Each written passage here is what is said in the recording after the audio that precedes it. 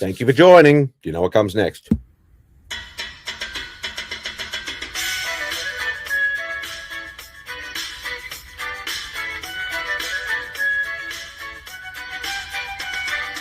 Say goodbye to Remy's place. Looking for my friends on a Saturday. Where's Fantastic Lady, Chip and Journey, Beckerman and Robbie Fat Stacks? And they're like, don't you watch MadSpidey'S Outback? Where Lemmy shows up just like that. Live chat here with YouTubers. You better sub, bring a comic cover. Bow down, bitches. Gobble, gobble, whack, bitches. My best mate, Lee Simon Sorrow. A Lee meme with some muscle. On here, you better watch your language, or you won't get any of his Vegemite sandwich. Freaky said I come from MadSpidey'S Outback, talking comics and some smack. Welcome all to MadSpidey'S Outback. You better sub, bring a comic cover, yeah. Yes, thank you. Welcome, everybody, to Spidey'S Outback. Thank you so much for joining us. We do have one person waiting in the wings. Let's let them in and get onto the chat and so on and so forth. We do have my friend from the Great White North who doesn't give a fuck. I don't give a fuck. Punishment. Non-punishment. I give a fuck. Come on here. Have a cigarette. Right. and as the song says, well, it says Vegemite sandwich, but I'm having my Vegemite toast because I'm having breakfast. I'll nibble along with that and we'll say hello to the people in the chat because that's what we do. Let's cruise in literally about 10 minutes after I scheduled, because I scheduled late again, so I did it this morning while once Only Slabs was finished. Saying woohoo and hello from New Mexico. Ruby G did it nice and early as well. Hope you're doing well, brother. Jen is on the present. Yes, please just hit the thumbs up button. Takes a second, doesn't cost you anything, and it greatly helps the algorithm. Yada yada yada yada yada. Pops, hope you're doing well, mate. Dan, I hope you're doing well, mate. Uncle Griff in the house. Hope you're doing well, sir. And John's Comics with Friends. I hope you are doing well, you sexy beast. Yeah. Okay. 2 PSAs. I always do PSAs, get them over the way. 1, no, I have not seen Brand New Day. There's going to be no spoilers, whatever. I know somebody on here is going to pop on and they're going to be like, I want to talk about Spider-Man. And I'm like, I'm always down for that, but I have not seen the fucking movie, so at this point in time, I do not really care. Also, I've noticed that Seabizzle's in the house. Hope you're doing well, sir. And also, Tate, my brother, I hope you're doing well, mate. The second one is just on a personal note. Thank you to everybody who actually watched one of my recent videos. Like, this is a bit of a weird one for me to do a PSA about, but I just wanted to say thank you. Most people would not see it. It has been my highest viewed video I've ever had in over 5 years of YouTube. For me, a viral video is hitting like 100 views. That's my viral, you know, like everybody knows I just get low views, which I'm fine with. I've come to terms with that a long time ago, but at this point in time I've hit like 1,200 views. I've never cracked the 1,000 view mark ever. And I did on a recent video that I did on the Melbourne Comic and Toy Fair. So thank you everybody who watched it. If you didn't watch it, that's fine. It doesn't worry me. But I do appreciate everybody who watched it. But anyway, now I will finish the rest of my Vegemite toast. Nice segue there. Yeah. So we were talking about backstage. We were talking about our past drinking experiences. So rude, Pops. Yes. I we'll talk about that. I have never had a hangover in my life, whether it's a superpower, whether and like out of no lack of trying when I was younger. Obviously, I don't drink now. I may have an occasional. It's not due to any health problems or anything like that. I just don't have any inclination or feeling to drink anymore. I may have, at Christmas time, obviously we're having Christmas dinner and stuff like that. I may have one or two. That's about it, really. But it's not nothing health wise. I just decided not to drink anymore. I've drunk until I've passed out. I've drunk until I've thrown up multiple times, especially when I was younger. I have woken up in really, really weird places, which is another conversation we were getting to backstage. I've woken up in a bed I was not supposed to be woken up in, and all sorts of weird and wacky shit. But I've never had a hangover, ever. Never. So it is what it is. But well, I woke up. Yes, I woke up this morning with a hangover, and a really major one too. And but McDonald's came to the rescue. So there we go. But I will let somebody else in on the chat, which is my friend from the big western state that everybody makes fun of, but nobody lives there. I couldn't think of anything. It's morning. I'm sleep deprived. Hello, Jeff. I drink the hard stuff. Oh, yeah. You ever sniffed glue? So you decided to like your liver. Hey, you know what? If you built model kits, you sniff glue whether you liked it or not. So I recommend that people come visit sunny, beautiful California, because it's got the mountains and the beach and the desert and all the stuff you want. Just don't try to live here. It's ridiculous. It's just ridiculous. I don't recommend it. Unless you're rich. If you're rich, okay. Oh, Rob Fat Stacks. Yeah. People of means. Yeah, don't try and live in LA on a budget. That's pretty much not happening. So, all right. So I guess I'll never be in California. No. I'm sorry to say. Like in saying that, and I've said, and I'm glad Pops don't invite Mark, and if Mark's listening, I don't care. Obviously my plan is to get over there at some point. Like I would love to do the big touristy thing and go, okay, I'm gonna go to Disneyland and I'm gonna go to Universal Studios and I'm gonna go to the Grand Canyon and this and that and da.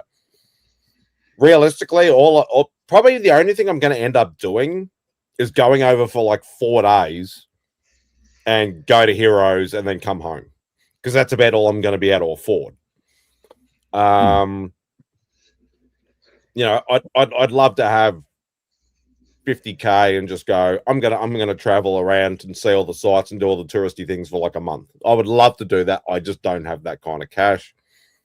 Unless I win lotto of some kind, not gonna happen. In saying that, I'd love to have 50K and just go to Heroes, but there's a lot of truth in that, because the thing when you go somewhere to enjoy the vacation part of it, time is the valuable thing. It's the because I don't know if you've ever gone on a vacation and it was a bit rushed. You got to hit this and hit that and do this and do that and go here and hit this and do that. Sometimes you do those kind of vacations and you get home and you're like, was that really fun, or was that just like a no? You're more tired than you're. Yeah, exactly. So and that's the thing. Like we are literally like Beck and I are like that in a certain aspect where our holidays, we haven't really gone away for a holiday and like probably before the pandemic, basically. We used to make a pilgrimage over to South Australia, which is we always used to drive. We used to go to a convention over there in November. Used to do the 8.5 hour drive. Sometimes it would take longer if we made multiple stops and stuff like that. But about 8.5 hour drive. Very boring drive, but we would do that every year for about 6, 7, 8 years in a row. Excuse me. And but what we would do is we would take the convention would be on the Saturday, Sunday. We would take a couple of days either side, and I would make a list of all the comic shops and the collectible shops and stuff like that. So it's like, okay, so we leave at the crack of dawn on Thursday morning. I want to get there by 2, 3 o'clock, in the afternoon. I want to,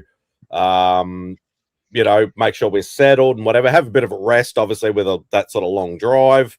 And at least have something to do in the at night time, so we're not wasting that day. You're just driving, and then we'd be like, okay, Friday we're going to hit this shop, this shop, this shop, this place, this place, this place, this place, and then Saturday's a convention, Sunday's a convention, Monday we're going to hit this place, this place, this place, and then Tuesday we're going to drive home. And yeah, it literally feels like that, where it's literally just full rushed. Yeah. We are not beachy people. We are not like, let's, go to frickin', up in the, let's go hit on the beach in, the northern Australia or something like that and just chill out for a week. We're not like that. We're not that sort of people.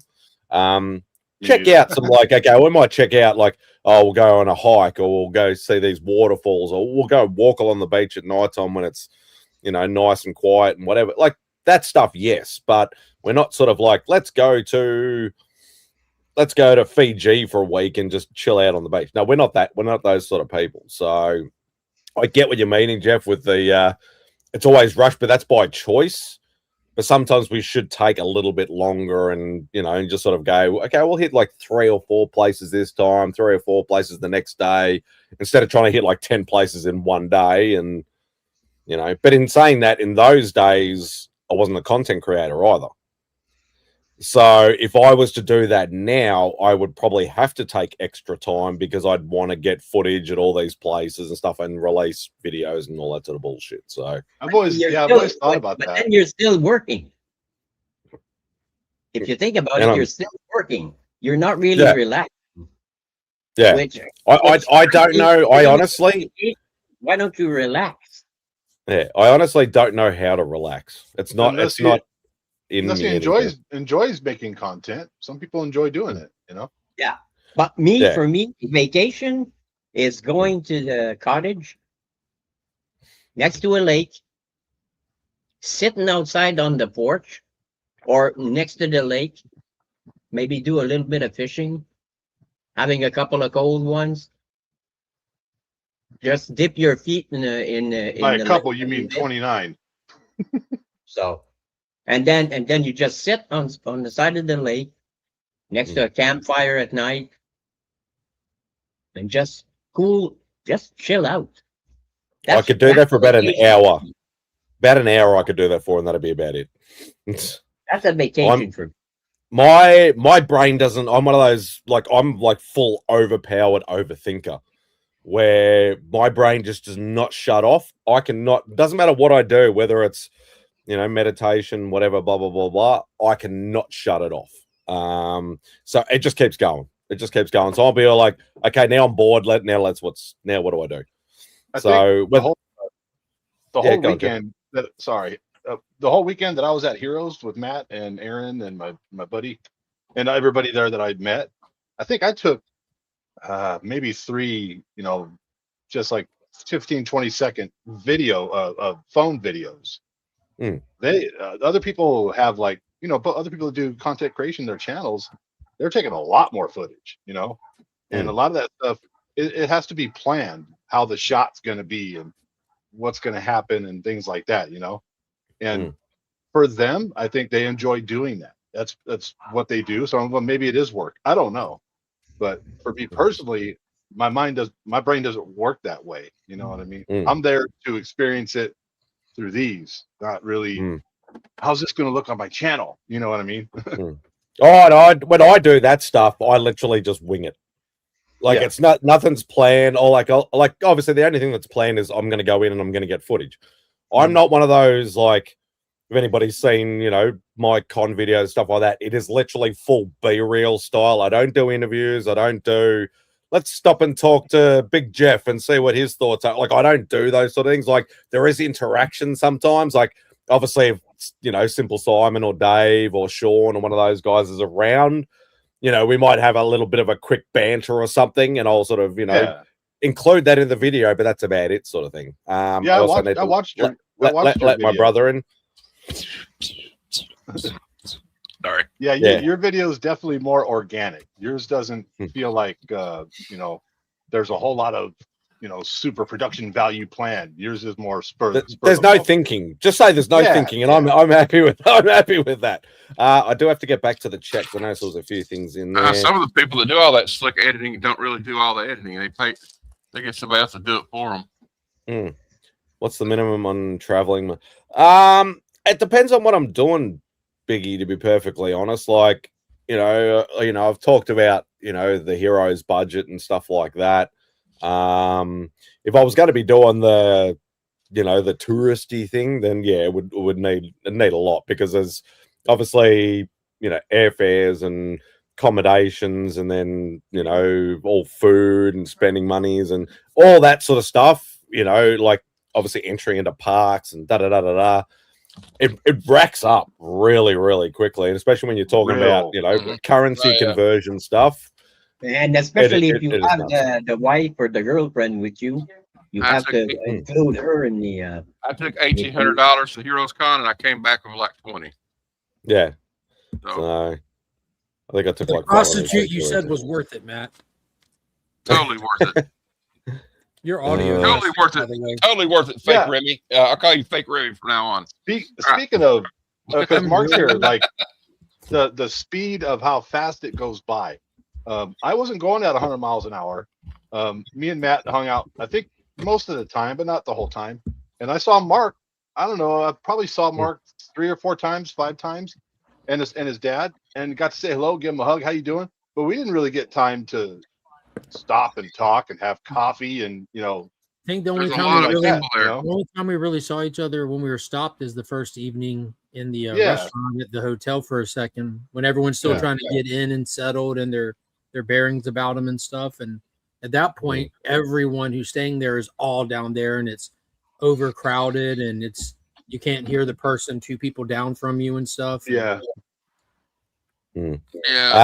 Spawn. Sorry, Matt, go on. No, I was just saying, you have to like pick your spot. Sometimes you don't get to see everybody as much as you want to, unfortunately. But it's because there's so much going on. Yeah. Spawn, no, I've never seen them live. I'm not a massive concert goer. I have been to a few concerts, but I've never seen them live. I know I've heard that they are really, really good, and they will play smaller venues as well as the larger sort of venues, but apparently they do a really good show. And they're a bunch of great guys as well. I know that. So I mean, can I show you what's in the giveaway for tomorrow night?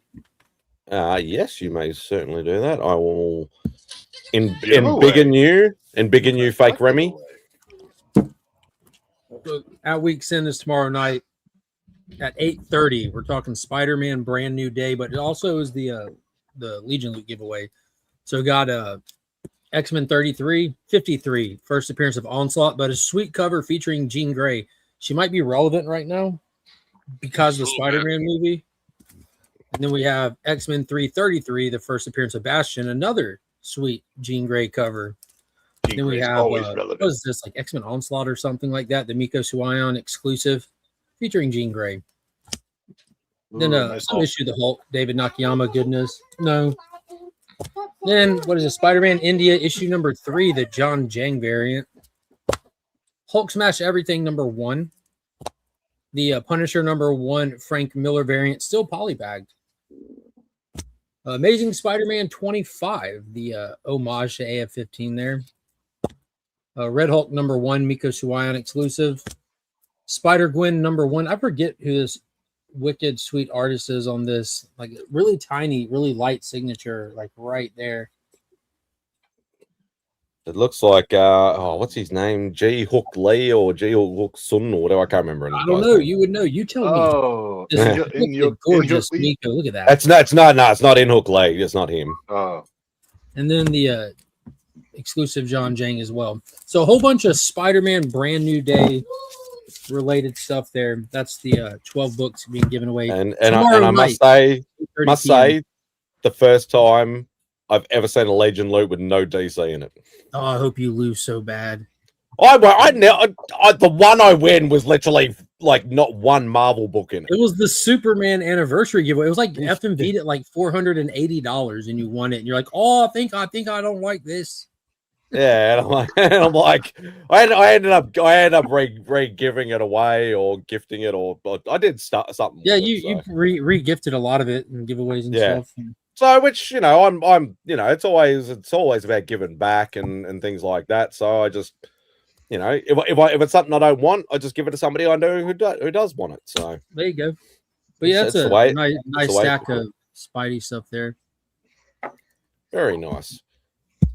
I don't like comics. You love them. Yes, I know. Thank you for being here.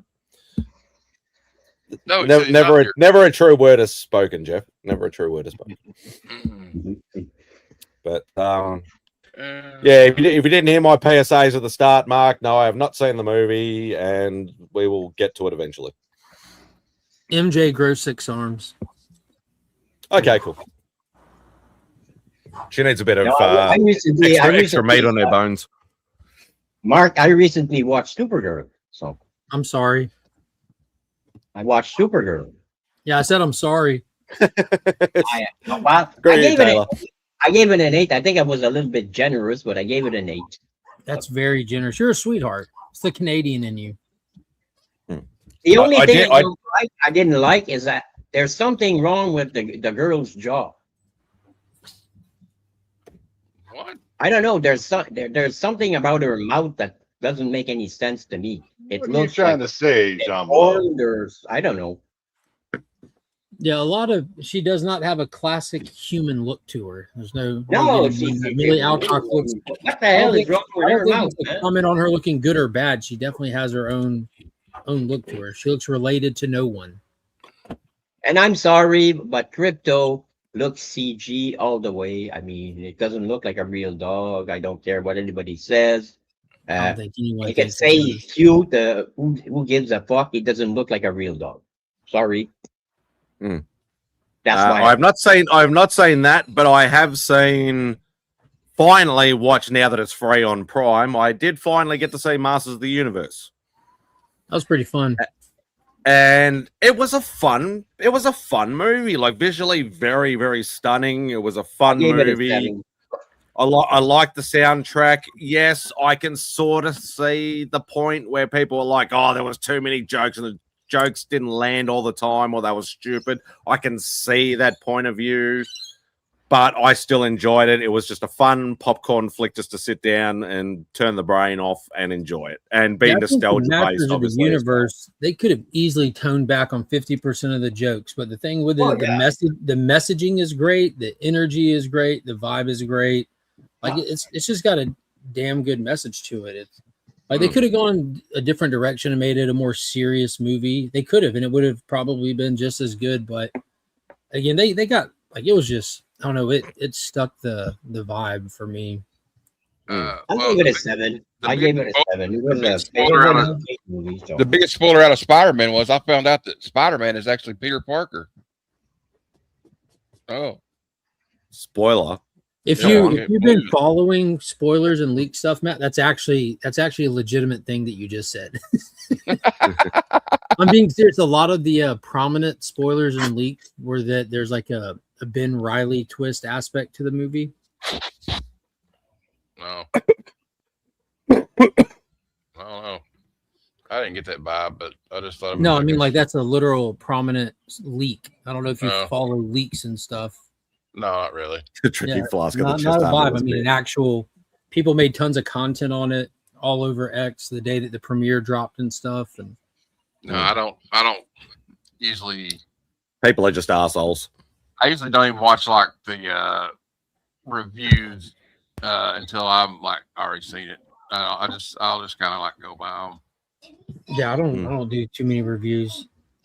I've noticed because I mean it's very obvious because I'll go check out some reviews like after the fact. A lot of times, like after we do like at weeks in and stuff, and have like unpacked conversations, and I'll notice a lot of the stuff that you see from the people like in comment sections, even in our own community, will just be like the same sharing of the sentiment from more of the prominent review channels. I'm like, okay. I try to like because also I don't want to get. Also, I don't want my opinion to be muddied by somebody. By somebody else's opinion, or I don't know. It's just the way I am. I don't really like. I mean, if you're trusting somebody else's opinion on whether you should see a movie or not, then you maybe don't need to be watching movies. Yep.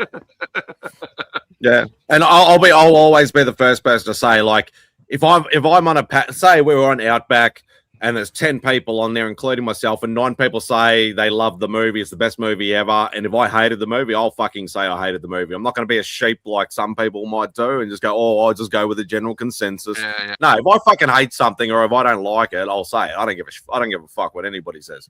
I'll listen to people's reviews. Like, I like Mark's spin on things because Mark and I, we love our movies and stuff like that. We're like a lot of us and things like that. And I will always just say, like, like if we disagree, we disagree. If we, both have the same opinion, we both have the same opinion. It is what it is. But I'm always going to give my honest thing. Like, there's a lot of movies, and Matt and I have spoken about this. We love a lot of our corny 70s, 80s kung fu ninja movies, stuff like that, which is not everybody's cup of tea. But it's something that we have in common that we can talk about for hours about and things like that. Tate's another one as well who loves that sort of stuff. We love that sort of stuff. And, some people like anime is another one. Me and Tam will talk about it, and everybody else will be like, you're talking about anime again. But it's a mutual interest that we love. But it's not everybody's thing. Not everybody can have the same taste. Otherwise, the world would be fucking boring. Amen. So, well, okay, like I know a lot of people that like. I understand like the purveying. A lot of people. I mean, a lot of people. Okay, I'm trying to be fancy. I understand a lot of people don't like Supergirl, and I understand why they don't like it. But I was entertained by it. So, is it free yet? Is it on streaming yet? It's I think so. Well, it's on the channels that I follow. But it's free if you know the right people, right, John? There you go. We don't endorse the illegal. We don't endorse the illegal attaining of movies or TV shows or anything like that. Go out to the cinema. Go and buy your physical copies. To my defense, if you don't support the industry, it will disappear.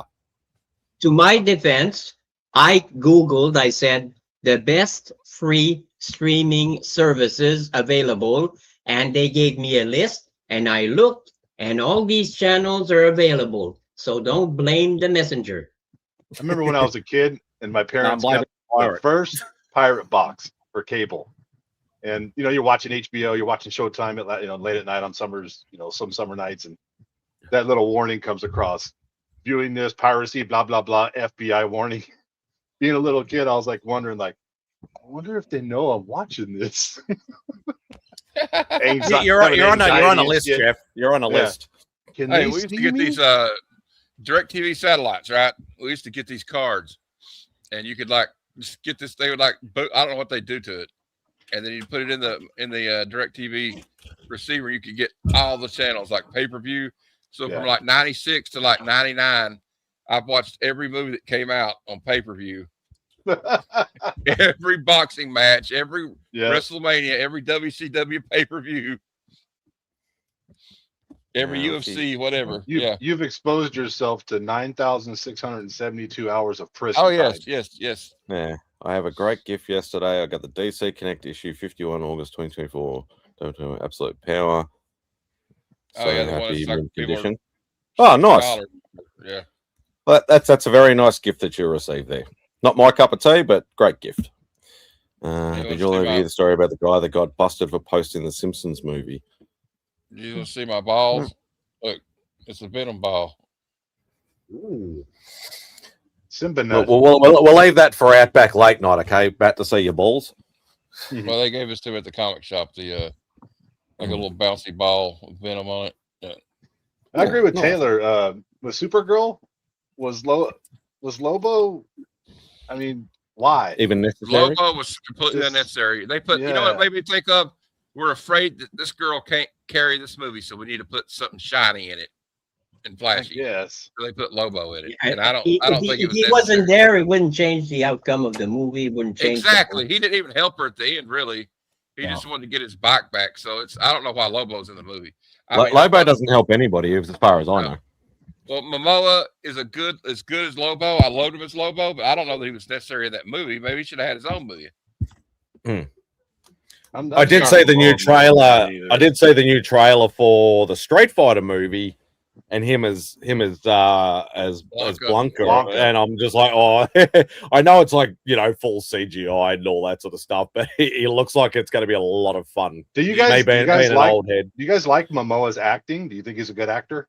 No, not really. He's not really a good actor. No, he's just a big, beefy, goofy guy that's sort of. He was better in look. He's got. I love him in Aquaman. I thought he was good. I loved him in Aquaman. I loved him in Aquaman. He's got a certain kind of charisma and like a. They should have stopped there. He's got a look, keep him right? As Aquaman, So, keep him on the DC side. Don't put him on the Marvel side. Fuck it. But like I said, he's got a certain look, and he doesn't have a kind of a charisma about him. You can tell. So I think that's why he gets. And also for action movies, does it really matter? It's like, hey Chip, we see some guys that are action heroes that can't act their way out of a wet paper bag. That's true. Very true. So. And if anybody's, he was great in Aquaman. I mean, he made the perfect Aquaman. He had an attitude. Gal Gadot, does she really act? I don't know. I don't think she can really act either. So no, but she's got one hell of a body. Yeah. I was going to say that, Pops, if you've actually met Jason Momoa in person, he is exactly like he is that he plays, that sort of charisma and that sort of like. He's got a very infectious personality. He's just a super nice, friendly, fun guy in real life as well. The potential's there for him, but I don't know. He's a bro. I like him because he's a fellow heavy metal hard rock fan like me. Yeah, because he goes like, you can see him. He was like that. He was at that Black Sabbath reunion thing with Ozzy before he passed away. He was on stage introducing Pantera, and then he jumps off the stage and through the divider and goes in the crowd and starts moshing. Yeah, he's a bass player, actually. He plays bass. Okay. He had his, while he was filming Aquaman and the other movie, the subsequent movie, he had his bass on, and between takes, he would practice his bass.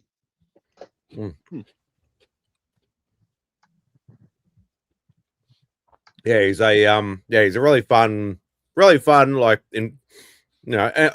as I said, infectious personality, like in real life as well. Like he just seems like he's playing himself. Like he's not acting. I'm just a chill, cool, funny guy, whatever like that in real life. I'd say if you get to meet him. Like, he's super nice and super fun guy. So, and you can see that he loves his wife, his kids. He's a family man. He's a real family man. You can see that he really loves his family. Family comes first, and he misses them when he's gone for a movie or whatever. So, hey, Brian. Yeah. I had to pay $12.50 for this cup. I shouldn't have got it.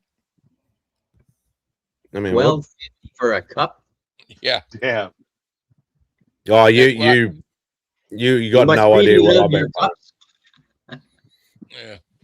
Yeah, the cup. It has Spider-Man on it.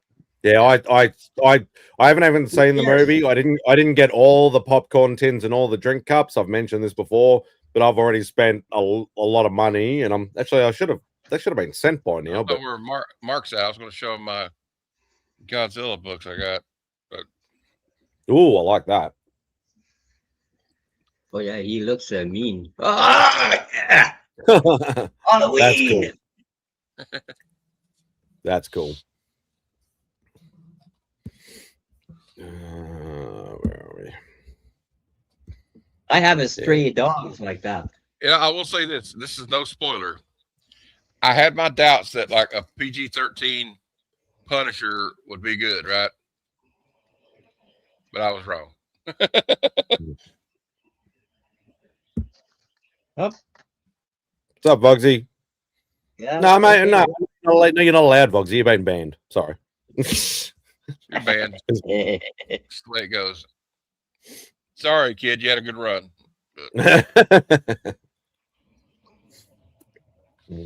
we actually voted you out. So just kidding, Will. Yeah, of course. Halloween. Hey, come on. John Carpenter's best movie ever. No, that would be The Thing. No, In my opinion, it's Halloween because Halloween you don't really see anything. It's left to the imagination. And The Thing you see everything. Actually, you see too much in certain cases. I don't know. Yeah, sometimes the thought of impending doom is just as scary as the impending doom itself. Exactly. Just like Alien, the first Alien movie, you don't really see that much, but it's what you think you see, what you think you hear. Yeah, I haven't watched that in the longest of time. Good movie. Yeah, I've not. I don't remember when I last seen that. Every time I put a pair of sunglasses 90s, on, maybe. I wonder if this is the day I'm going to see aliens when I put sunglasses on. Ever since I watched that movie. All right. I just like The Thing because it's like you got this these guys and they're stranded in the Antarctic. There's like this isolation feel to it, you know, which is kind of scary in itself because they can't get help. And then they got all these they don't know who to trust. Like this thing can turn into anybody. So or Can't trust anybody. Yeah, it's when they discover that thing can imitate anybody. Yeah. That's when it gets creepy because then you really don't know what the hell's going on. The scene where they test each other, they figure out how to test the blood by heating up that piece of metal. That's the craziest scenes ever. And when he puts the wire in that fucking cup and that thing jumps out. Yeah, that's what I'm talking about. And all of a sudden, I think it's what's his name there? He's the second helicopter pilot, but nobody wants him as a pilot because he's always stoned. And he starts to morph into that fucking thing. Oh my! And then the jaw that bites down on the other guy's head. Oh, it.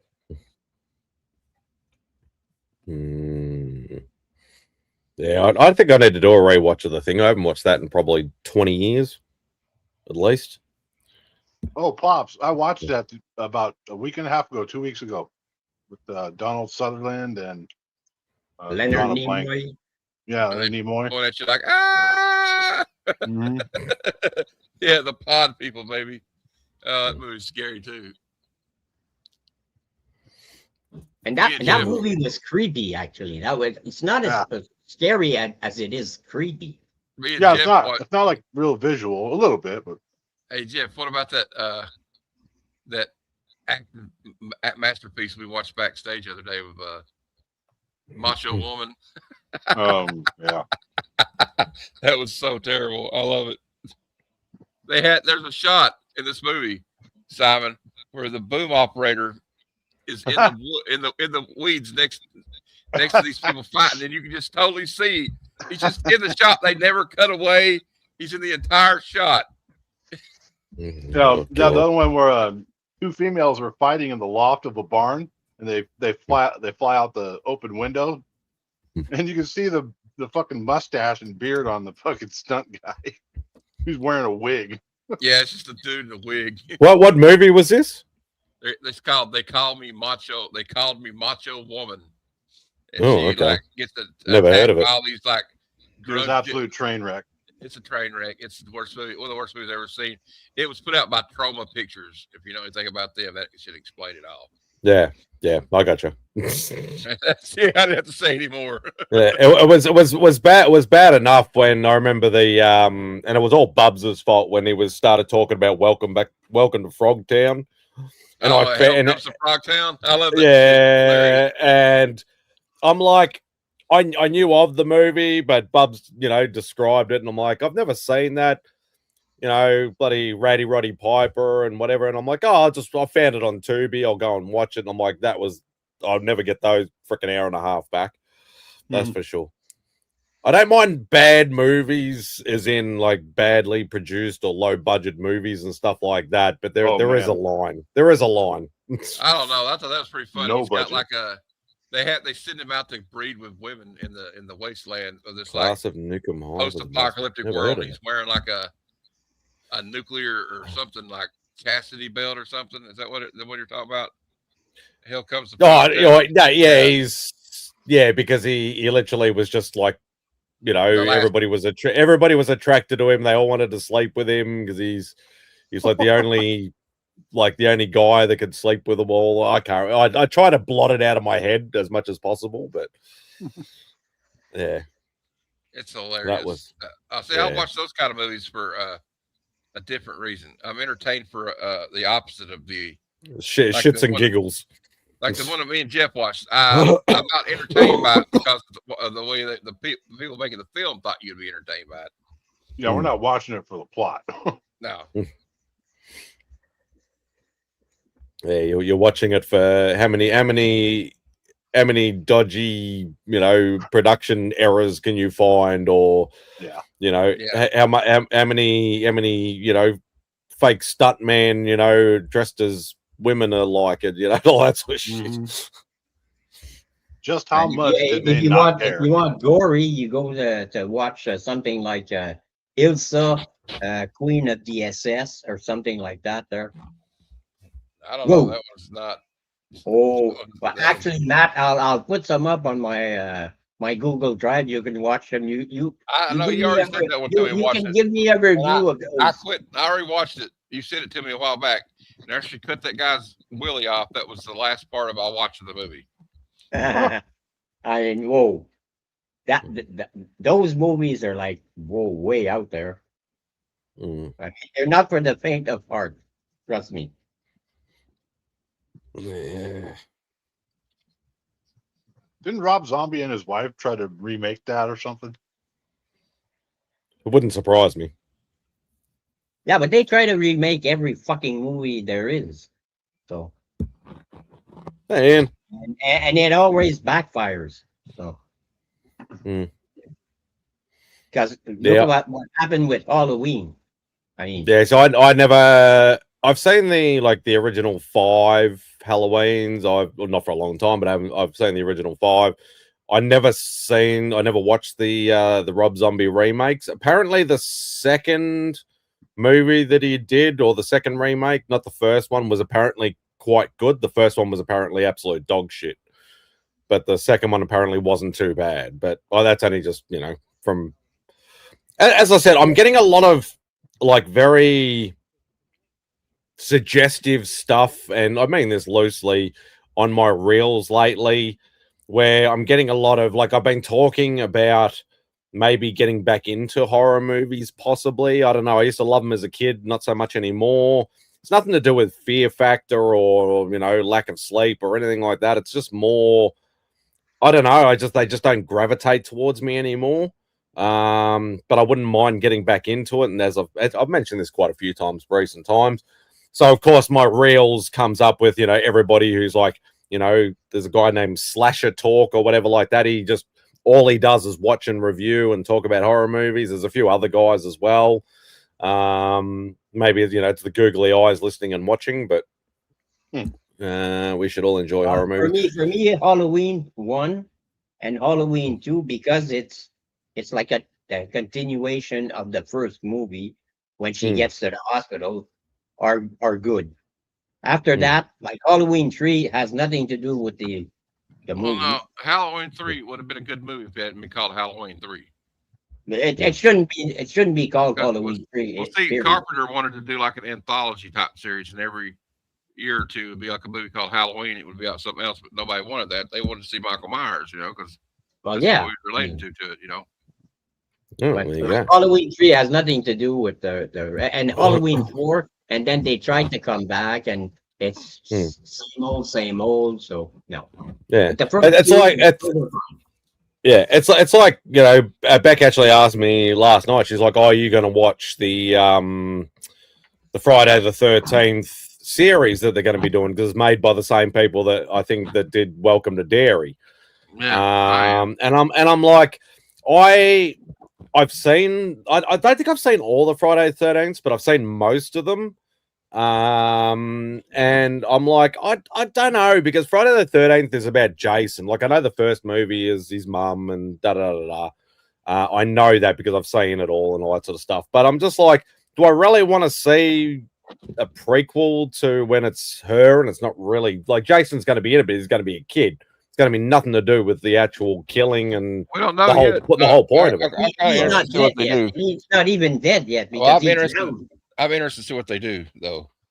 Yeah, I don't know. I think it's supposed to take place too after he drowns, and she probably goes around murdering people. I think they're going to show that too. Yeah, okay. But still, I mean, I don't know. Yeah, it's something like that. Well, yeah. You'll see the they posted a family picture of her and her son. Look. Oh my God. A face only a mother could love, huh? If she was blind, yeah. But yeah, I don't know. I just like, cause don't worry, like, cause I love the it verse, I suppose you call it, but like, Derry and Pennywise and all that. Like, I've always loved ever since the Tim Curry movie, and it's one of the few books I actually read in its entirety when I was younger. And obviously, I know that they don't always, stack up to the books, because there's only so much you can sort of, make into a movie and all that sort of stuff. And oh, come on, Pops. You're a handsome man, Pops. I know what you look like. But I love that sort of stuff. But yeah, the Friday the 13th, I don't know, because it's, as I said, look, they've made 25,000 freaking Friday the 13th movies, and only the first one is non-Jason centric. So it's going to feel weird, that sort of thing. I don't know. I might give it a crack, and if I watch it, I'll watch it. But yeah, I don't know. Well, the weirdest one was what was it? Jason X. Yeah, we went to space. Yeah, that was just. Yeah. That was like, it was weird, but it gave it a twist. And it's a shame that they didn't have the budget. First of all, you could see that they didn't have the budget. They really crammed in a lot of shit. Yeah, well, it's like, if you don't have the budget, don't pretend it's in space where you need a budget. Yeah. Plain and simple. But yeah, it's all... the title in itself killed it for me. I lost all interest. I never watched it in the theater. They're like, yeah, Jason goes to space. I was like, yeah, I'm done. Yeah. But the suit was nice. The suit was nice. I actually have the action figure, the McFarlane action figure. It was all right. I mean, it's not like I've heard enough. I've never watched Human Centipede. I do not want to watch it because I've heard what it's about. No. Everybody says to me like, okay, yeah, you might need to just watch it once to see what the fuck it's about. I have heard enough about what it's about, and I don't think I want to watch that. Thank you very much. Disturbing. Yeah, I have it. I have it on my hard drive. I've never watched it complete. I just started to watch it, and when I saw the first integration of the Human Centipede, I said no. And that was enough. You saw where it was going. Channel. Let's go back to YouTube, and now is not the time to eat. Yeah, we'll leave it at that. Oh, Yeah. no. So, but yeah, I don't know, because like as I've always said, like when I've always loved my like the creature feature stuff. Like I'm a big sort of werewolf and vampire sort of guy. Not really much of the zombie sort of thing, but I love my werewolf movies and my vampire movies and stuff like that. I've always been that sort of horror movie sort of type. I do like me Freddy Krueger and Friday the 13th and Jason, like, and all that sort of stuff. I like that sort of stuff. But I've never really gone into the full like body horror stuff, or obviously in recent times, more the what they call the found footage movies, like your Paranormal Activity and all those sort of type movies and things. I've never really gotten into that sort of stuff because I was out of the horror movie phase at that point.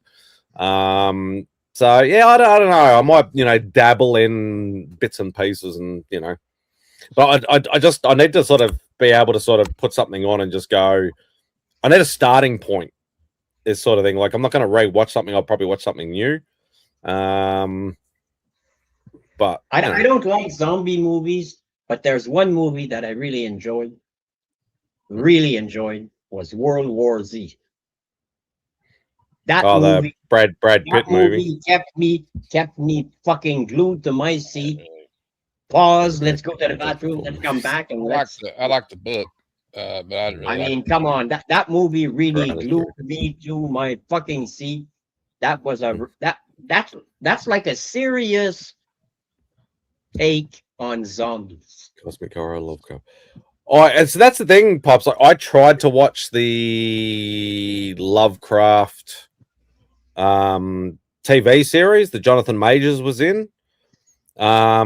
I got maybe about 4 or 5, maybe 6 episodes in or whatever that first season. I just couldn't. I don't know. I just didn't gravitate towards it. I just couldn't get into it. So yeah, I don't know. I'll find something that'll, flick around and just go, oh yeah, that looks interesting. I'll watch that. I still have to watch that TV series called From.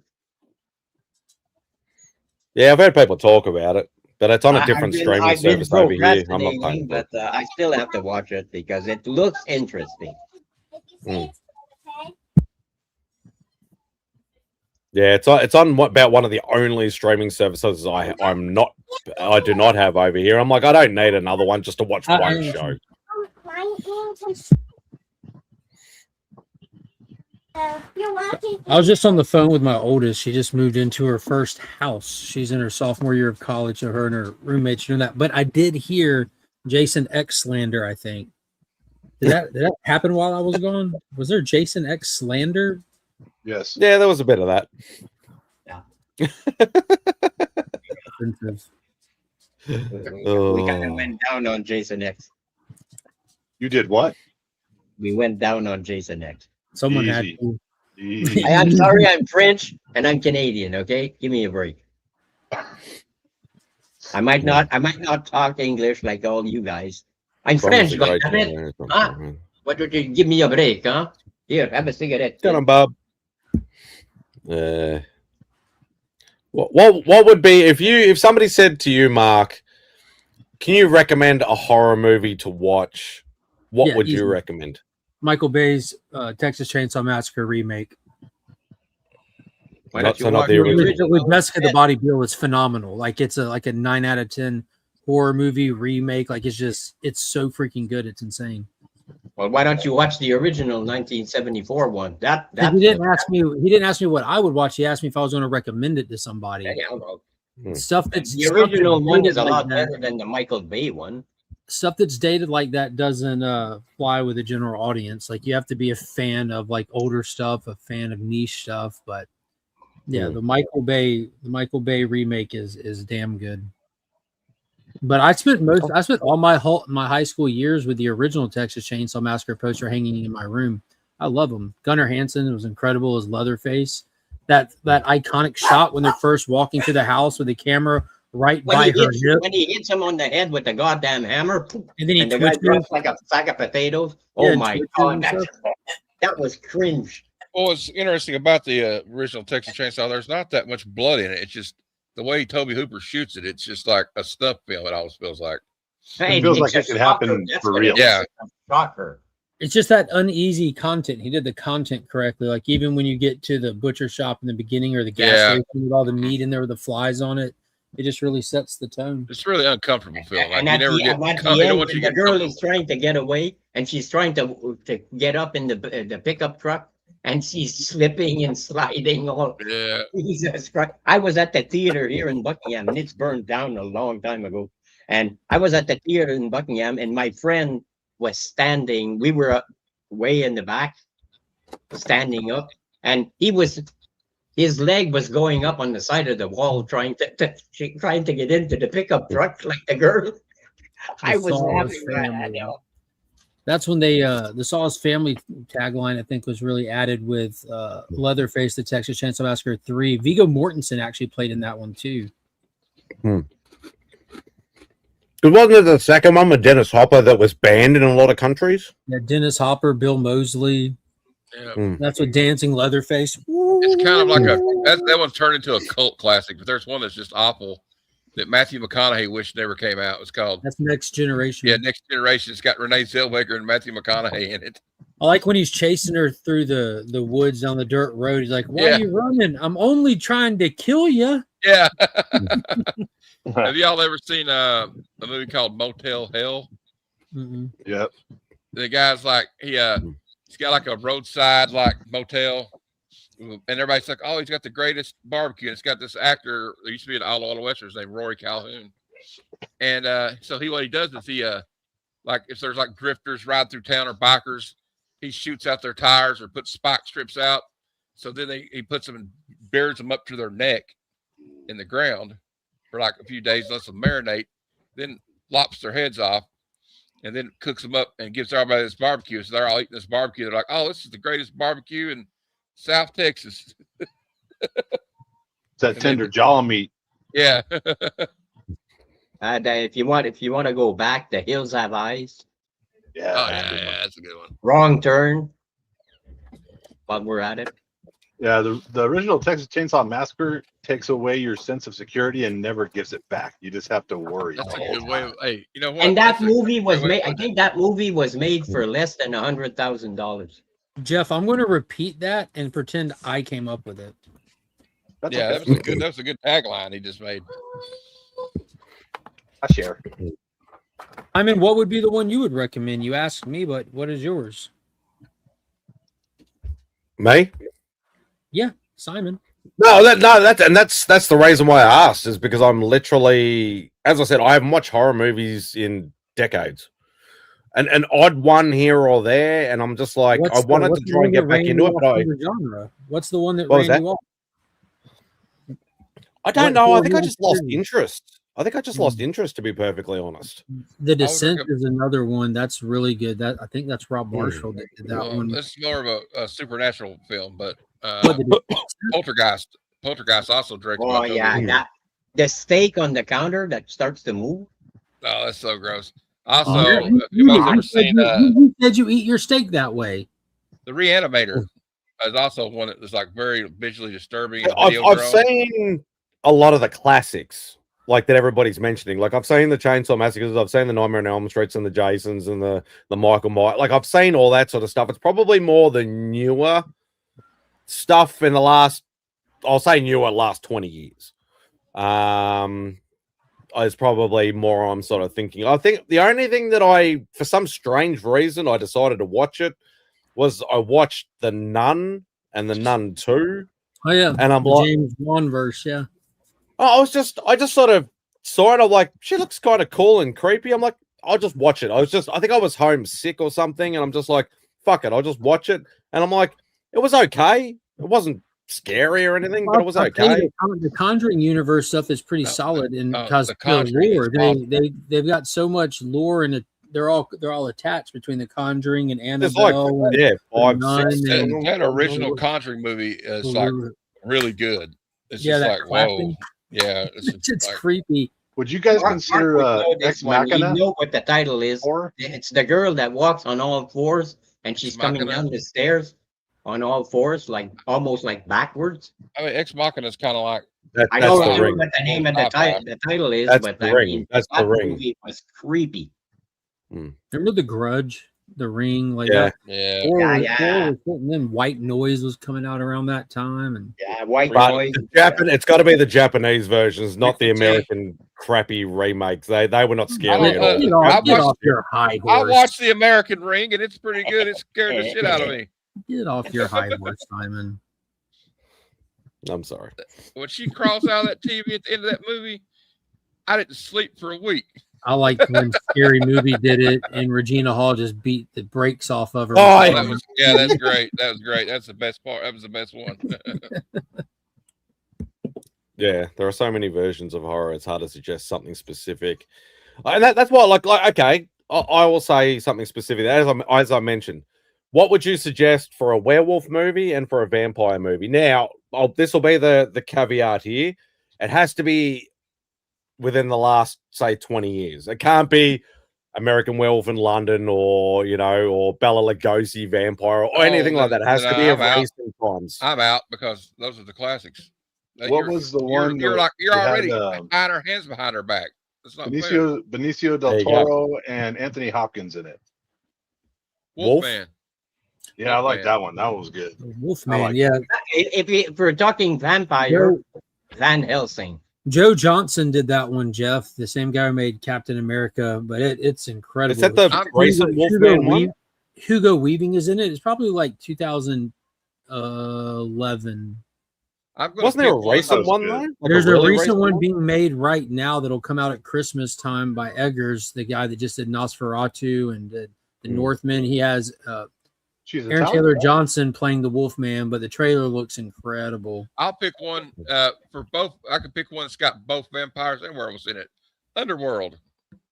Yeah, but I love the Underworld movies. I've seen all those. I love. What June just said though with Van Helsing, you love Van Helsing is werewolf fun and as Van fuck. Helsing too. Yeah, Van Helsing is fun as fuck. Van Helsing is a great movie, and but more of a horror movie than the guy who plays the vampire in that movie is fucking amazing. I got one, Spidey. I think it's within your limited restrictions you put on us, which was unfair. 30 Days of Night. Seen it. Josh Hartnett. Yeah, I actually got to see that a week before release. So I don't know. Just in my old job, we used to occasionally get people. Another one I saw. I think it's a foreign film. It's called Let the Right One In. There's also an American version as well. Yeah, with Hit Girl. Oh yeah. See, this girl's like a vampire, and like she's trying to make friends with this boy who's been abused or something. And like it's really cool movie. I thought I like the American version too. But 30 Days of Night there. Not only is it a really great vampire movie, it's fucking gory. So if you're a fan of gore, that's one hell of a gory movie. I like that scene with Danny Houston with his nails on the record. Yeah. I like how they kind of language for it too. And he plays one hell of a vampire. Yeah, I like the way he's a badass vampire. I like the way they portrayed vampires in the movie too. Is like they're not. You can tell they're 100% not human the way they act. They're not really got many human mannerisms. It seems. So I like that take on it a lot. Dr. Giggles. That's an old school one. I think I have that on like Dr. Giggles. Yeah, I think I have that on like VHS or something at one point. We reviewed. We were doing like a Action Fest this past month with all my friends, and my friend Chad reviewed Darkman with Liam Neeson. I forgot how much I enjoy that movie. It's a really fun movie to watch. Yeah, I'm pretty sure I have that on. I might get another list this week from Matt. So I got a few coming up. Can you find this movie? Can you find this? I got to review Phantasm here soon, but I think it's free on Tubi. Mr. Madstack in the house. You know where to reach me if you can't find it. So I appreciate it, sir. Yeah, I was, even though I watch only slabs on my phone, I did notice, and Pops said it before I did notice the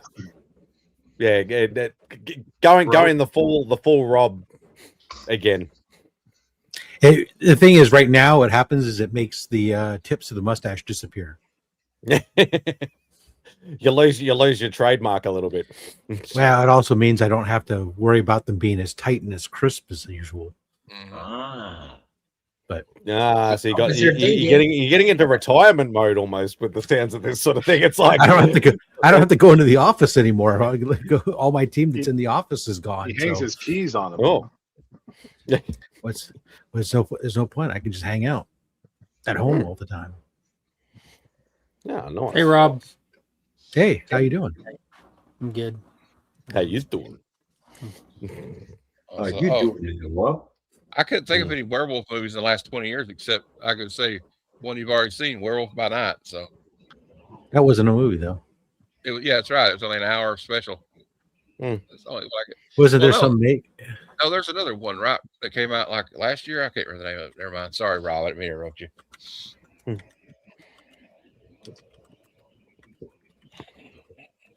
Speaking of, not that we're going to give any spoilers or anything. Have you found anybody for Halloween yet, Rob? Yes. Oh no, I haven't. I haven't reached out to anybody yet. I'm just doing a poll, see who people want to see. Then I'm going to reach out to them to see if they're interested, and then maybe put up a final vote to see. We go because I mean it's easy to say dope, and that's fine. But I mean I don't want to, people are tired of seeing them all the time, and let's see. They had in the last 20 years, you had Love Bite, Blood Moon, Skinwalkers, Project Metal Beast, Never Cry Werewolf, Cursed. Oh no, those are now those, some of the. Sorry, that Cursed is 2005. That's probably why I've seen it. Nature of the Beast, Werewolf, the Beast Among Us, Hair of the Beast, Howl, Wolves. There was one recently, like last year. I think it was like an A24 werewolf film. I can't remember. Big Bad Wolf. Yeah, it was just called Werewolf or something. It had that girl Silver Surfer. Yeah. Red Riding. That was kind of like a different take on it, a little bit, shifty. Oh, here you go. Wolf werewolf movie trailer that had Frank Grillo, where it was like a Wolf Cop, shooting out, fighting a bunch of werewolves in the middle of the city and stuff. It's just called Werewolves. And there's another one coming out from the guy that directed Nosferatu here recently, the remake of Nosferatu. Yeah, that was the one I was just talking about with Aaron Taylor Johnson. Comes out at Christmas. Yeah, that looks really good. It looks really good. Yeah, it's a question of whether you count the big movies or not. Did y'all like Silver Bullet, the Stephen King one with the kid in the wheelchair? Gary Busey and Corey Haim. Yeah, I'm assuming y'all mentioned the GOAT though, American Werewolf in London. Yeah, I did mention that.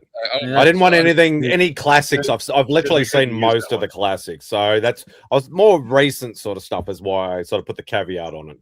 Me and Jeffrey watched that American Werewolf in London, didn't we? Last Halloween. You need to watch Wolf. Matt Nicholson and James Spader. I've seen it. It's a good movie. I've got that on DVD. Yeah. Yeah. I got the Blu-ray box came with Mary Shelley's Frankenstein with De Niro and Wolf together. Yeah, you could watch The Car or Duel. The Howling, the original Howling. You watch The Howling for a good entertainment, and then if you want a good laugh, watch Howling Part 2. What about the Dog Soldiers? Y'all remember Dog Soldiers? Yeah. And if you want to see if you want to see Sybil Danning topless 17 times at the end credits, watch Howling 2. All right. Oh, here you go. What a that was a TV show, I guess. What'd you find, Rob? Yeah, with your Superman was Tyler Hoechlin. Yeah, it was. I actually really enjoyed it. It was more of a, they were trying to sort of gear it towards female sort of teenagers with the shirtless montages and stuff like that. But it was still a great show because there was a lot of like deep diving into like either folklore or what's the other word I'm looking at? Like urban legend sort of type stuff and things like that. I actually really enjoyed the series. Fair enough. Yeah, the two Tylers, Tyler Posey and Tyler Hoechlin. Hoechlin, whoever you pronounce it. Super dude. That's something I need to go back and watch is bloody Superman and Lois. Yeah, it's a Do good you show. though? Do you? Yeah, It is- I've got to stick to It my. is DC. I have a lot of DC on physical media. You bitch, you know that. Damn. I gotta find time to squeak in did Batman Cape Crusader just dropped season 2? Season 2. Yeah, I haven't started that yet either. That's the one on. Is it Prime? Prime. Yeah, it's Yeah. on Prime. Fortunately, Yeah, I saw it. Short. They're short half hour. I mean, those are easier for me to get through sometimes than finding times when everything's an hour long show you want to watch. It's like I don't have time always to sit down and do an hour. I'm not going to stay awake for an hour. You know, it's like I see something that's like 25 minutes long, so I can stay awake for that and fall asleep shortly thereafter. Okay. Yeah, pretty much that's the new norm now. Is like, you know, HBO sort of did it with the hour long episodes of everything and shorter seasons, and now everybody else seems to be following suit. It's not just that. I mean, every good though. They do it really good. Network TV did Oh, for not a long saying time. The dramas tended to be, it was just really like the half-hour shows tended to be for the longest time just like sitcoms and stuff before you got to the streaming world. And then nowadays, you know, every once in a while you'll have something else, but it's still predominantly that way. Most of your dramas are longer. You don't really have a half-hour long drama show. Well, Yeah, they're sort of like that 40, 45 minute sort of time frame, and then obviously you got the full hour. Because you have to have 15 minutes for commercials. But when you build the stuff strictly for streaming, you don't have to worry about network commercials. So you can go ahead and go the full hour, or 50 minutes to an hour, and they'll get flex, right? They can just have the story go to a certain till the story's done, rather than have to go, oh, you have to hit a hard 45 minutes or 42 minutes because you're going to have this amount of commercials period, and then we have to be out. You know, it's a different world which is good from that aspect, because when you had to have hard times, shows got filler or they got cut out good stuff from them, and so sometimes suffered from that. Like I felt that there's a lot of old Star Trek stuff that has some filler in it that didn't need to be there at times, just because they're trying to fill out the show to make the time. The 23 minutes. No, the 45 minutes or whatever 41, back in the old day. Minutes, whatever. And nowadays it's like 41, 42, but used to be a little bit less. If they really ever get to the end of the story, it's always to be continued or some bullshit like that. And then that's how they get you coming back though. Yeah. I have to come back next week and watch the second show or the third show or whatever. And a never-ending supply of red shirts. I hate them. It's a marketing ploy. It's all to get you coming back. Because if you only watch one episode, then they're not going to make any money on the rest of the season. I'm trying to think what's the equivalent of the red shirt in Star Wars? Stormtroopers. Younglings. Oh! Ouch! Sorry, I didn't get that because I don't watch Star Trek. Just whatever. On either side, it's either stormtroopers or random rebel soldiers. Yeah, you know, the guys in beige with the stupid helmets. The unnamed. Yeah. So they're the cannon fodder, are they?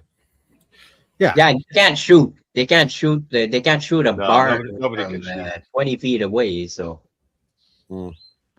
Feel sorry for all the maintenance guys having to fill in all the blaster holes in those hallways and shit. Yeah. Hey, Brian. Hope you're doing well, mate.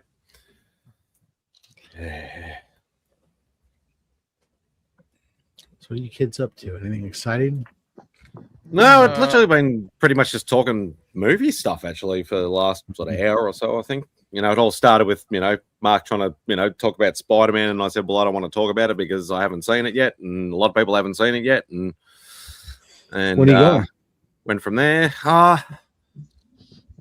hoping next weekend. It's going to be. I've got a bit of I have got Saturday off, so I've got a bit of a busy weekend, but because that's the other thing I need to do. I need to get somebody to host Outback for the first couple of hours next weekend. I'll ask Remy. Obviously, he's the easier choice because he's got admin access, but I can always transfer that to somebody else. But yeah, I've got another big show. So nice. I'm thinking about asking my friend because I don't drive, so I'm going to ask my friend if he wants to go to the theater and watch the latest Spider-Man movie. Maybe he's kind of a hermit, so I don't know if that's going to work out. You don't have robot cars come pick you up yet? No. No, you don't want robot cars in our little city because they get hammered by the real people. I mean, no. Look, nobody's driving their car. Let's smash into it. Yeah. Hey, come on. Hey, he's free game. Let's go. I saw a video.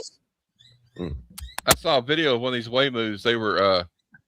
There was like a standoff with the police and somebody in the middle of the intersection, and they're like, "Put your hands up!" They're like pointing guns at this guy, like, "Put your hands up!" And the Waymoo just like kind of rolls right in the middle of this standoff with its passengers in the car.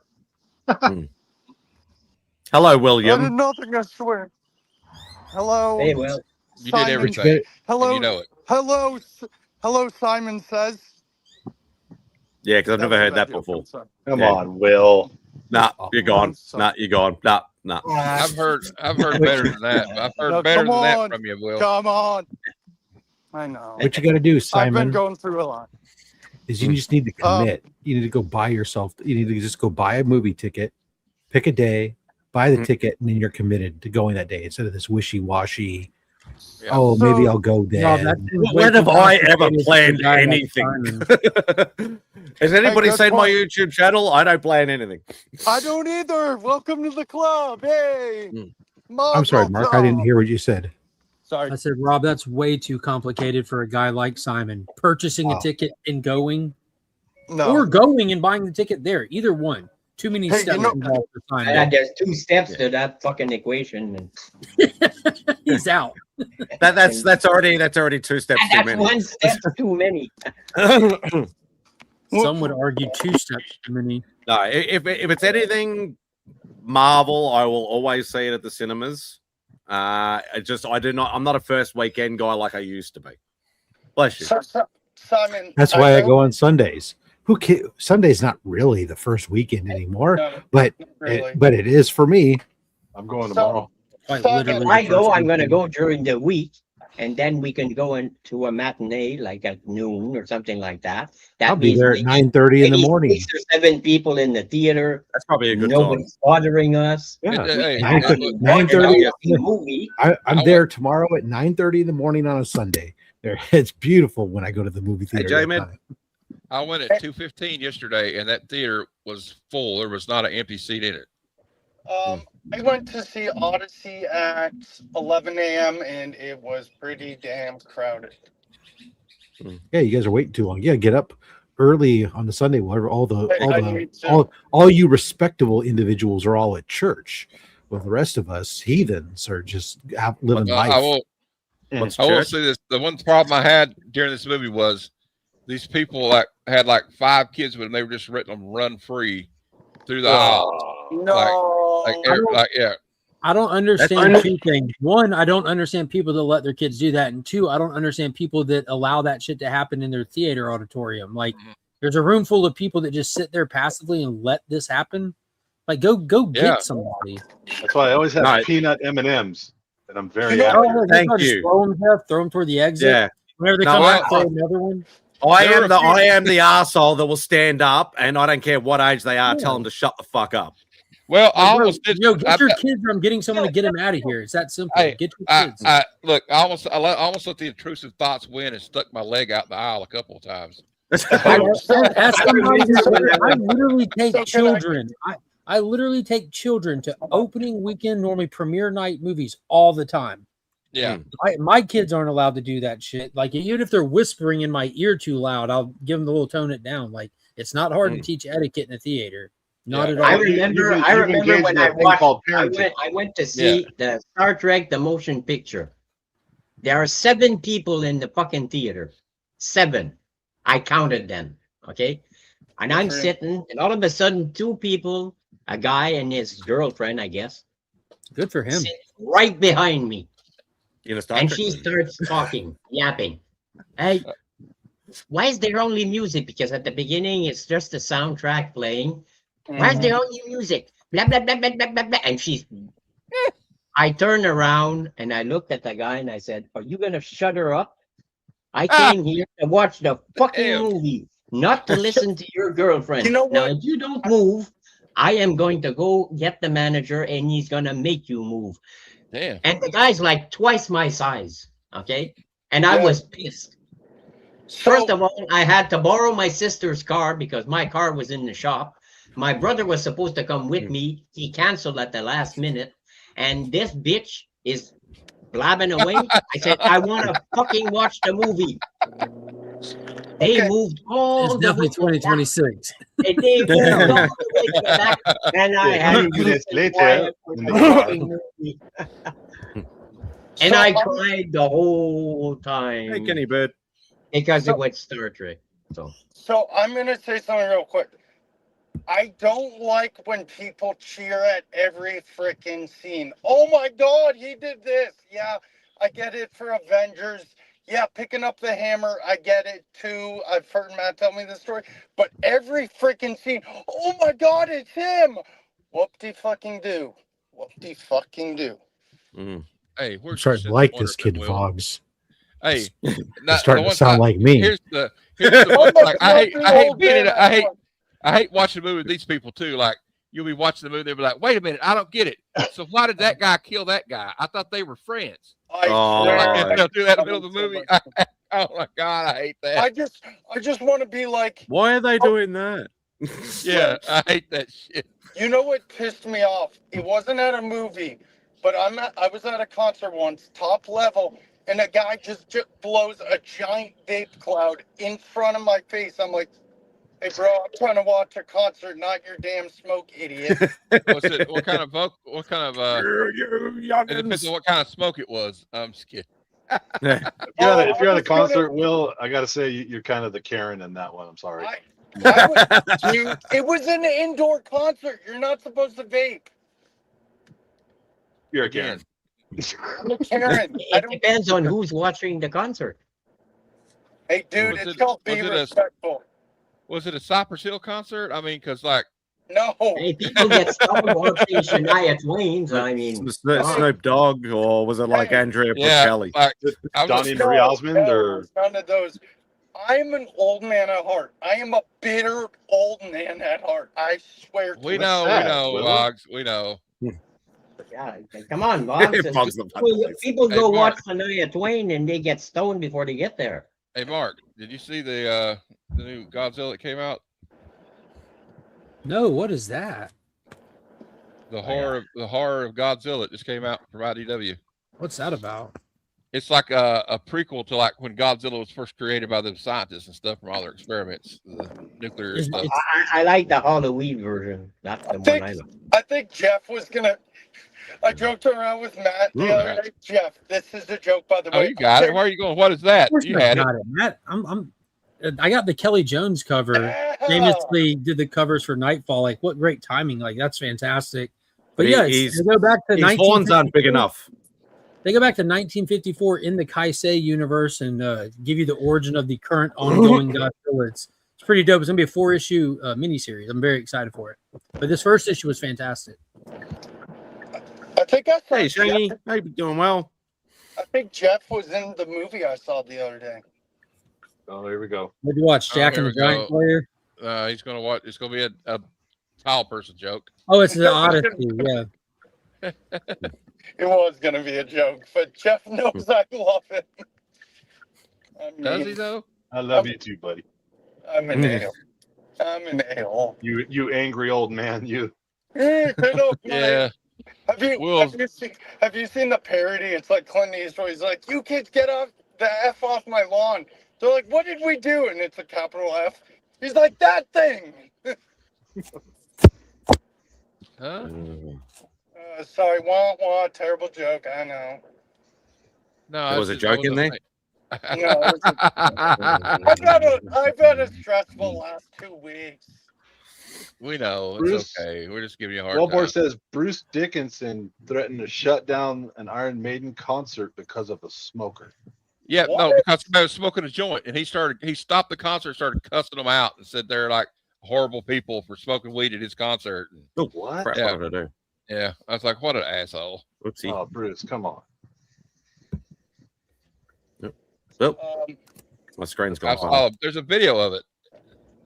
But I'll tell you what, it's a So funny that makes video. him mad, but he'll play right through people throwing eggs at him, given Yeah. to him by Sharon. You know what? Well, I don't like Osbourne. Bruce Dickinson anyway, because he was at Ozfest and he kept talking shit about Ozzy and Black Sabbath while he's like they're getting ready to play after them.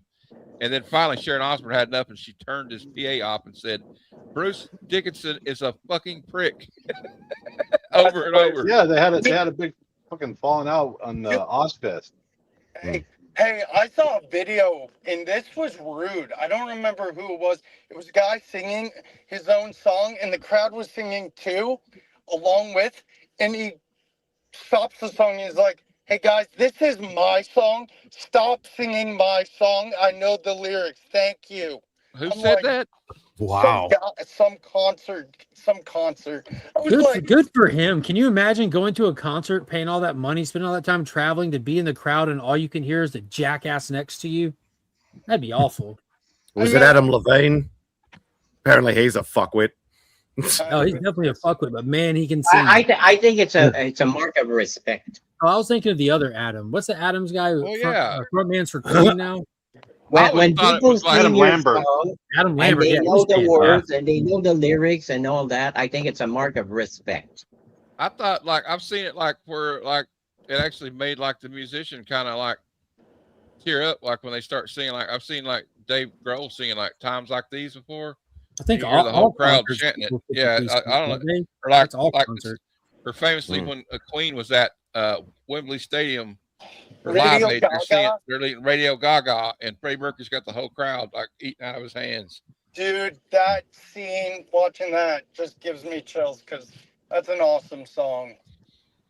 Yes, Hey, it is, Rush- old man. Rush 50 something. Oh, You man. can hear the crowd singing, Like, y'all and have to come here. Geddy Lee actually lowers his voice so Hey, that Rich. you can hear the crowd more. I'll So be back in the I field. mean, this guy respects his crowd. He loves the people, and you can see they're having fun like nobody's business. He's 72 years old and he's jumping all over the place on stage. I can't even do that when I get up to go to the bathroom, for Christ's sake.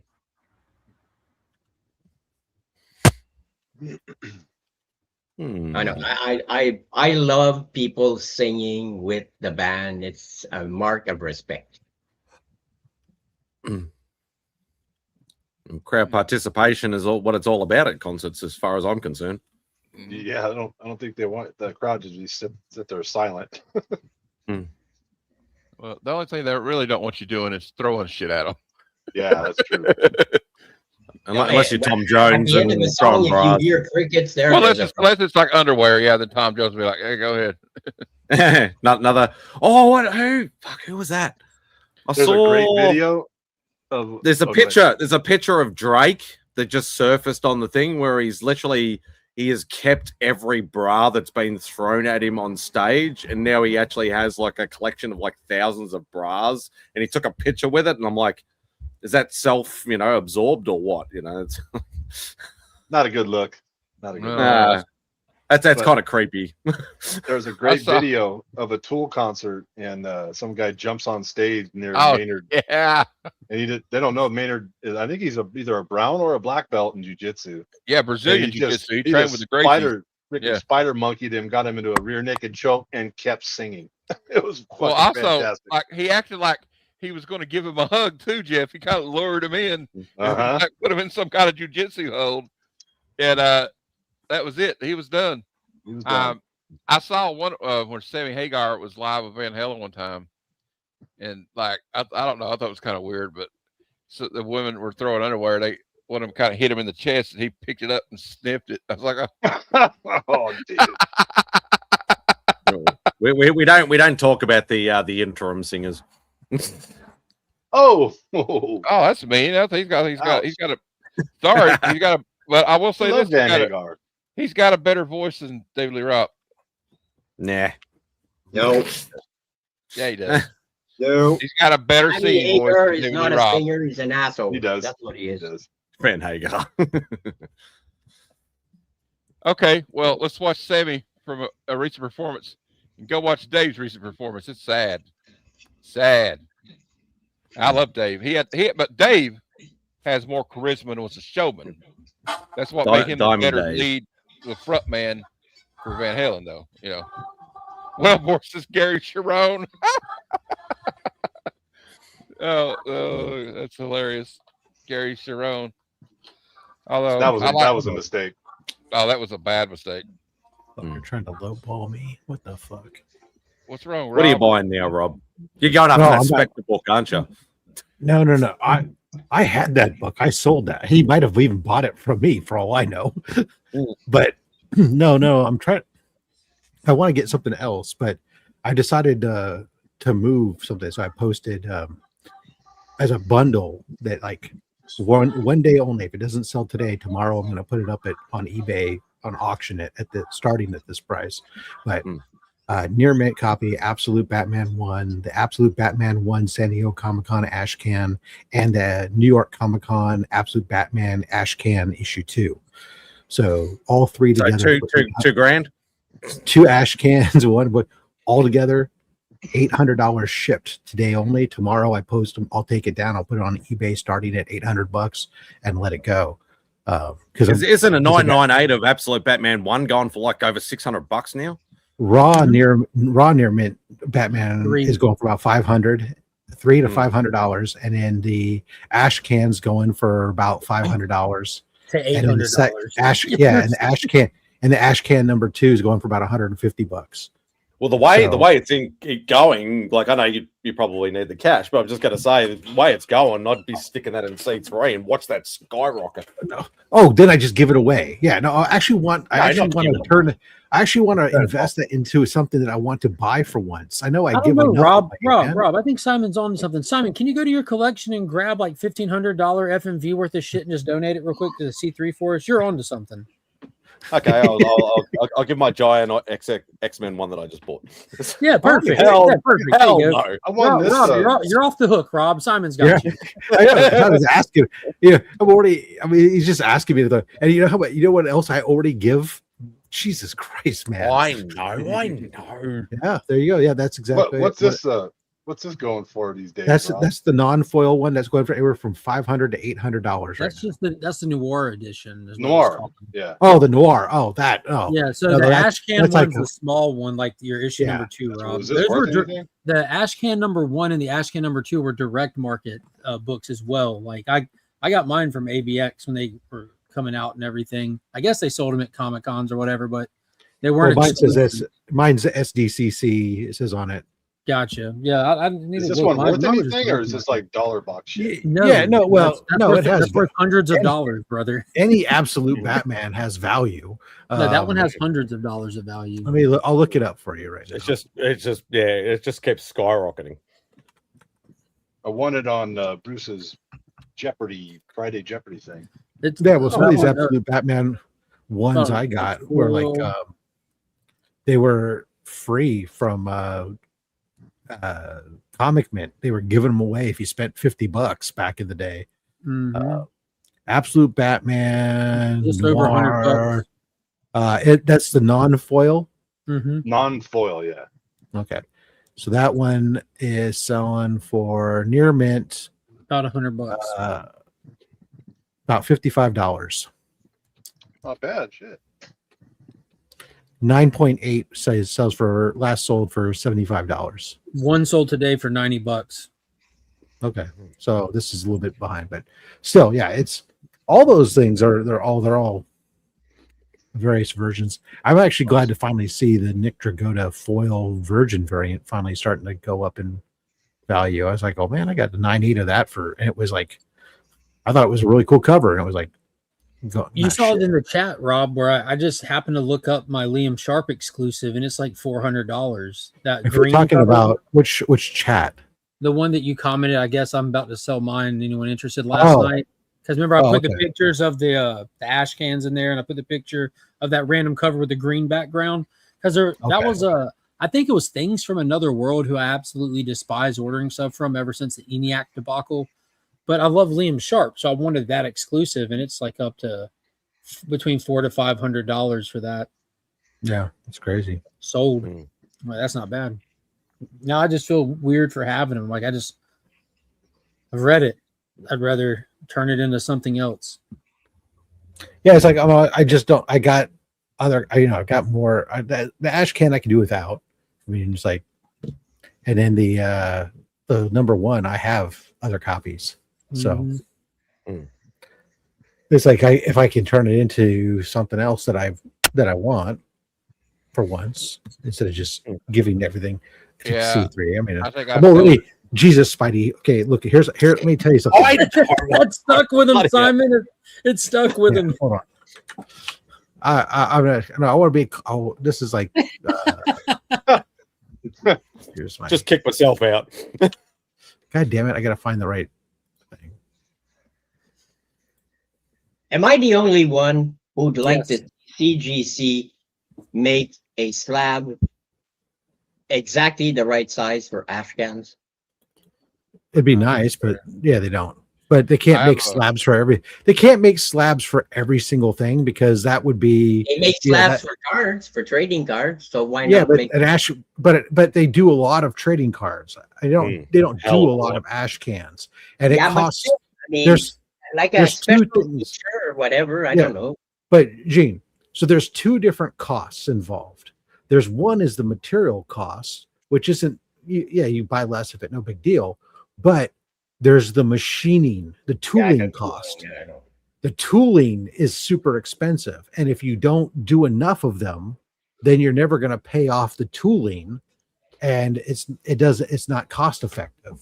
And when they probably all come from overseas. So when they do go place an order, their production runs that they have to order is a huge quantity in order for the factory to be willing to change out the tooling and spin up a production run, even if it's just a half-day run, which they hate half-day. China hates half-day runs. They want a full day.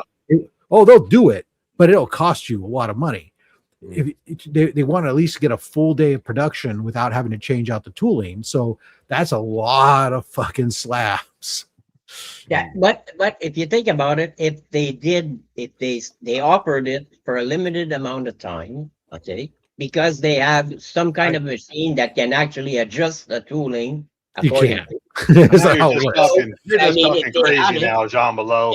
Everybody you might as well 3D print them yourself, and they're still going to be super expensive. Yeah. And that's right. 3D printing would be an option because you can 3D print clear plastic. So can you? Was that filament type shit? Yep. Yeah, I don't know about that one. All right. So super clear. Mr. MadSpidey. Uh-oh. Thus far, so we have for the only slabs portion of C3 weekend, I've donated a Marvel Superhero Secret Wars number 8 and a CGC 9.6. Value $350. I can hear Simon now, Rob. Why not a 9.8? Amazing Spider-Man number 50. Amazing Spider-Man number 50. First appearance of Kingpin in a 2.5. Value $400. G.I. Joe, a Real American Hero number 1. Newsstand CGC 9.2. $225. Batman 155. First Silver Age appearance of the Penguin in a 2.0. $250. And I'm looking for another book to put in there that's going to be around about. I'm thinking I might give up and to force myself to upgrade my Tomb of Dracula number 1 in a 7.5, which is about a $400 and something book, right? Then from art wise, I've purchased and donated the 10.5 by 12.5 Hulk pencils that you've seen posted on the site. 11 by 17 original art from Thunder #1. There's what's this here? I have there's another Spawn piece. What is it? Rocketeer set of 4. I did. There's a James O'Barr signed Crow book. There's the Metal Comic Curing Cancer art book. There's frickin' where is it? A lot. Let's see, Marvel Swimsuit Special Friends, Foes, and Rivals from J. Scott Campbell in a CGC 9.8 with Mary Jane on it, valued at $200. Amazing Spider-Man #6, J. Scott Campbell with Mary Jane on the cover, valued at $250. Forever People Rob, #1, when are you really going to start giving? $90. Marvel Collector's Classic Item #19, CGC 9.2, signed by Stan Lee at $250. X-Men #99, first appearance of Black Cassidy, at approximately a $70 book. Whoa, Rob, it's 2026. We just call him Cassidy now. A full set of the 4 books from 1977 to 1980 box set of the Amazing Spider-Man the newspaper comics that were collected. The newsprint one, from Clover Press. Yeah, when I bought the set for me, I bought a set that I donated to Comics Curing Cancer. That's another $120. I think Simon, and I'm still going to do more probably. I think I've done enough, don't you? Yeah, that's about 10 grand Australian donation right there. Get those reprints off my screen. Hey, those are just mentioned. I have all of them in multiples of countless ones, but those news, because those were given away like in newspapers and they're like on newsprint. Those are actually worth money. Yeah, I have heard of a lot of the AF-15 reprints are still worth, like, are actually still gaining some money. I have the one that has no barcode on the cover. That's the facsimile reprint that had no barcode. That one's worth like $500. Wow. I think that's about the only facsimile. You can get it CGC graded. The problem is mine came back with the NG because it had no barcode. The fuckers. What? But I've seen them grade others, so it's really kind of weird. Yeah. Idiots.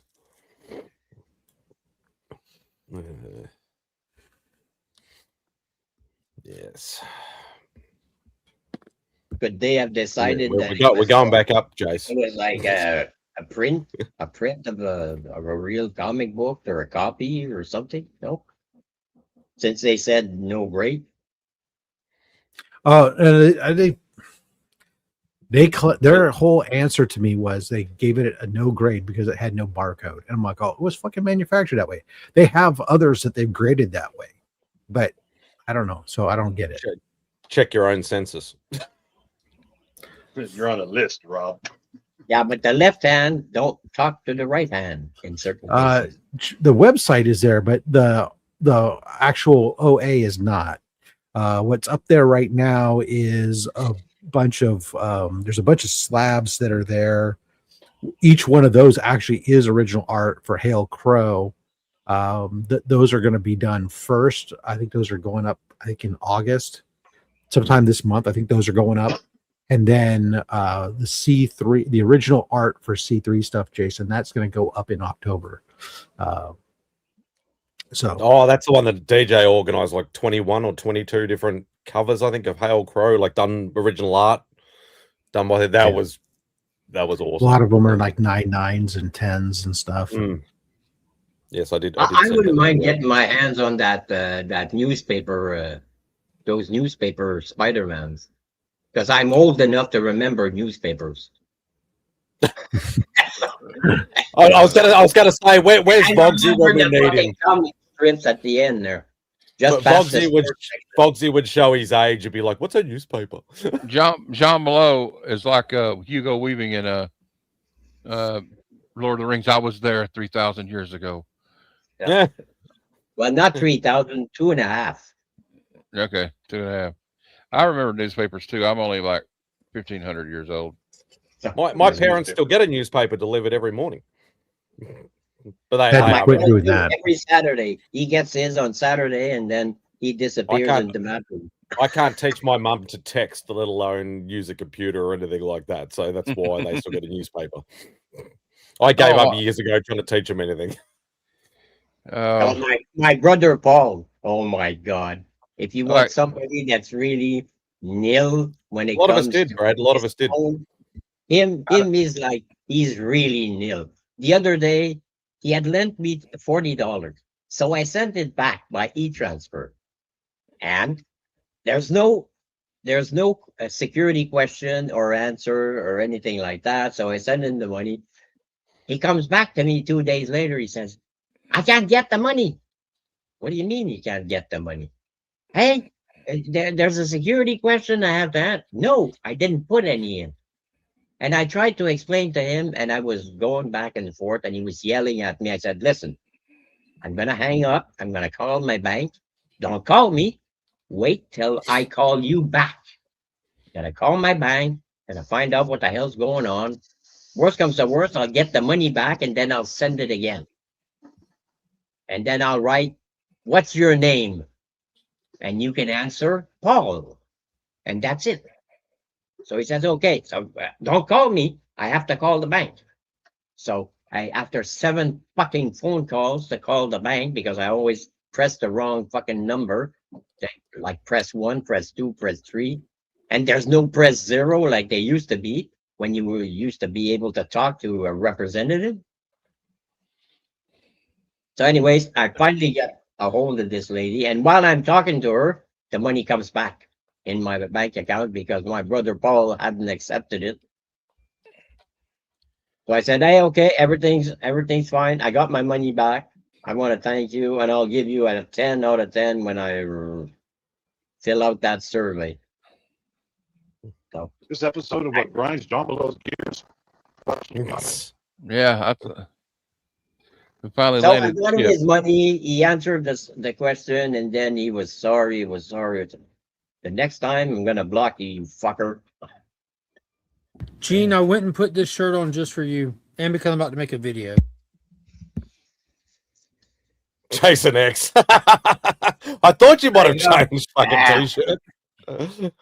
Oh fuck! It was still a cool movie, even if it was campy. It was still. No backtracking now. No backtracking now. He was bagging the shit out of it when you weren't here, Mark. I don't know. Now he's That's backtracking. the safest time to do it, I promise. But Gene has the McFarlane figure, so boom. And I used to have the poster too, but I lost the poster. That means you're all good, Gene. You can say whatever you want. You're a fan. Yeah, Gene. Yeah, McFarlane figures for life. Let's go. I have a few. And I'm talking about the old school, not the new ones that you see all the joints there, the knee joints. Get out of here. Okay, hey, come on. Yeah, because that one, the legs don't move. Will just comes in like a wrecking ball. It's the waist, the head, and the shoulders. That's all that move, right? Just oh, that was the old Mayhem Monsters. I think it was only the 2 one. Thank you. Gene, don't do that. Don't do that, Gene. You talk about like the way older people kind of don't know technology. My mom, every time one day I was like, "Mom, there you go, Mark, you're number one.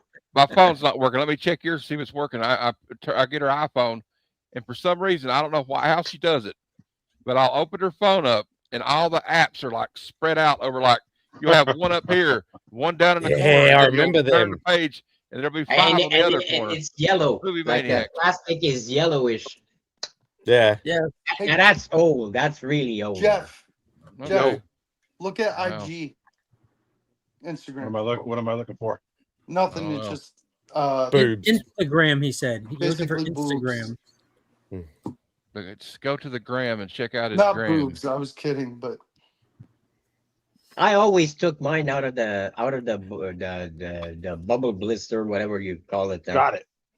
I want to hold them. I want to play with them. I want to hold them in my hands. So me and my brother had a bunch of them. I had the Kane Hodder Jason toy that it was pretty much like Jason 7. It didn't quite have Jason 8 vibes. Didn't have the chains on them. So it was like Jason 7. I had that one. My brother had like Pumpkinhead, Ghostface. We had a bunch of them. There was some awesome ones back then. I have a bunch of aliens. They had a Action Thing figures. one too. They had a John Carpenter's The Thing one. Yeah, and my then, brother had that one. I think they did yeah. two of them. Yeah, they did two the of whole time of the Yeah. run. Yeah, they're incredible, man. Oh, remember the Aliens figures they did? Yeah. Yeah, those are badass. I have the Alien Queen. The Alien Queen by herself with the yeah. tail extended there is this long. Mark, it's funny because I need a custom pencil for my Joker, the NECA Joker. I'm thinking about going to Michael's and getting one of those like tables for like model sets and remaking the slamming of the head scene in the You would dark spend more money and effort doing that than just buying the McFarlane Joker that's the police station scene that comes with the interrogation desk and the Joker with his jacket off.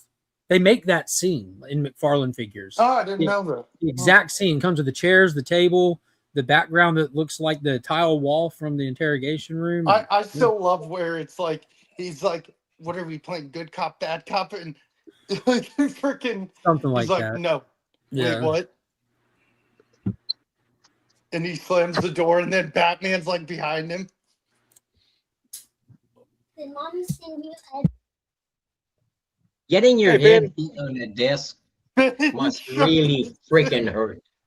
I mean, when they get their head smashed into a desk, boy, that must hurt. Like what I like about that scene is like it kind of sums up the Joker. We know Batman can kick his ass, and then like when Batman grabs him up, and and Joker's just laughing at him like, you don't have no power over me at all now. Yeah, that's the problem with the Joker. Nobody kills him. I would kill him, and that would be the end of it. Well, that's the whole point of what he wanted. That whole conversation in the police station. Yeah, Joker was explaining that I'm going to make you kill somebody. You're going to break your rule. You're going to make a choice. Yeah, that's the Joker's entire motive for that movie. He doesn't care about the money. He doesn't care about the gangs. He doesn't care about nothing. He simply wants to make Batman kill somebody. That's it. He doesn't care about making money because he tells the guys, the mob guys, he's going to burn half of the money. Half of the money. Gal sitting on top of it. Yeah, and he's like, it's about making a statement. It's now that hurt. Also, he wanted when he burned the money there, that really hurt. Also, he. I mean, if you think about it, in actuality, Joker kind of won because he definitely won. He killed Harvey Dent like 10 minutes after Harvey killed. He twisted Harvey Dent. He Goldberg speared him off a building. Yeah. And he just killed Ra's al Ghul in the movie before that. As much as the Christian Bale Batman like pushes for the no kill rule, like he pushes for it. Joker wanted to make him break it. He thinks that he has this no kill rule, but the entire siege of Gotham in part 3 only happens because Talia said that he killed her father. That's the only reason she's there. You killed my father, so I'm going to destroy your city. Jeff, you saw my message. Okay, good. Okay, cool. Matt. Yeah, what I sent you. There is a private chat, Vogsy. Yeah. Say it publicly, or you type in the private chat and I can read it for you. There you go. do it in the middle. I'll tell you what. You send me the message. I'll hand write it as a letter, and then I'll contact Western Union and have them send a telegraph. Fucking Western. What's a telegraph? Then what's a newspaper? The telegraph will come to me, and then I will send a carrier pigeon out. Yeah, Pony Express. And it goes to Jeff on the Pony Express, and then Jeff will send out some smoke signals. Yeah, that's yeah, sure. Why not? Then Mark will semaphore somebody. Nobody will understand what the hell you're talking about. Exactly. Rob, at that point, I just shaved the message onto the side of a dog and sent it east. What the hell? Or you can better yet, Mark. East? You capture a fox, shave it into the fox. That way you can fox them. Exactly. You say that jokingly, Rob. Capture a fox. No, I just wanted to use the term fox instead of fax. Yeah. I'm going to show you this picture. What does the fox say? That's a good question. Whatever Mark shaves into its fur. Exactly. Mark, do you see all the Odyssey memes with the freaking stringing of the bow? Literally every single one. There's not one that I haven't seen. Hey Rob, check it out. Here's me where I captured a fox on the kennel property. Nice. Dang. Oh, he's cute. Here's me feeding the Arctic fox that I take care of. Oh. And then here's Mark on horseback with a bunch of beagles ready to do a fox hunt. Yeah, exactly. Proper. He's cute. Arctic foxes are cool. Have you hung out with one? Yeah, they put sunglasses in They're- there. Aren't foxes spicy little assholes? Yeah, I was about to say they're terrible. Like I've got me and I have my staff, and I can't let not a single one of my staff members mess with that fox because it will just tear them up. I made friends. It just kind of liked me, but even then, like it's a wild animal. Like it's not owned as a pet for luxury. It's an extenuating circumstance, and this lady has like special license to have it and everything, and all this and that. But yeah, that foxes stink. They can escape and get out of anything. I tell you what, the craziest thing I saw. The varmint. When I was pulling up one night in my driveway, it was like varmint. late night, and I saw a possum quiet. I saw a possum this big. Those things are gross. Possum are cool. They're not. They're strangely clean, and they're actually really cool. They have a very bad reputation that just came from pretty much nowhere. Your possums are real scary looking. Because they must look be cute. Hey, Jean, Yeah. what are your thoughts on They Pepe look Le really Pew? scary. Jean and But Pepe yeah, Le Pew are best America's bros ever. marsupial. Pepe Le Pew. Pepe Le Pew is not a wild animal. Big and ugly. Hey, Spidey, did I ever tell you Jean and I spent a whole stream talking about Pepe Le Pew, how much he's a crazy man? Yes. What a weird thing to do. How long was it? That's rather random. Forever. That's Sorry. Foxy for you. And then what happened? Sorry, I'm just spitballing and I need to shut the hell up. I've seen a cougar or two in my day. This is a doodle with a That'd be Nike cool. check on his side. I've been with a cougar or two. Wait, no. Oh, Bazinga. Bingo. Here's my dog thinking about things. That's your dog. Oh, I love it. There we I go. love dogs. Oh man, this was my buddy right here, the duck. Oh, I remember him. Dude, still gets me, dude. I miss that duck. I remember you streaming from work and it following you around like a freaking lost puppy. It was freaking hilarious. For whatever reason it is, animals just love me. And this duck that I had it for like an extended period of time, for like they needed me to watch for like 3 months while they were moving and stuff. And this duck loved me to death. Would follow me around. I'd go sit with it. And it would walk up and just sit next to me and put its chest on my leg while I'm sitting there with my legs That's out. funny. And if I pulled my phone out, it would thwap it with its face and knock it out of my hand and then just lean back over to me. It wanted all my attention. It was the craziest thing, dude. I remember that. Wanted to sell you insurance. It had a name, but obviously I just called it Howard the entire time it was there. Out of respect, obviously. That's how Spidey's with shoebills. Oh wait, that wouldn't be good. Shoebills are scary. What are you talking about, shoe bills? You're talking about a platypus. No, the one that's like that makes that creepy noise that has the thing in its head. Here's a Cassowary. Oh, cassowary, yes. A bearded we get.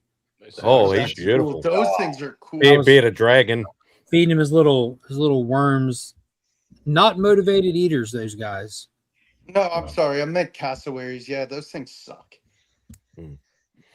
Here's me putting How much stripes. experience do you have with cassowaries, Fogs? None. So what are based on your lack of experience, what are you utilizing to make your statements that they suck? That they look scary. If you saw a cassowary in real life, Boggs, you would no longer be here. I would not. I'd be dead. Guaranteed. Castleberries are better than dingleberries. and they're less good than frankenberries. And snozzberries taste like snozzberries. I agree with that, Rob, because I like frankenberry. Yeah, The other two, I have no idea what they are. That's a big boy. That's Thor showing up. Thor. But bacon is good. Also, Now I'm gonna have Hey, I'll do you frankenberries on guys- my fucking mind all night That's long. that's end game Thor. Yeah, exactly. Dad bod Thor. Damn you, Rob. Rob's your nickname. You're referring to this clip, Pops. They don't get quite as big as the ones on the coast. Bearded dragon, you can see why they're called a bearded dragon. They've got this little beard here, and when he gets all cantankerous, all cranky, or you've got a big mouth too. He opens up his mouth, and shows this beard, and that's a sign of toughness. I am so tough. Stay away from me or I'm going to bite you. I love that clip. Cantankerous is a Oh, great that's word. a cute puppy. That's Almost made him look like a What is a that, red Mark? panda. Like Well, a it looks like a red- respectable individual is what I did. Yeah, but like, what kind of dog is it? A Pomeranian. It's a red panda. It was a Pomeranian Kinda looks Chihuahua like one. mix. If that bearded dragon's name We isn't Tad had Cooper, Chihuahua when I was growing up. We had that's the only dog we had. Chihuahuas. My mom loved Chihuahuas, and they were scrunchy little fuckers. They bit your ankle. Poodle. That poodle.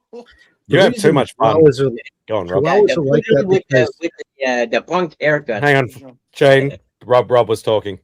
that's right. Rob, I'm sorry. it's all right. I was just saying the only reason why Chihuahuas are like that is because most people don't actually take the time to train them. They think that they're small dogs, so they don't need to be taken care of and trained and everything else, and they just let them go crazy and rule the roost. That's all. Mm. They can be good dogs. They can be good. They have a nippy disposition. They really do. I mean, I deal with a lot of small dogs every day, and I worry about every Chihuahua I meet. I don't worry about a single Shih Tzu I've ever met in my life. To meet it But that day. they are really loyal to their owners. Yeah, they're really one person kind of dogs. Some of them are like that. And you worry even less about basset hounds because no human has ever been mauled by a basset hound in their life. Nor will they. No, they're super sweet. We get a couple of them, like 80 pounders, Rob. This lady's got some, long ones. Like those are the males. Yeah, they're 80 pounders. They're just sweet dogs. All I think of is Droopy. all that they'll do is they're going to sniff you vigorously. All I think of is Droopy. I love that dog. Droopy's awesome. Beagles look like depression. Oh man, that's terrible. Not beagles. Beagles are cute. Basset hounds. Well, if you know what, Yeah, Basset if you spent most of your life getting makeup tested on you, you'd be fucking sad and droopy too. Damn you, Fauci. Oh, And don't forget the new ones, the Fauci beagles, those poor guys. That's super sad. I like the sausage dogs. The The ones dachshunds. that have short legs, but they're long there. Where's Abe? Well, Yeah, I don't know why, but I think they're cute. John, Hey, are you talking about the dachshunds, the small ones, or the basset hounds, which are full-size dogs with short legs? They're about this long. They're The basset hound. 18, 20 inches long or something like that. Those are basset hounds. Yeah. I really love those. I don't know, for some reason they're and they seem friendly. So He heard me call him. hey, Abe.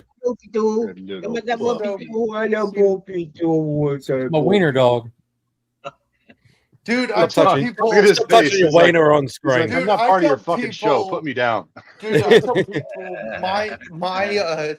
I tell people this, and you guys are gonna be like, "Of course you would say that. That's so true." But it is. I tell people if I were a dog, I'd be a dachshund because I'm hyper like crazy. When I'm tired, I just go boom, tuckered out. Something like that. Dachshund. Something like that. Yeah. I'm gonna have to look that one up because I don't know what a A dachshund is. dachshund? Oh, they're hunting dogs, or used to be hunting dogs. Oh, okay. So still, I have to look it up because I don't know what a dachshund looks like. That's It's what a wiener dog. Legion just held up. It's the dog he held up. You just saw That's a one. wiener dog's a dachshund. Well, it doesn't look like a hunting dog to me. It looks like just a normal. Spidey, I'm gonna get a wiener dog. I'm gonna dress Dachshunds, it up wiener in a dogs hot are dog burrowing outfit. dogs. There's hunting dogs for lots of different things. Terriers are hunting dogs. They're meant for hunting rats and stuff. So, I think dachshunds go after small stuff too.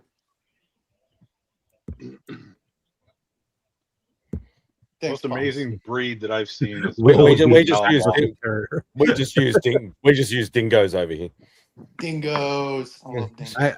I agree with you. Dingo, Pop. eat your baby. Will would be a great Jack Russell Terrier. I guess that's a compliment. Thanks, Pops. It's not a negative thing. It's just a statement. If you're trying to take a dog breed and apply it to a person who's got high energy, can just go, but can also easily be distracted. I mean, Jack Russell Terrier is your dog. Yeah, I like a Jack Oh, yeah, I love Jack Russells. Oh, they do chew on all the furniture. Yeah. So would anybody here be a Saint Bernard? Oh, Saint Bernards are awesome. If I was a dog, I would probably be like some kind of bulldog or something. Yeah, you would be. Knowing you, yeah. I was gonna say some other dog, but you would kill me. Well, I don't know, whatever lazy dog there is. What's pug? Half of them. Damn. I'd be a Saint Bernard, but Mastiffs are pretty freaking lazy in reality. If you let them be. Yeah. I'd be a Saint Bernard, but a very small one. Is there such thing as a small Saint Bernard? No, but I'd be the exception. Give us a few. Even their puppies are huge. Give us a few generations that we can breed something. Yeah. Hey, I like the Matt, we can all Labradoodles. say that Jeff is a Great Dane. Well, me and Jeff watched this, and I think Will watched it. Yeah, Jeff would make a great Dane. Or a Because husky. They're Jeff would be a chill. husky. They're big. They're huge. I mean, Yeah, No, Jeff's the more dog like a husky. the dog breeds come from people just like crossbreeding them consistently for a long time, and then They they'll do. eventually get like a breed designation, and you'll probably see like a mini Saint Bernard designation in a few years because people have been breeding the hell out of Cocker Spaniels with Saint Bernards, and you're getting like smaller Oh my Saint Bernards God. with some of them with curlier hair or wavier hair. But they're How is that physically possible? I wonder. They Well, just you give don't- them a you don't- ladder. yeah, A ladder, you don't make them do the work, like Spidey, people he's that like, breed "I'm dogs, they almost there." typically, just like with cattle, I don't you know. I mean, artificially inseminate. Oh, that's okay. not, Spidey, there's the a dog's bump like, I'm or almost at something, your or level. they That's what do a they do hand in the lab. job or something, and they get right. They just What? combine. How's that go, John Below? John, what? John, calm down. Back to this. I mean, it's either that or a pump. You know what I love about John Below is he's got it all figured out for the bleeding of I the mean, dogs what and the the hell? Chinese factory and all of it, Hey, man. Let's go. Let's go to the second step and let's see what happens. John, what Maybe the hell?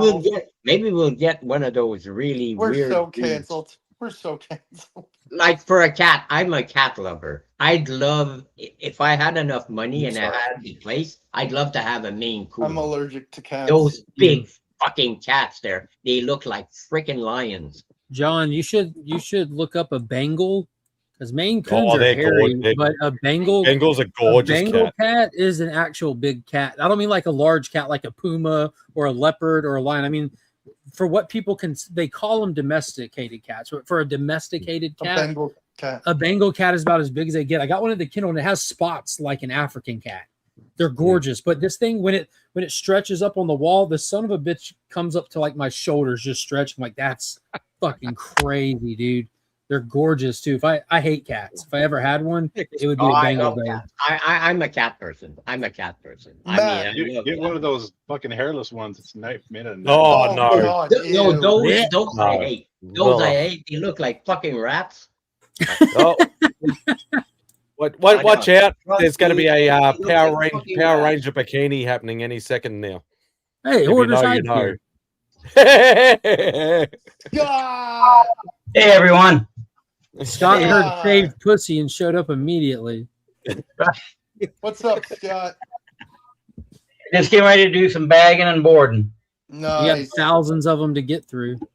Yeah, Hey. so you got a handful of bags delivered the other day. Hey, Matt. 2,200. Good Matt, God, it took what an entire truck just to get you your bags and boards. Yeah, 2,200 from E-Gerber. Yeah. Do you have that many Sorry. loose comments laying around? What? Are you just rebagging stuff, or do you have a bunch of raw books laying around? Well, I've got a ton of raw laying around, but I'm consolidating, going to get rid of duplicates and get down to just my keepers, hopefully.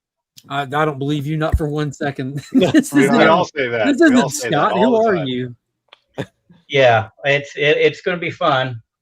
And I found out these Golden Age Mylars don't fit in normal plastic boxes, so I've got to use magazine boxes for all the gold. I believe in you. You can just buy brand new boxes.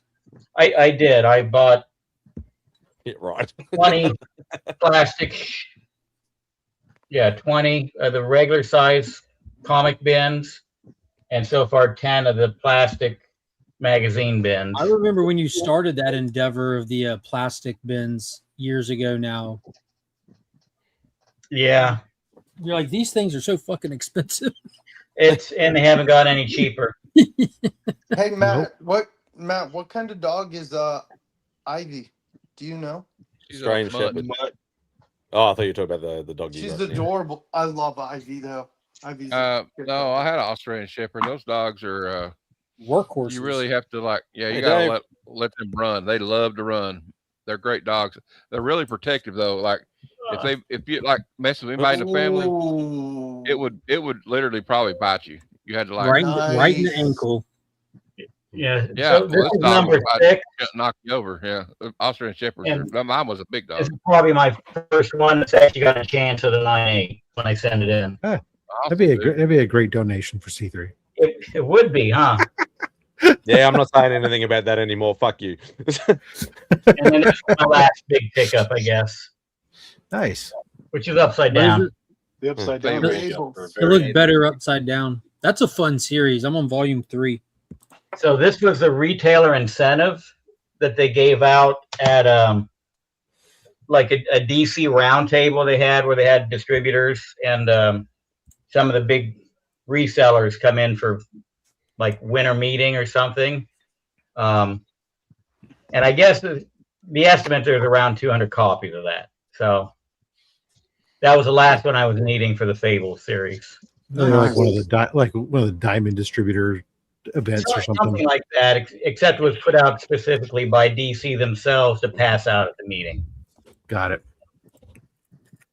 So I was interesting. I learned that there's about 10 or 12 different ones over the years that they've given out at meetings, and I think all but one was a special cover for the summit. I guess there's people that try and put together runs of just the retailer incentives. Not something I'm going to jump into, though. Yeah. Just one. That's enough. Rob, what's that big convention Bubs goes to in Texas? Do you know? Dallas Fan Expo, Will? No. No, he's talking about the Collectors Summit. Oh. Yeah. It's only like it's not really big because it's only like 200 tickets, Rob, or 250 tickets or something like that. I think it is. It's small, like big dealers, but very limited tickets. Yeah, I would never do something like that. Why not? I don't have. He doesn't have enough money to buy even one book.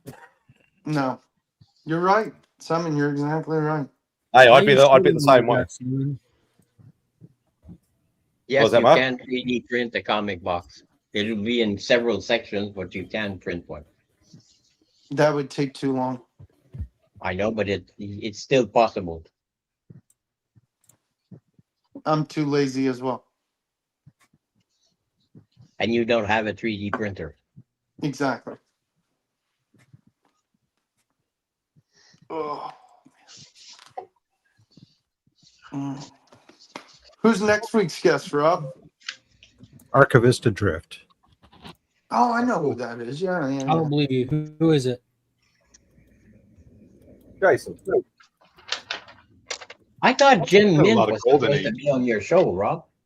Yeah, so Jim Mint was going to be on last week, and then he contacted me like the day before. He suddenly got passes for San Diego Comic-Con, and had to bow out. So that's when I was scrambling because Jim Mint was already a fill-in for somebody else who had backed out. No. Oh, and I was sorry. I think Jim Mint backed out first, and then Big Nasty stepped up, and then Big Nasty contacted me like the day before and had to change up. So somebody else. So then we ended up with Cliff, yeah. But Jim Mint's going to be, he's rescheduled. He's coming on Labor Day weekend.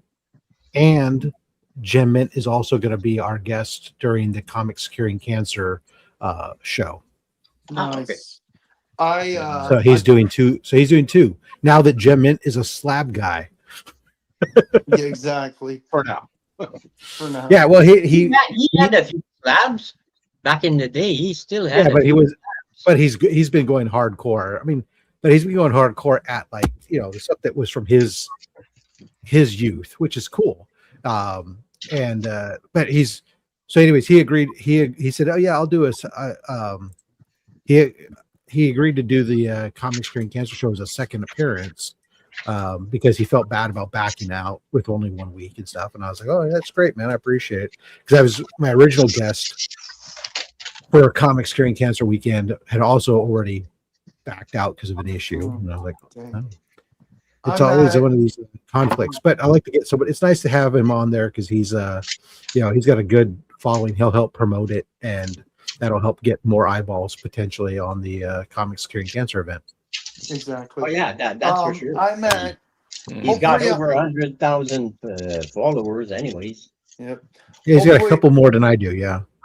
Hopefully, hopefully I'm on there next year because I have 13 slabs. In a span of 2 years, mind you. We want quality, Vogs. Wow. I'm getting there. I'm slowly making my way to 20. So maybe in a couple of years before I hit 70. No, I'm hoping to like be that. on there next year. I really am. I'm gonna push to it. Yeah. Goals for next year's collecting is get on only slabs. Yeah. I like the fact that we see books that we've never seen before.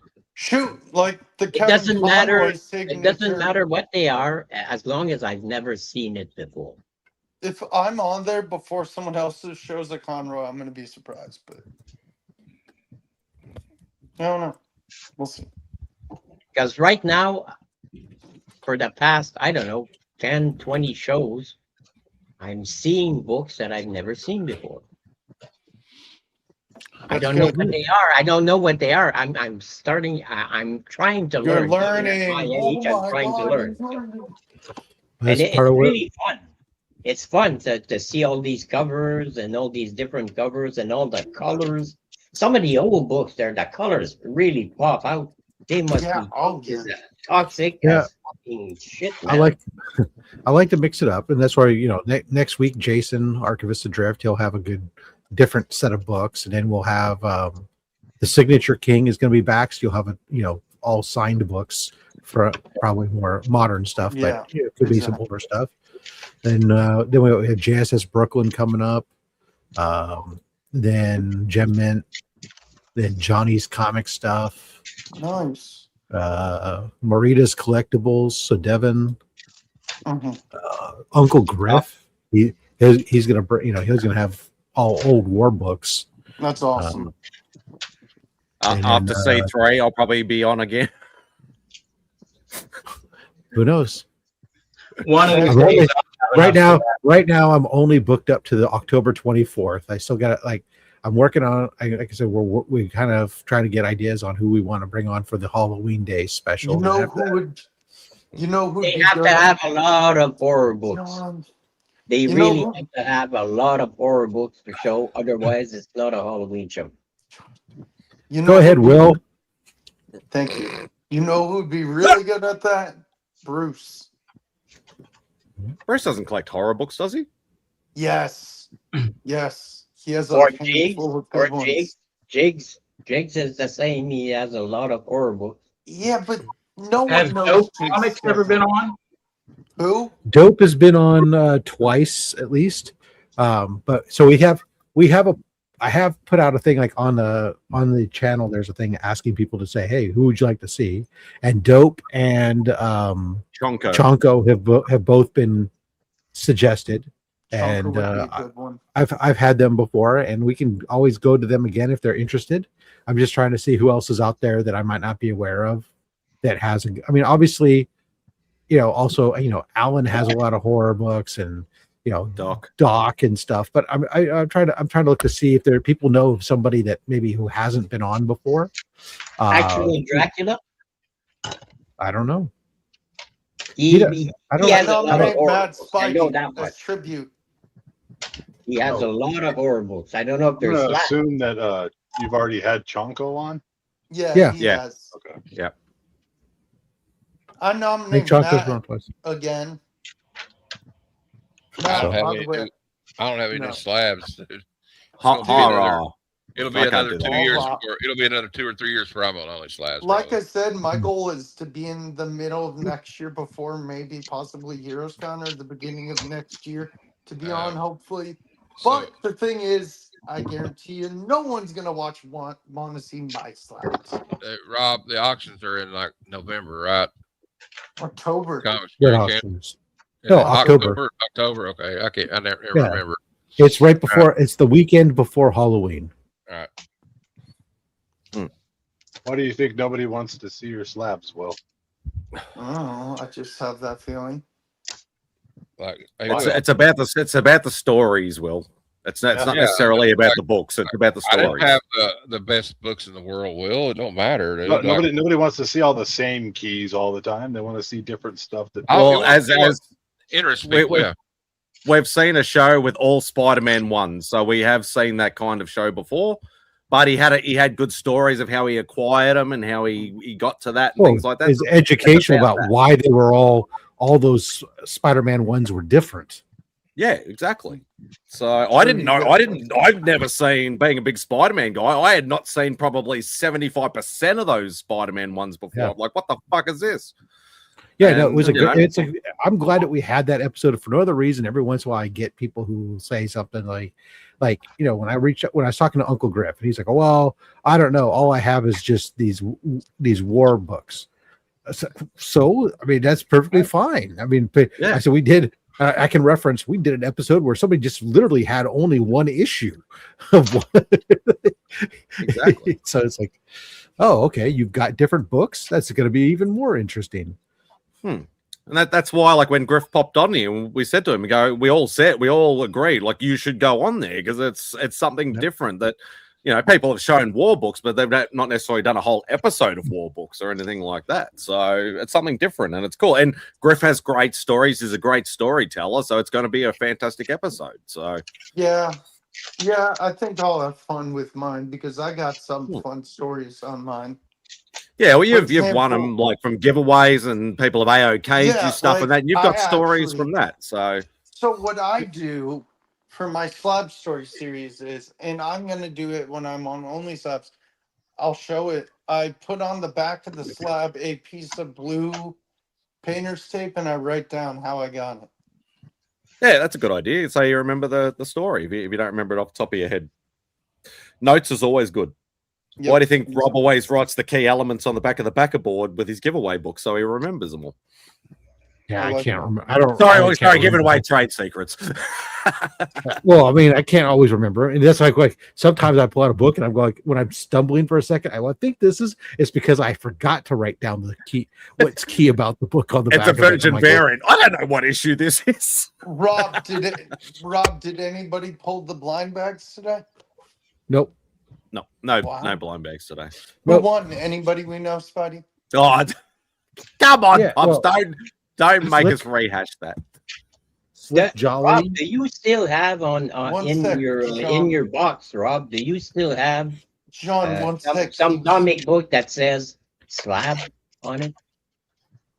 Oh, bonus! So like a I'm bonus. I'm going to first answer Will. Yeah, because we were in the middle of a conversation, John, and then I'll circle back to you. Okay, so Slick Jolly won. He won this Fantastic Four 144 with Doom on the cover. Nice. He won this Legends first appearance of Amanda Waller with a newsstand variant. That's a good cover. He won this Doom 2099 issue number 1. Banger. Banga. He won this Batman 442 First Tim Drake in Robin's costume. Love that cover. Long Shot #1. First appearance of Long Shot. Nice. I need to pick And this Teenage Mutant Ninja Turtle variant. It was limited to 300. From an earlier SDCC. And then Garth Wong. Oh, I know Garth. She won. We found out she was a she. Yeah. Ultimate Endgame #1 with a DC Walmart pack. Nice.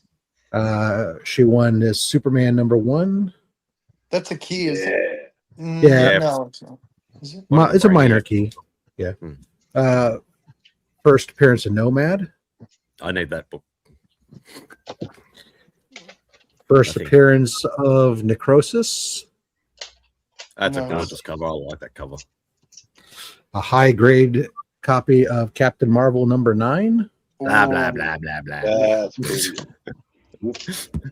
Hey, Sean. And Howard the Duck issue 13, the first full appearance of Kiss in comics. Kiss. Detroit, Rock City. Nice. I want to hear it loud. So, John, yes, there. Oh wait, I don't. Hey, Tat. Yes, there is a slab. So there's a backer board mixed in there somewhere that's in a bag that does say slab on it, because there's a slab of army. There's an army of dark. There's an Army of Darkness slab up here that's that's in the giveaway bin. The question matter what the slab is just to know that there's a slab up for grabs. Yep. The question you should have asked, John, is there any Pokemon cards still in any of them? Pokemon. If anybody remembers, they remember. For a while, there was Pokemon cards that in the bags, because Tyler sent me a whole bunch of them. But no, I think we've gone through all those. I think that would be a very old book that's still in there. If that's how you can tell it how happens. It's been in there. And it's a shame nobody got a really banger card out of them. Because we would have found out that somebody got a banger card.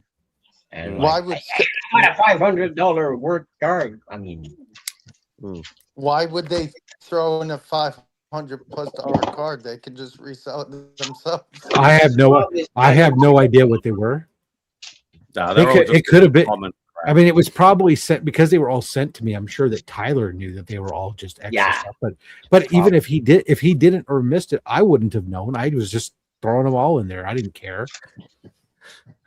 I think I still might have an odd comic from the giveaway box with the Pokemon cards still in the back of it. Yeah, no thanks. Pokemon cards. I just got my. It wasn't an invitation, Sledge. You'll literally burn them on camera or just there. Good times. Good times. Those were the days. It's all your fault, Pops. You reminded us of that episode. Those were the days. So what's new, Spidey? Anything? Nah, nothing exciting. As I said, I got another. It's another, like, it's giant size, monster size. I did this last year. This will be the second year of vintage modern comic and toy fair. So it's going to be similar to the one I went to last weekend or the weekend before, whatever it was. But yeah, it's going to be. I have heard, because I actually popped in one of the guy who's my pop vinyl guy. He's one of the co-runners of the show. He was telling me there is going to be quite a few comic vendors there, which will be good. Monster size, thank you, Sean. I can never remember giant size, monster size. What's what? I was literally just saying happening? Next weekend on the Sunday. So yeah, I'm going to need, as I mentioned, I need somebody to run the show for the first hour or two. The Cisco. Sorry, my mom's in town and I'm cooking a brisket. I can do it. I'll Yeah. run the show for the first hour. No worries. yeah, so I don't know. Obviously, I need to obviously I'm going to do a video from it, so I need to be able to do that and go shopping. So it might take me a couple of hours, but we'll see how we go. Maybe push back or just take a week off. Just remember the King Kong and Godzilla. Oh, Dave's got that. Yeah, well, that's what happens when you just keep going like con after con after con, Dave. Sorry, Dave. That sucks. You would have got that from San Diego, I bet. Paul in the 619 also had Paul con crud. That happens. That happens. But yeah, no buying books that I want this time, Dave. I still haven't. He bought Amazing Spider-Man 3 in front of me after I told him it was there. No, are you serious? I still haven't forgiven you, Dave. I know it was a UK variant, so he had to do it, but it still hurt. You weren't going to buy it. No, it wasn't. It was way too expensive for me. I was like, I know what book you just said. So I'm like, you weren't going to buy it. Come on. Is Simple? It was still a fun Bo, story, though. Are Simple and Bo going? Yeah, Simon's going. I don't think because Bo, they don't have a car, so it's a bit hard for them to get to places. So I doubt Bo will go unless somebody takes him. But yeah. Speaking of Bruce, hey Bruce. Hello, Bruce. Sorry, I have to. It's part of my Australian duty. Do you though? No, he doesn't All right. have to. Just make sure we're clear. Not trying to disappoint you, Rob. You can't disappoint me because I have no expectations, Will. Exactly. Right, Rob? Exactly. I actually have to fly out of the state in 2 weeks. I'm flying to Colorado we found out the dates. I'm going to Colorado for 4 days for the memorial service. Mm-hmm. Yeah, that's a good point, Sean. That's a good point. There's a train that runs there? Yeah, there's literally a train station right because it's at the Melbourne Showgrounds, and there is like a train station like right there. So if he wants to go, he can get motivated enough to go. So it'd be good to see Bo there. When was the last time you saw him? She was a couple of months ago when Beck and I went over to his place to pick up all the C3 stuff from last year.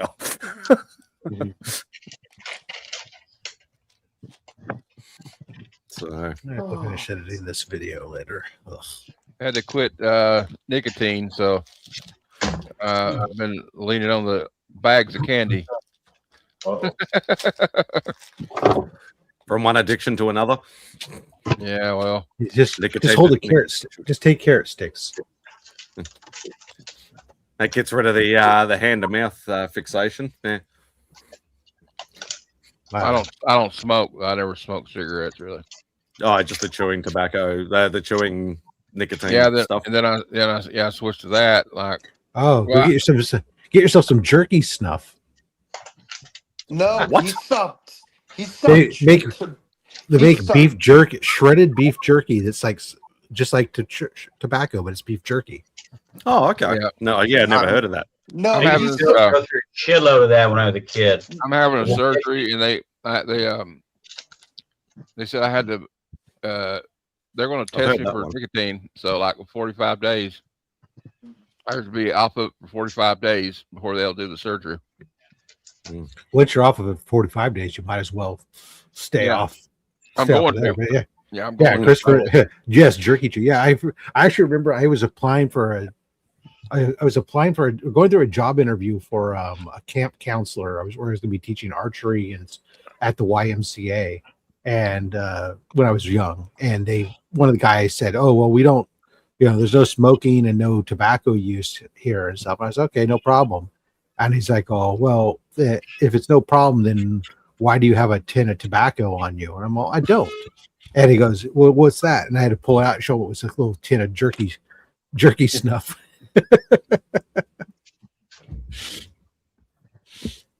Turns your stuff's weird. It almost looks like fuzz. Hey, you know what? It's if you're trying to break trying to break from one habit to another, sometimes those transitionary things, those things work well. Mark's back. Yeah, Good to see used to Mark get baseball with that stuff too. Plus, it was all that stuff that they did back when we were in the 80s and 70s, where candy cigarettes and jerky snuff and all this other stuff to make you feel like you were an adult and get you to start down that habit, so you would grow up to become a good tobacco user when you were older. Hey, at Yeah, least Scott Matt, Spidey nobody's roasts doing the that chest. out of exotic meats and does different flavors, but it's all out of exotic, whether it's bison or elk or Nice deer, whatever it may be. But Scott tried to get me to eat mountain oysters one time. I said no. Oh, hell no. You mean like this right here, Rob? Like the Jack Links? Like Yeah. that? Okay. I said no way, Scott. That's erotic meat, not exotic meat. Oh, never mind. I sent Remy some kangaroo jerky once. He enjoyed it. Yes, it explains the mustache and the goatee. Yes,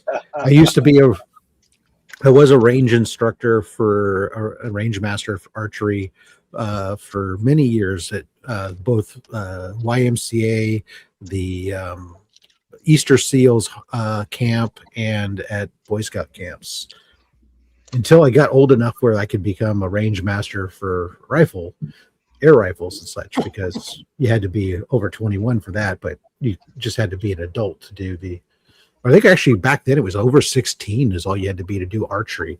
They thought that it wasn't deadly. Wrong. They should go ask the cowboys. Probably not. Is there anything I haven't done? Yes. Mark. Zars was asking if there's anything I haven't done. Oh. That's all. But there's still time. Not for a lack of trying, but Yep. I'm pretty sure Rob climbed Mount Everest blindfolded. No. No. I'm That's not a too rock much. climber. Look at my physique. I am not a rock climber. Yeah. Are you I'm TV? not- I'm more. The closest I come is I'm good on belay, or I'm the cushion at the bottom that when you fall that you can land on.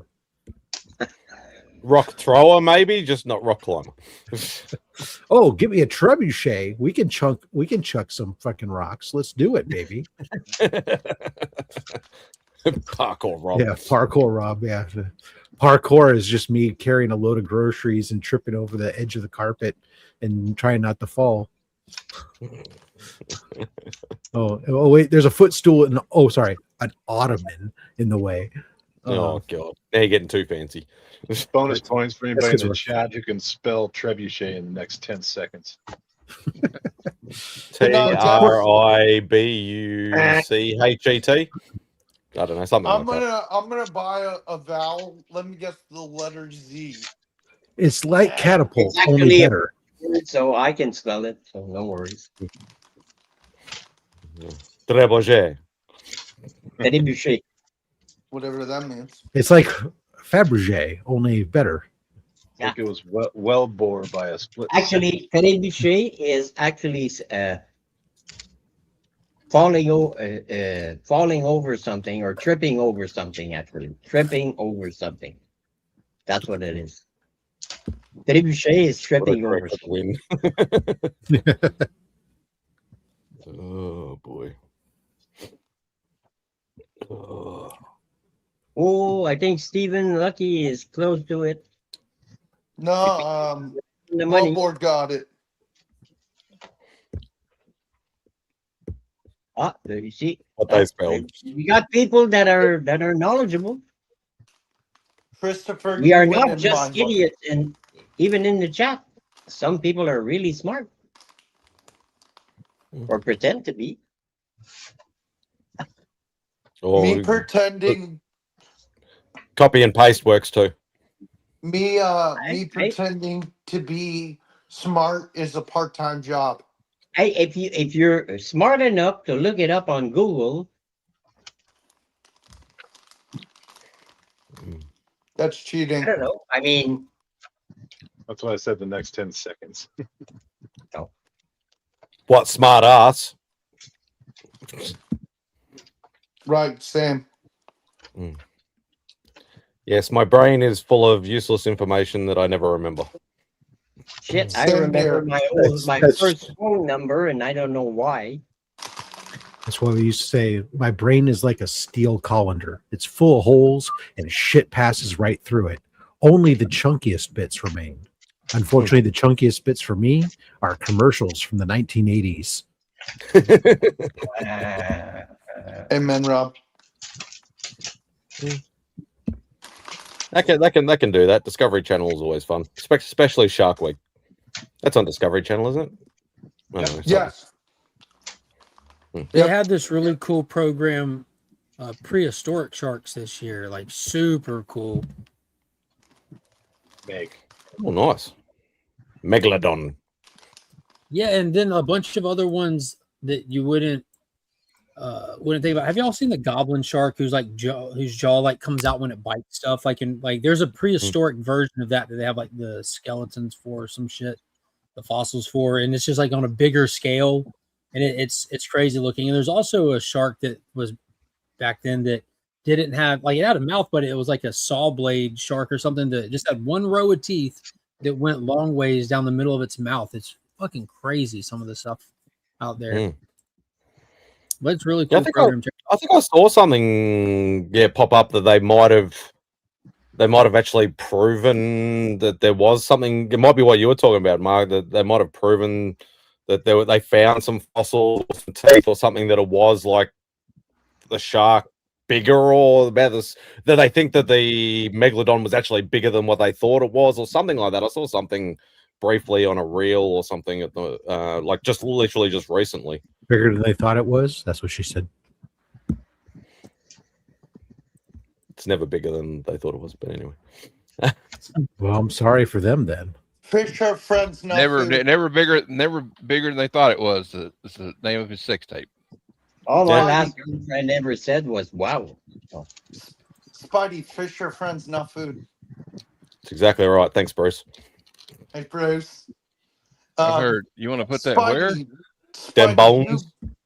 Spidey, you guys strictly have great whites, don't you?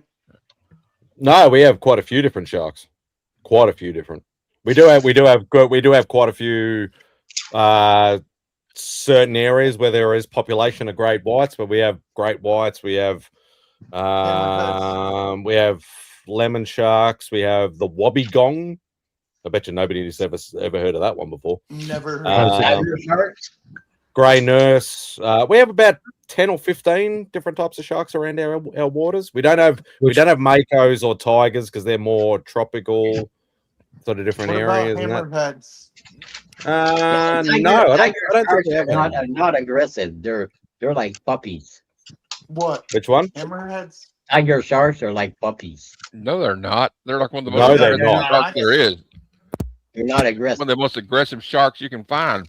They are. I agree with Matt. sharks. Tiger sharks are dangerous. The real What about question land is sharks? which ones taste the best? John, I think you're thinking of another type of shark. Pressure. Wobby. I gotta remember how to spell it. It's I don't mind being wrong. Wobby. I've been watching Shark Week. I think that's how you spell it, Steve. We're making That sounds we also have bull sharks, and if anybody knows bull sharks, you got to be very careful because they're very aggressive. Salt and fresh water, and they're very aggressive sharks too. Yeah. But which one There tastes is one fish that really know, freaked Rob. me out. Is Bobby the one Gong. with the edge trimmer up front there sticking out. I don't know what kind of fish that is, but it has an edge trimmer sticking out. A nose like a fucking edge trimmer. Saw That's shark. what it looks like. Saw I don't know shark. what that fish is, but that freaked me out. The first time I saw it, I said, no, there's no fucking way that's a real fish. Yeah, It's a shark. It's a sawfish shark. A saw shark. Hey, come on. What does it do with that? Trim hedges? Yes. Exactly what they do. It goes into weeds and I mean, come on. I mean, Saw shark. Yeah, that thing. that's a weird friggin' fish. He That's a really trims weird the coral. Yeah. And then he eats it. See? Christopher knows. You can buy them on Amazon. But do they taste good? Hey, you know what's deadlier than all those sharks? Sea monkeys. Me with an AR. Yeah, Oh, you mean the ones that you could order in back of comic? Mark agrees. Mark's like, yep. Are you talking about the ones that we could order in back of comic books? Yes, those things are deadly. Okay, yeah. No, I'm kidding. I'm freaking kidding, John. Nature's You know Edge what's trimmers. I remember I was watching Stephen Colbert once, and he was doing a list. It was when he was on the Colbert Report, and they said top 10 deadliest things to America. Number 1, bears. And I'm like, he's got a freaking point. I would think Americans, but that's just me. Yeah, I think Americans pass bears by far. And that's a wobbegong. It actually looks like a lack of healthcare. What the Lack heck? of That's a lack of- shark? Yep. What are those like spikes? The mustache. That didn't really Some work too well. It looks like catfish. Yeah, so I say it looks like a catfish, but it's a shark. Did you say a Native to Australia. But don't get pricked by one of those fucking stingers, because that hurts like a son of a bitch. What are those fishes that are like, what are they called? Lionfish? The ones with the spikes? Fishy. Tropical. The tropical. Yeah, they're a tropical fish. Yeah, we've got poisonous spines on them. Yeah, They've got a few names. Like sometimes people call them lionfish. Some people call them scorpion fish. There's a few different names for them depending on the region they come from. And then you guys have stingrays, just like us. Well, so you guys got to remember, first of all, when you say, is that a shark? A shark is a fish. A shark is just a fish that doesn't have, it has cartilage instead of bones, and it can't, and it has to swim oftentimes constantly be moving to breathe. They have they have different gill slits, different breathing function stuff. But for the most part, you can define it by the cartilage. Mhm. So it's just Hence, fishy. You know what's crazy is I've seen videos about those. I think they're stingrays or some type of fish or a ray or something where they hide under the sand and then they just jump at whatever comes by, So it's a jumping stingray. basically.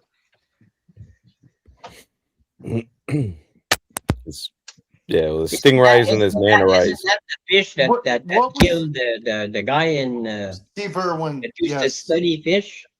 Yeah, it's Uh-huh. Steve Irwin got killed by a stingray. Yeah, okay, that's Yeah. what I thought.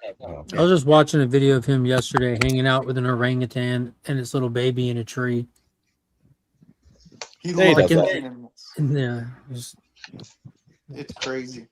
Doesn't Spidey Bindi still does stuff with animals, right? Bindi? Yeah, shit, not as much as what Robert does. Robert is like really undertaken the sort of like in his father's footsteps sort of stuff, but he's gone a little bit extra commercial now. Like he's doing like Dancing with the Stars, and he's doing like he's hosting like our version of the Oscars, which is very low key. It's called the Logies. He's become very commercial, but Bindi's sort of gone away from the spotlight a lot. But they've still both heavily involved in the Australian Zoo and with the foundations that they run, all the charity stuff and Is this all wife the still conservation stuff. Yeah, she's still alive. alive? Yeah, Steve was how old? Pretty dang young, right? 40s. He was 40. I think he was my age. I think. Yeah. 46, 47, something like that. I think when he passed. Yeah, that was crazy. Wasn't he just casually There you go. doing things? Wasn't it a casual thing and then he just No, they were filming what he was doing. Like they were and then they there cut on. the- They were there actually. I think they were there to see or find something else, and then literally the stingray. Yeah. So, which that was a it's sad it's thing. like, it was like they always like, and even he himself used to say, he goes, if I'm going to go, it'll most likely be with a croc. was very uncharacteristic, like, regardless of his personality and what he did. And you know, I know there's plenty of comedians that make fun of the way he used to do stuff and things like that, but he did do a lot for animals and conservation and things like that behind the scenes that was not the public face. But they always thought it was going to be a croc that got him, but yeah, very uncharacteristic for something like a stingray. But I always thought it was going to be a snake bite and like a bad reaction to a snake bite. Yeah, like I've seen him like I've seen him like he was in like the Southwest in America one time, and he grabbed like a Western Diamondback by the freaking tail. I'm like, holy shit. Yeah. Have you guys ever watched a guy named Coyote Peterson who does the bug bites? Man, that stuff is crazy. He puts it like right here, and he's like, okay, I'm gonna let it sting me and see what it does. It's crazy. Thank you. Spidey got lunch. Yes, I Did you get Macca's? No, I did not. Darn. Well, I saw Any other guesses? Chicken burger. No.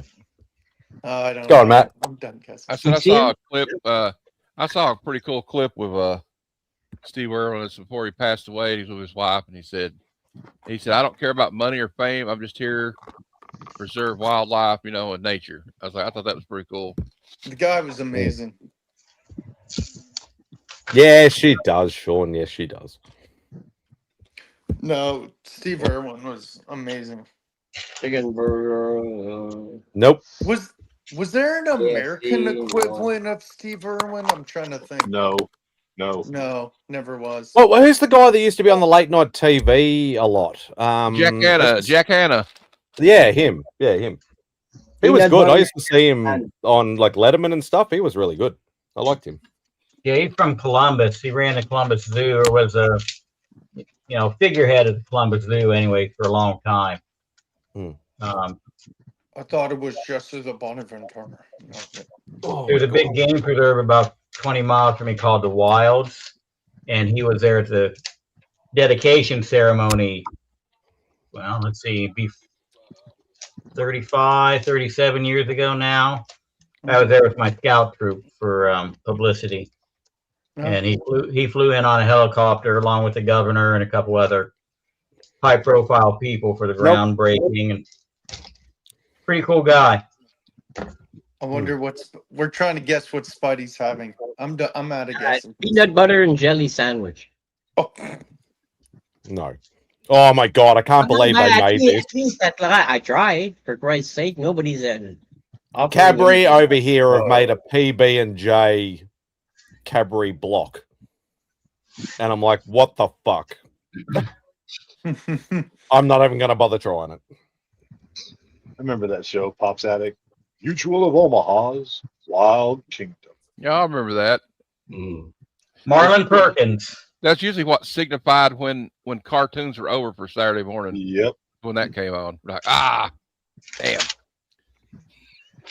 And then the ball came on. Skippy.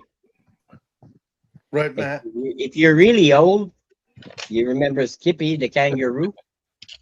I can't believe you actually know. Yeah, I got Matt into Skippy, and now he's like loving it. Skippy, they had like dead kangaroo hands, like moving around like Skippy, like Skippy. It's like Imagine Lassie, but instead of being a collie, it's a kangaroo.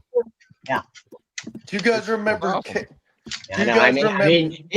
This show for kids was great. Oh, and what was the show I sent you a clip of, Simon? It was like a crazy kid show. They did like crazy shit on there all the time. Round the twist. Yeah, Round the Twist. Look it up, y'all. If you're not, do you guys remember the stupid movie Kangaroo Jack? That movie was Jerry O'Connell and I can't remember the other guy that was in it now. It was so bad. Anthony Anderson. Yeah. It was so bad. It was hilarious. Hey, if you really want to go deep, go on YouTube and find Romper Room. Hey. Oh yeah. Never heard of it. Never heard of it, right? I know about Romper Room. Romper Room. I know Romper Room. But you have to find the right host because there were several versions. The only romper room I know about is from Romp. Or everybody remember you can't do that on television? Nobody? Yeah. No, that's how young I am. The only romper room I know is from The Hollywood Squares. Oh, I think it's still on. The Hollywood Squares was, especially the center square. I can't remember what the actor's name was, but he was Hey, Glenn. there. Oh, I can't remember. I've heard the name 100 times. What's his name there? God damn it. He was hilarious. His laugh was infectious. I mean, when you hear him laugh, you can't help yourself. You have to laugh. I mean, I Is wouldn't. that the laugh. dude that wore the glasses and it's like his bottom lip stuck out all the time? I don't know. I can't Must remember not be. what his name is. Jesus Christ. Look it up. No, it wasn't Jesus Christ. That was somebody else. No, that's right. Yeah, that was someone else. That was someone else thousands of years before. Yes, my son. But he's often misinterpreted. Paul Lind. Yes, thank you. Yeah, the guy wasn't he in Cannonball Run. That guy was hilarious. I mean, everything he said turned into a joke. Everything he said turned into a joke. Mortal Kombat. Even if it was serious, it turned into a joke. He played Templeton the Rat in Charlotte's Web, the original cartoon. This guy is like way out there. He was my favorite on Hollywood Squares. He was my favorite. Not Bruce Valanche. He had this laugh that was like, Yeah, Paul Lynn's the greatest Hollywood Squares guy. I love the montage of Templeton at the fair.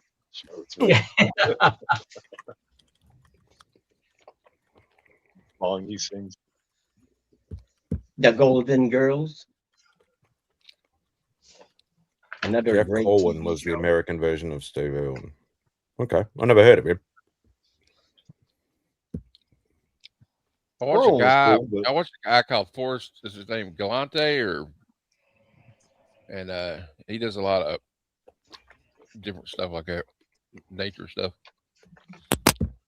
Thanks, Glenn. I appreciate it, I brother. probably said his name wrong, but There's one show that I saw when I was a kid. I can't remember what the title of the show was, but at the beginning there was this black guy. He was like indigenous to the country, and he was like just wearing like almost like a Tarzan bottom half there to cover his privates. And at the beginning of the show, he ate some kind of a freaking worm or caterpillar or whatever, and he ate it right in front of the camera. What shows did you? But that's incredible. No, but I mean, talking you're about? eating a fucking snail or whatever in front of the camera. And I was young, and I'm talking like 7 or 8 years old, and I could see this guy eating this shit. What the hell is that? Then none of us would have seen that. And I don't know what the show was. No, but none of us would have seen it on. None of Not us unless they were alive. rerun it. that traumatized me for a long time. I couldn't watch that show at all. I'd go outside. It wasn't Just an find what indigenous argument- Australian eating a witchetty grub. I have no I idea wish what they they were. The worst part is I can't remember what the title was, and I checked on Google. I tried like eating a worm, eating a caterpillar, or whatever, at the Okay. beginning of a show, whatever, and I can't find anything. So what are you eating, Spidey? Did you reveal? No. Sean didn't guess it yet. I know it's Oh, not yeah, Fear Sean. Factor. Come Not on, even Kentucky Sean. Fried Chicken. I'm 67. If I was 7 years old, that was 60 years ago. There wasn't any Fear Factor in those days. Yeah, it was called Living, but we didn't fear it. Yeah, exactly. The only fear you have to fear, it's fear itself. Now we had two. We had 4 voodoo. Canadian channels, and we had the one American channel that would come on at a certain time, and you better be there to watch because several hours later it would go off, and then you'd lose it, and that was it. So, What? Vegemite on. What the hell? That sounds terrible. Vegemite omelet. You're getting closer, Sean. I Not still quite. gotta You're try getting that closer. Vegemite. And I know that I can get the original Australian version on Amazon, so I'm gonna get some. I want to try that Vegemite. Yeah, I don't like- think they reproduce it anyway. I like salty, so I do too. I'm gonna have to try it sometime. yeah. I'm not gonna do what the dumb Americans do and grab a whole. Hey, maybe I can What? do You're an American, there, Vogs. Yeah, hold up here. Maybe I can do it on comics. I own my own country. Bugsy, the self-loathing. Wait, Rob. I thought I lived in Albonia, where the people live in. Nope. Yeah, I think I'll do it on comics curing cancer. Actually, My favorite. No, I love Albonia. The whole thing. I'll with get to try it Albonia. right there. Some toast and some Vegemite. Cool. No, if you're going to be doing on comics curing cancer, then you need to do it as a dare version. So you need to get a massive spoon and dip that big spoon in there and eat it. No. Yes. I am not going to be sick because of comics curing cancer. Come on, you pussy! They're talking about like taking Vegemite as a suppository, is what I'm hearing. Yeah. No. Gross. Don't recommend. Oh, Lovely. it's an exit. It's not an entry point. It's an exit point, and that's it. So High Spidey, is there? velocity. Spidey, I have a question though. Serious question. Yeah. Is Vegemite good on anything besides toast? You can have it in a sandwich. Some people put it with cheese and with a sandwich. You know, it's just depend on your palate. Like we're brought up on it. Obviously, if anybody's never eaten it before and they're trying to eat it in their adult life, it's quite a shock to the system. Also, you got to start out small. Just put a little bit. Yep. Yeah. I heard We got Marmite- Gary B. We got Gary B hooked on it. Me and Simon. Nice. He has it for breakfast a lot now. I heard Marmite's not that good from the UK. Yeah, it's disgusting. And that's coming from an Australian who eats Vegemite.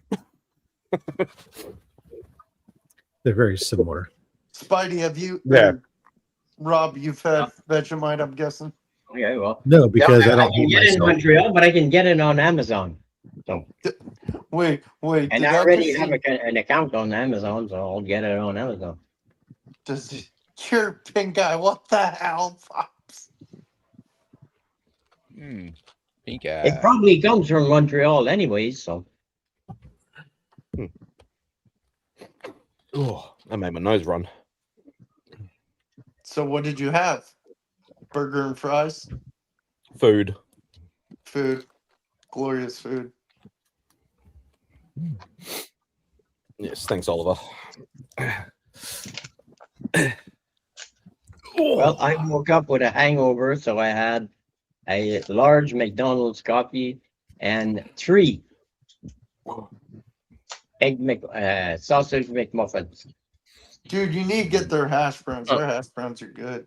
Oh yeah, their hash browns are excellent. I know for a fact because I've been eating them since I was like 18 years old.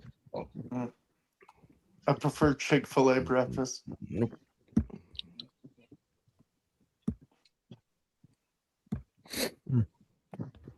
I don't think anybody's gonna guess what Simon had.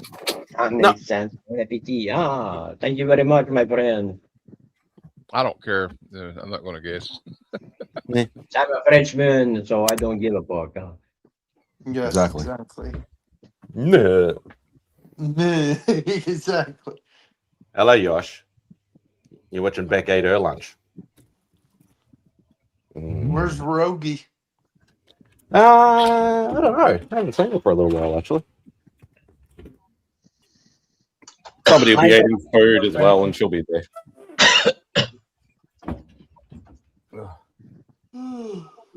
Oh, boy.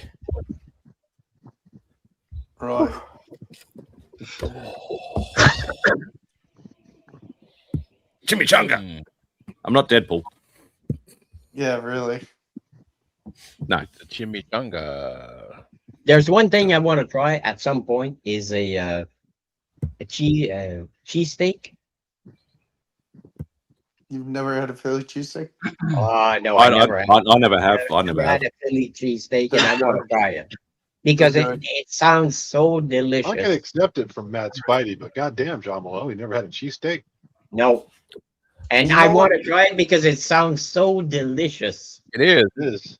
It is. You know what I really need to try that's Canadian that sounds like I would just get super Tim fat Hortons. Poutine. Poutine, exactly. Oh yeah, you need Poutine. and you need the Quebec poutine, not the cheese fucking curds rest of that's Canada poutine Hey, from Quebec. John, is it true the cheese curds that squeak are the best? Cheese curds that squeak. You need cheese curds that squeak. If they don't squeak, they're not fresh. So here's a question from obviously a non-American. Is the cheese inside the steak or on top of the steak? For what, a cheesesteak? Yeah. It's The a cheesesteak, sandwich. it's on top of it. It's a sandwich. Yeah, it's Yeah. cheese. Oh, It goes on top of it. Depending upon what version of cheese steak sandwich you have, it'll be 100%. one of a couple different kinds of cheese, and then you'll have whether or not it's onions and peppers or just onions, or whether or not you put mushrooms in it or not. Those are all different elements that go to it, but it's on top. Yeah. Okay. Yeah, just the way that some people talk about it, it sounds like it's like injected into it.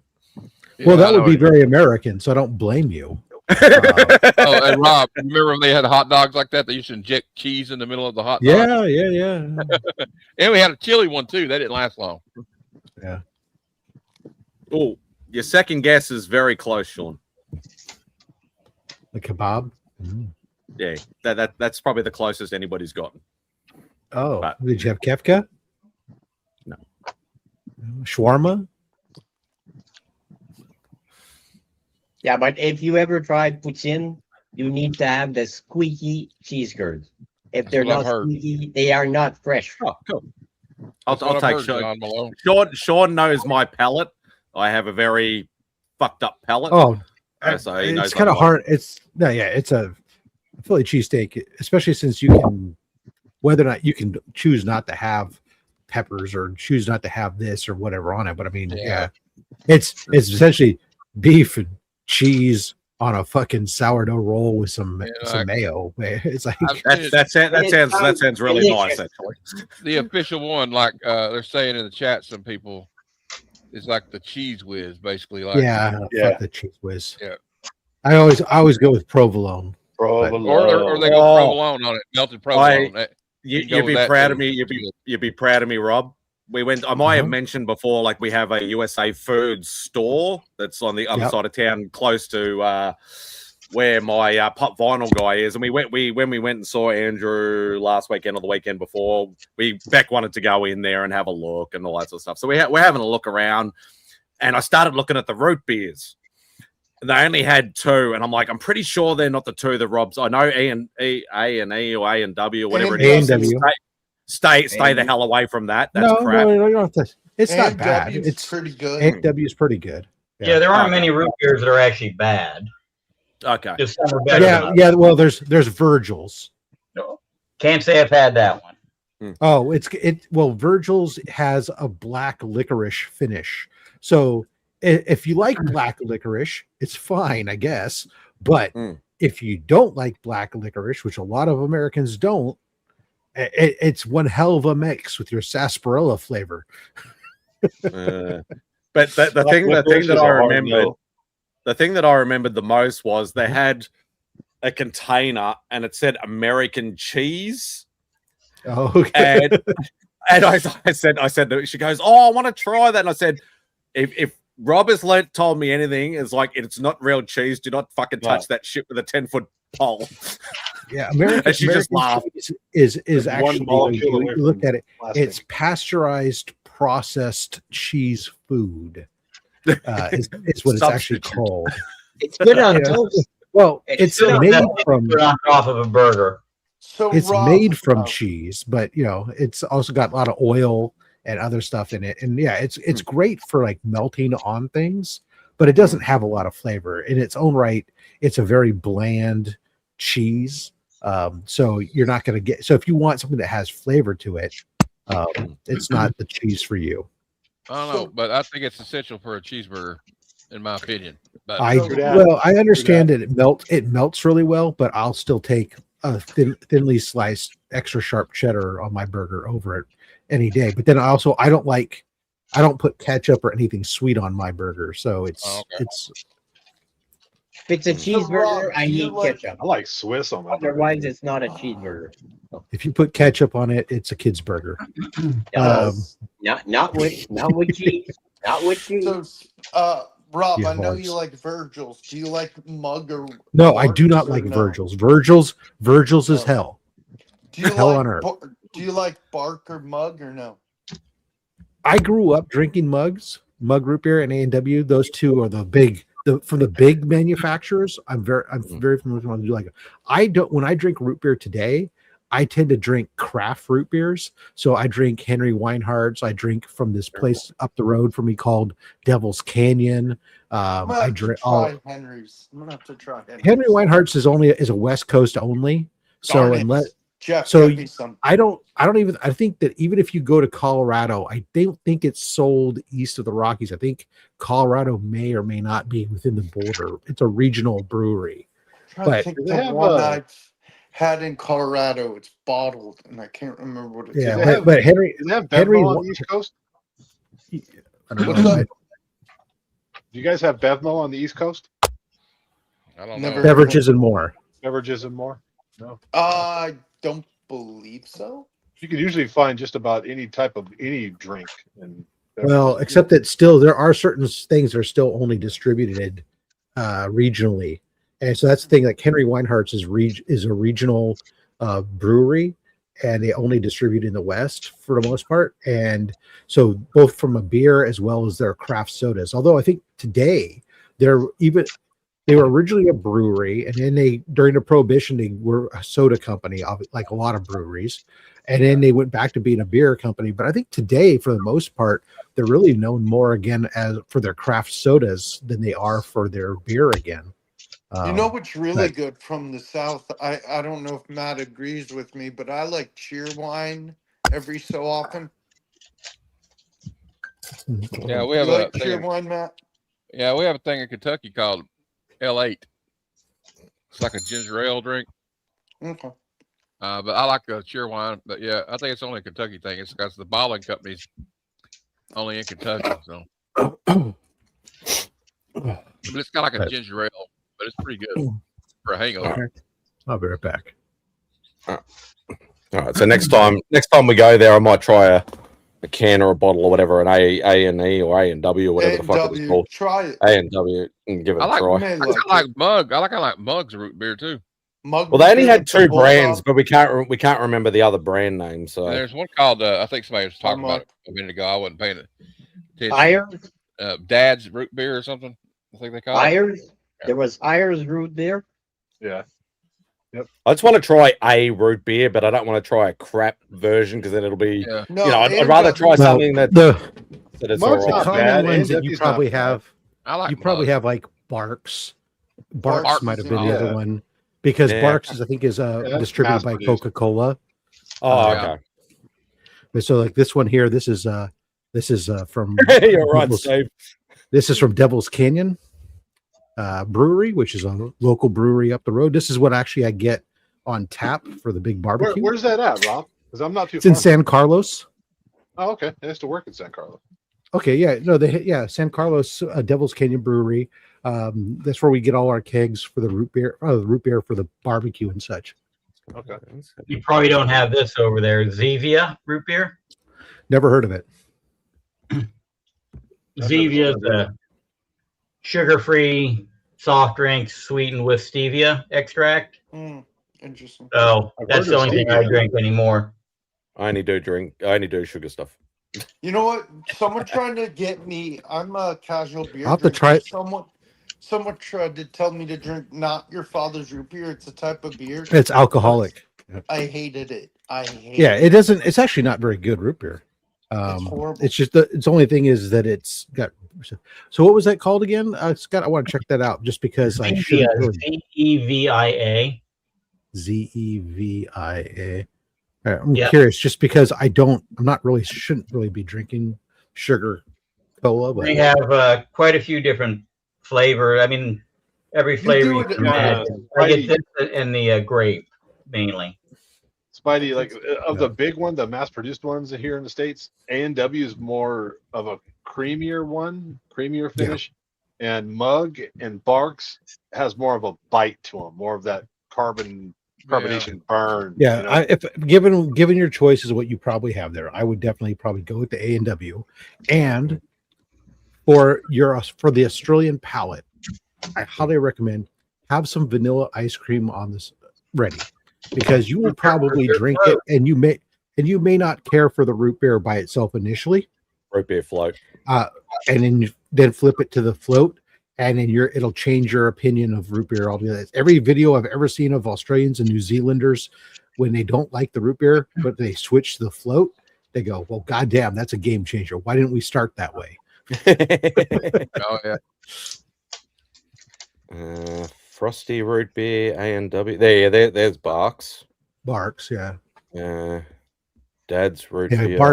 Barks is circulated by Coca-Cola Company, so that's Barks would be my choice out of those. Yeah. A&W supposedly just released a new version. Oh, what's that? Oh, Stewart's is good. Stewart's is really good. I didn't see. Yeah, Stewart's would definitely be my just choice. released a new version. Let's see what else you got there. IBC is great. IBC is the best root beer I've ever had. Well, it's good. Yeah. Hank's so that's good. That's the shit stuff. Do not buy. Yeah. Unless you hate yourself. I mean, it's fine. What's on the second page?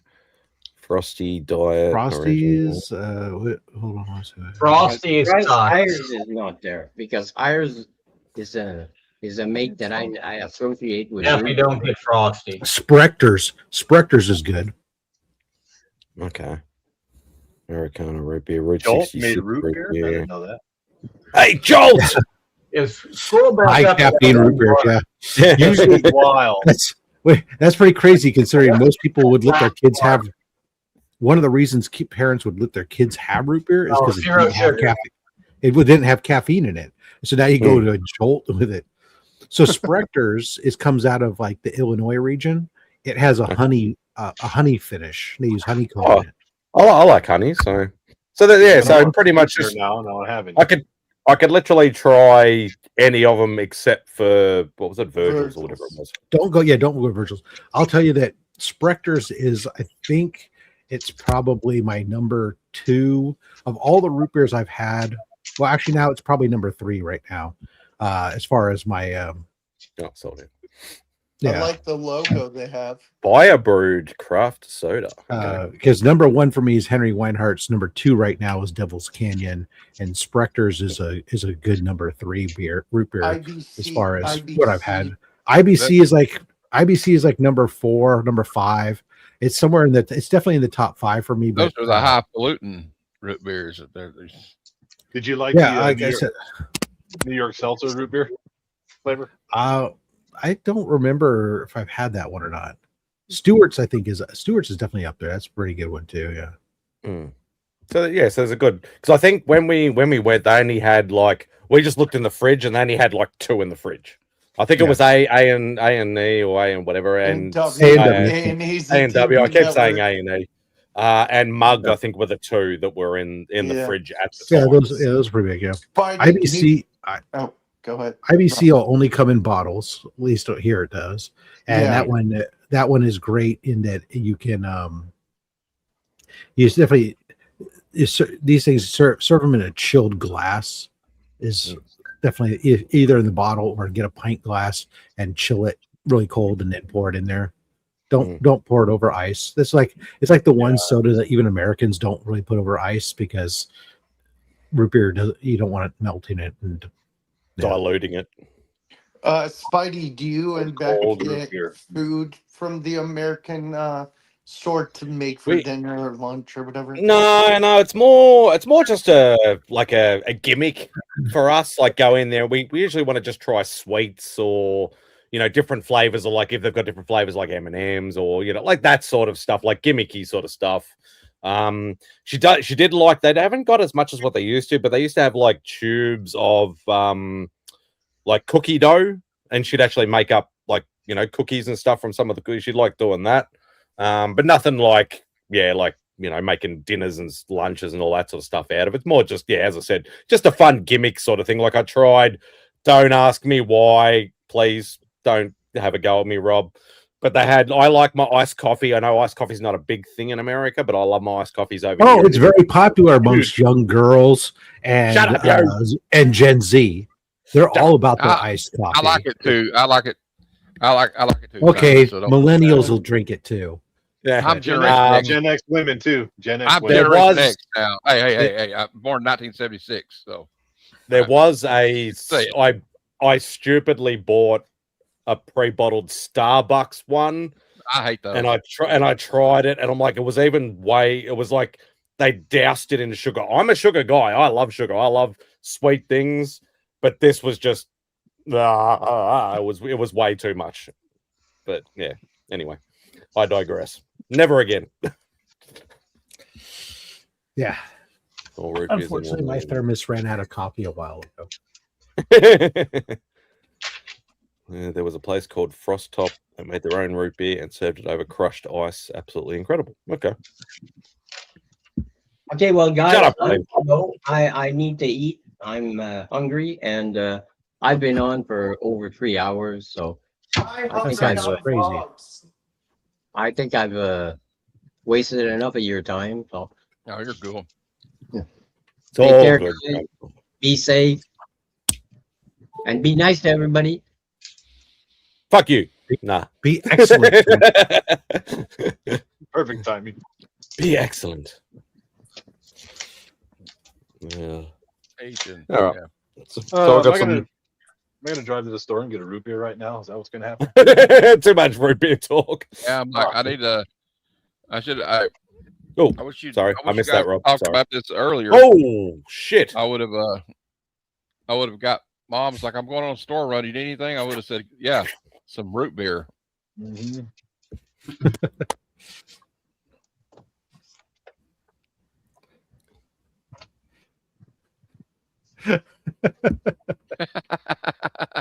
Hey, different countries have different palates, have different cultures, have different all that sort of stuff. So there is nothing wrong with it.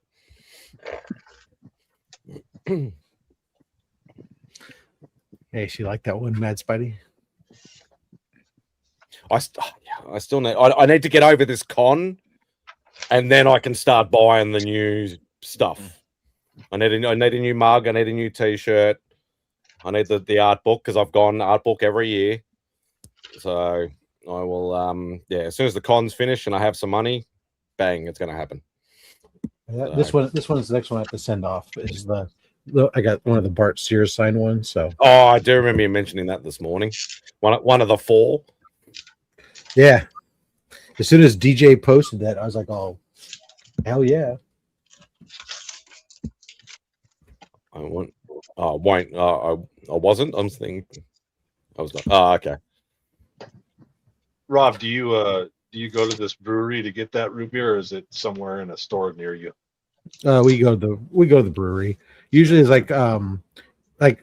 we just stocked up on a bunch because we just had the barbecue, and so we had gotten a keg of beer and a keg of root beer from them, and then they lend you a jockey box for the week, and then so we were taking it back, and then so we'll buy a bunch of it stock up because it's about depending upon traffic, it's anywhere from 25 to 35 minutes away. So you're in Brentwood or something like that? No, I'm in Santa Clara. I'm Clara, okay.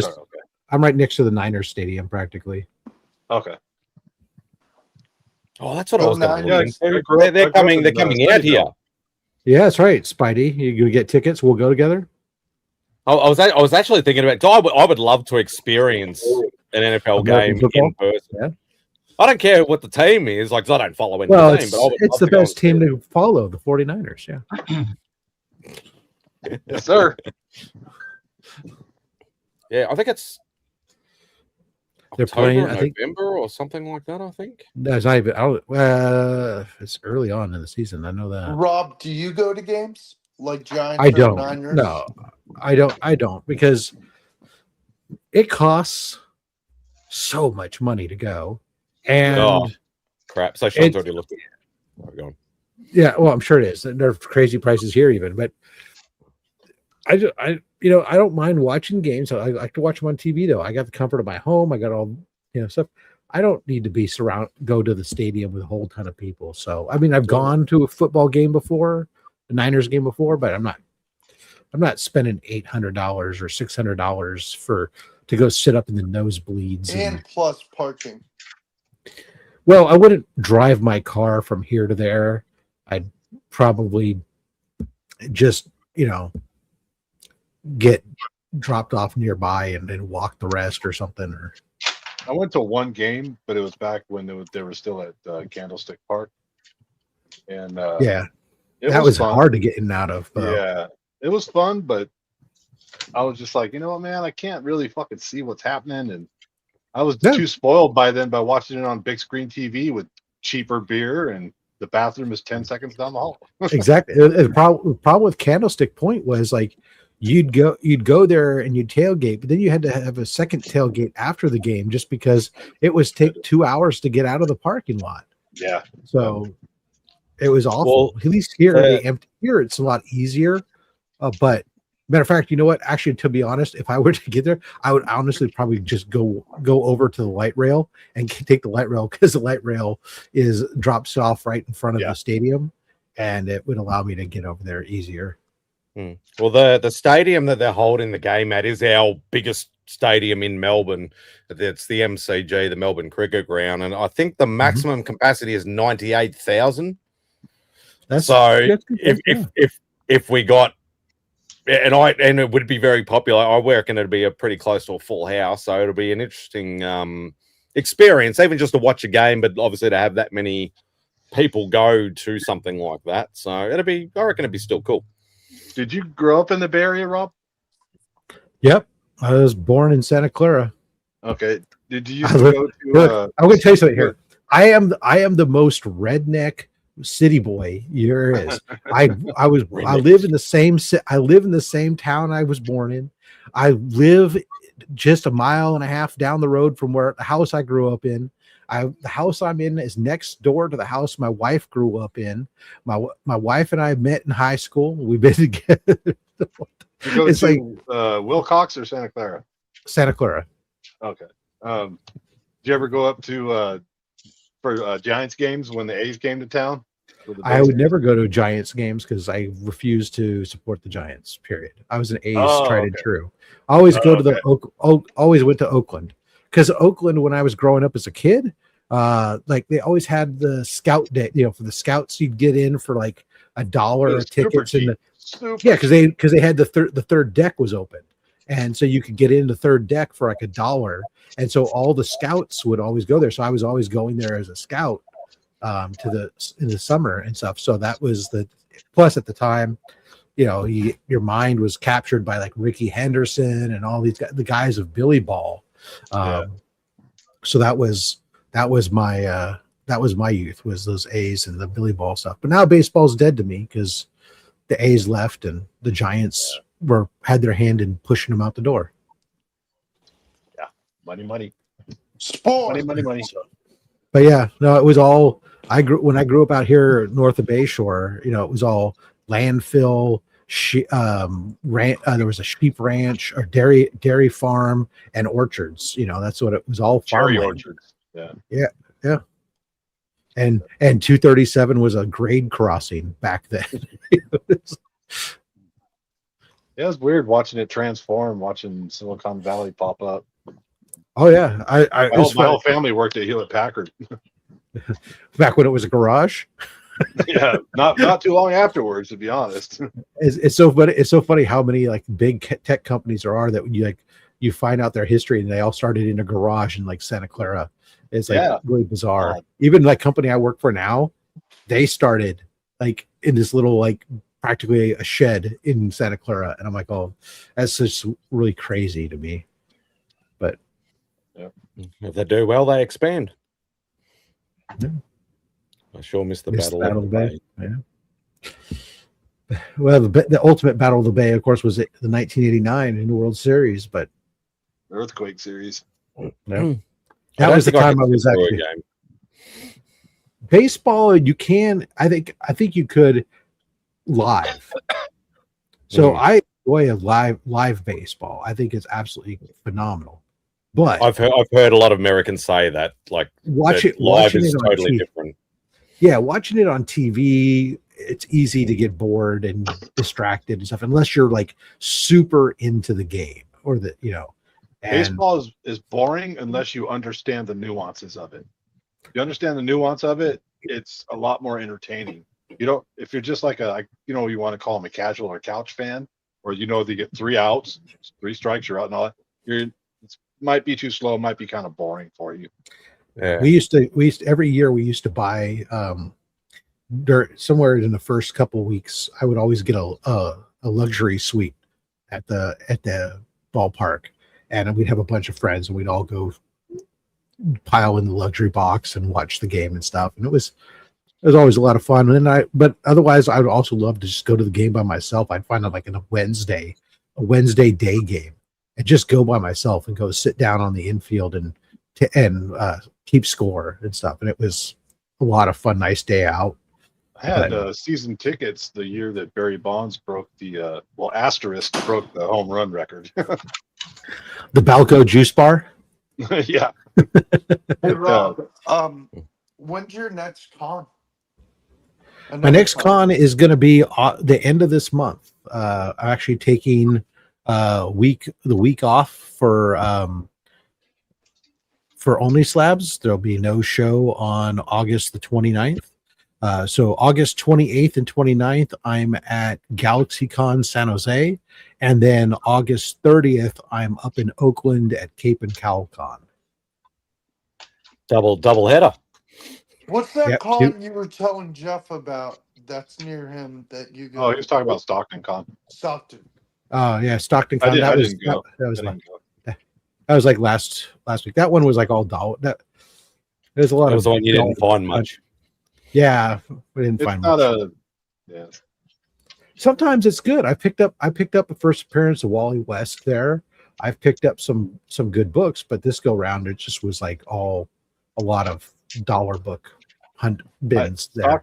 Stockton is where I worked, so I just don't like to go there unless I have to. I think Jeff's coming back here next year. Hopefully. That all depends on the health of my wallet at the time. It's not cheap to fly out to freaking the other side of the United States whenever I want to. I am going to Heroes Con. Yeah. Blah blah blah. Far across to the other side of the country. Oh. I did miss you, Rob. Yeah, I had place to be. Yes, you did. Family first. Oh yeah, by far. But dude, yeah, I get that one in. I think after that, oops, go to my calendar. What is in September? I think September is another Berkeley, wouldn't you? No, Berkeley is this weekend. It was today. Okay. They've only been doing it on Saturdays lately, so I haven't been going. Although they're trying to get me to come do Only Slabs live there. Oh, that'd be cool. Be very noisy though, and be very hard to control. I don't know. It might be interesting. Well, I might try it out sometime. My next con after that won't be until I have nothing in September, but October 4th will be the San Jose Super Toy Show. So. Rob was celebrating no more tuition. It is true. It is nice. It is nice to not to write that check every Time you Keep turn up around. toys. Matt, you saw my video, right, with those G.I. Joes? Yeah. I tell you, I didn't tell Simon about the mix-up I had at the But comic Matt, shop. I'll send you those. I went to buy the Destro, the spoiler, like said, it's like a vehicle. The Destro flies around, like a hovercraft.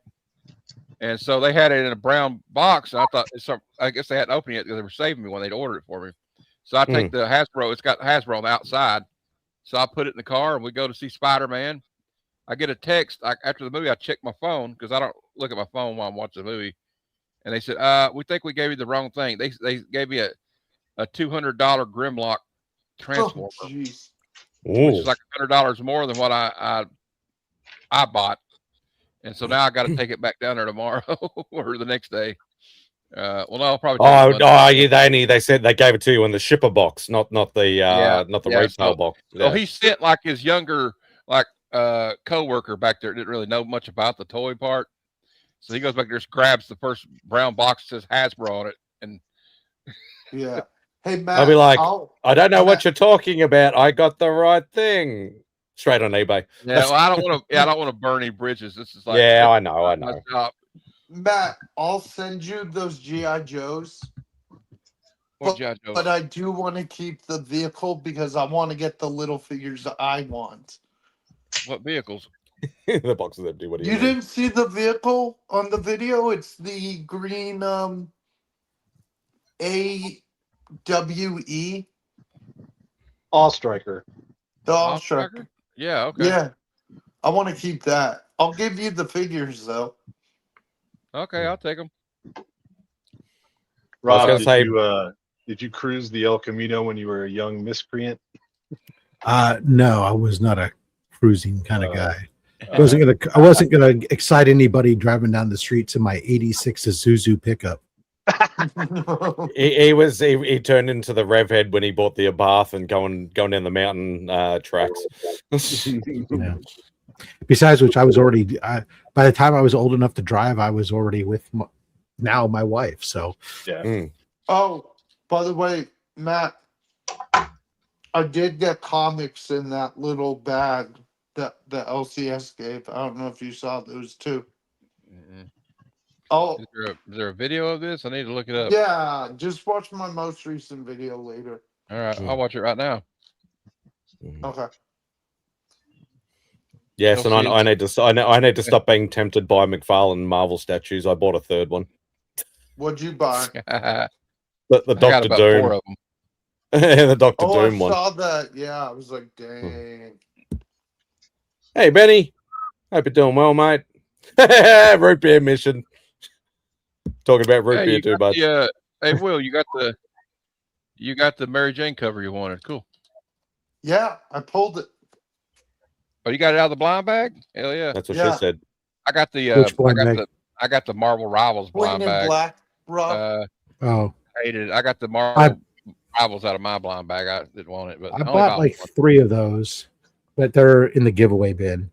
Cool. I came really close to my shop had the 20-pack box that had each 20-pack box has an exclusive in it. And there's all exclusive only to the box. Oh, that's the pre-sealed boxes. Yeah, I've seen a few people show them. I don't even know if, and I've mentioned this before. My local comic shop, anything that's sort of new, that's Spidey or whatever, they quite often would just put it in my pull box. And if I want it, I want it. If I don't, I don't. Sort of thing. There's just like chuck it in there. I'm hoping they actually put the Queen in Black in there. I'm not. They won't put blind bags in there, but at least the cover. Did you see the Mary Jane cover for it? I haven't seen any. I have not seen any. I'm gonna say something stupid. I can't say technically I pulled it, even though I said in the video I did. That's what she said. My LCS owner, I went to him on that day. I got the little goodie bag for Sergeant Rock Day. I told him, I'm like, yeah, I'm looking for the Mary Jane cover in Queen in Black. He's like, did you see the Mary Jane cover? I said, yeah. And he's like, yeah, just this is a pre-opened blind bag. I think he said it was his. And the Mary Jane cover's in there. You can have it. I was like, okay. Yeah, nice. So quote unquote pulled it, not really. I've never opened any of the blind bags of any of them. They're just not. They're not as regularly available here. They still are around, but not much. But you know, Spidey, you want me to get it? I can show you what it looks like. No, it's all right. I do. Or you can watch my video like you do every so often. Rob wants to see it. Go get it. Go on. What, Rob? I want to see it. Let's do it. Who's a fraud? Yeah. Yeah, maybe one day I'll open up a blind bag, but I'm not overly fussed. As long as I get a cover A for something I want, I'm fine. I'm not getting into the variant game. I've got too many old books to buy. Isn't that right, Scott? I just buy one blind bag and see what I take my chances, you know. Yeah. I'll stick to my old books. There you go. I'm leaning more into the toys and old comics. I bought way too many new ones this time, and I'm like, I don't know if I really like this anymore. What's going on, Tate? What's up? Yeah, I can be Alice again.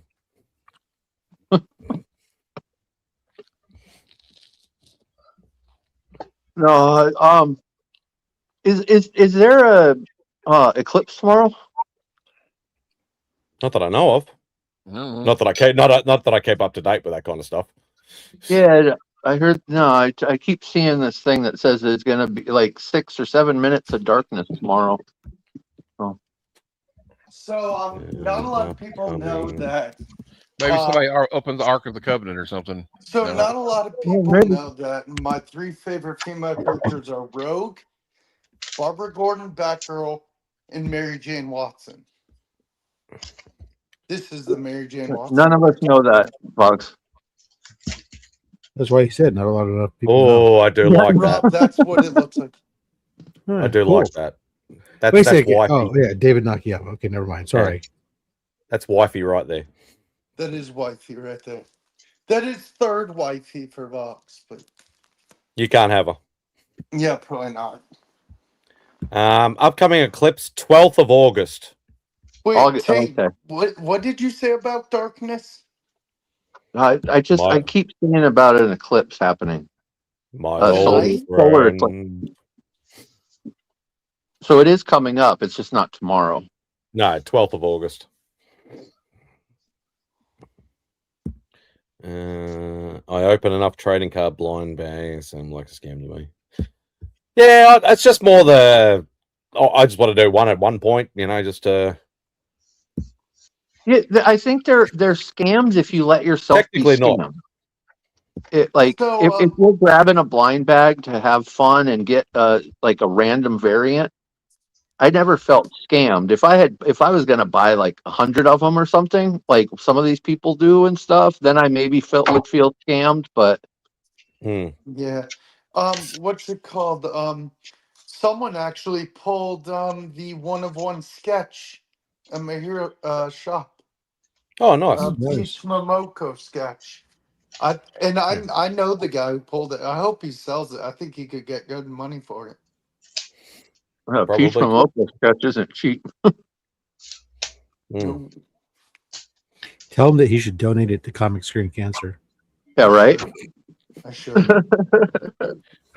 Yeah, what piece of art are you donating, Mad Spidey? I'm near the show right now, and lies. Hey, if I had anything I didn't want, I definitely would. Oh, you think I don't want the books I'm donating? I don't fucking start her off. Oh, God. Hey, Rob, DM me your address and I'll send you a care package. Yes, sir, I will. Thank you.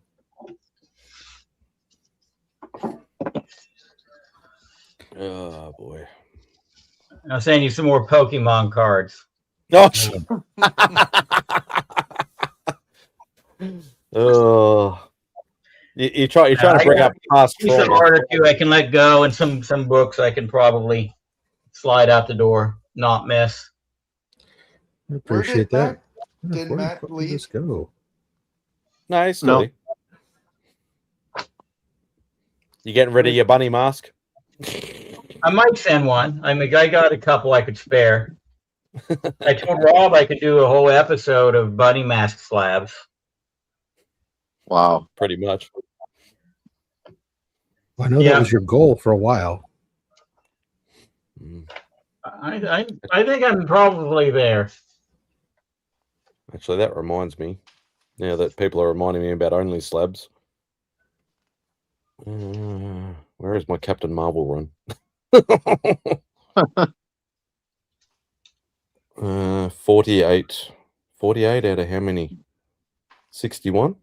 I think it's 61 book run. About 12 issues. Where the fuck is Calzone? Spidey, I forget. Did you say the first appearance of Mary Jane on the cover is pricey? It shouldn't be like, if you don't want it in a higher grade, it's not a massive. Like, it's a very historically important book, obviously. Because isn't it the one she's in front, like on the stage dancing? Yep. Yeah, well, that's first cover appearance. Actual first appearance is 43. Well, first time you see her, first full appearance, and then there's the first full face, and then there's the two previous cameos. Her first cameo is in ASM 25. And then there's 31, 43. Oh fuck! They teased her for a really long time, huh? Like they mentioned her and stuff. It's shit. The first two cameos, her face is hidden. But yeah, that's why I always joke when people say like, "Oh, well, Gwen was the one." It's like, how could you don't introduce a character and tease them for 2 fucking years for them not to be the one? I have them all, Sean, so I don't need to remember the numbers. Gwen, to me, Gwen was always the side piece. She's the one that came in between Mary Jane and Peter at a point, right? Like, I agree. She was the one that Peter thought he wanted until he met the one that he needed. See, guys sometimes think that they know what they want, but in reality, very true. All right. Well, I am not seeing that I can order a calzone from the app for my son. Is that on the fucking website only? That is no.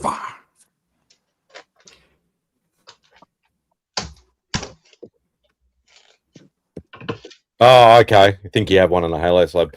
Yeah, well, as we mentioned, Sean, it's a couple of cameos, first full appearance, and first cover appearance. So. I think the money book is 43, I think. Because that was like the second appearance of Rhino or something like that. That's the one with the smelting pot on the cover? Okay, hold on. Which one were we asking about? Mary Jane. Sean's asking because he's worried because he's still got a whole pile of Halo slabs. Oh, which one is the first what? First appearance? I think the money book more than anything else. I think is 43, I think. So it's not really, I don't know that any of them is really a big money book, but 43 is the first full appearance. That's the one with Rhino on the cover. 42, I think it's 42 is the one before it, which is the blue cover, which has got Spider-Man fighting Jameson's kid in his astronaut gear. That's the one where we get her first face appearance. Then she says, "Face it, Tiger, you just hit the jackpot." Then I always remember 25, which is the first book. I don't remember what the one that was in between 25 and 42. 31, I think, which was the first Norman Osborn. Not Norman Osborn. Fuck. Why is my brain frying? 31 is the first Gwen Stacy and first. Oh, there was one. Isn't there one? As I said, my brain. I can't remember those fucking numbers anymore. My brain is fried. Harry, thank you, Sean. I was thinking of. I'm pretty sure she's got 31 is Harry and Gwen. And Gwen was it? And is also your first or Warren Miles. Warren Miles, yeah. That's why I always say that 31 is one of the most important books in ASM or in Spider-Man lore because of the characters it introduces in that book. Yeah, we all know how important the Jackal is. Well, but from a ramification standpoint, yes, lasting impact between Harry, Gwen, her death, the impact that it has on him, and the impact that the clones have had because of Professor Warren over all this time. Those are really significant elements, and longevity impact too. Yeah, for sure. exactly. Or just get them all, like I always say. So yeah, 25 is the first cameo of Mary Jane Watson. I could have sworn there was one in the 30s. I'm looking, but yes, 38, which is also the last Steve Ditko, is the second cameo appearance of Mary Jane Watson.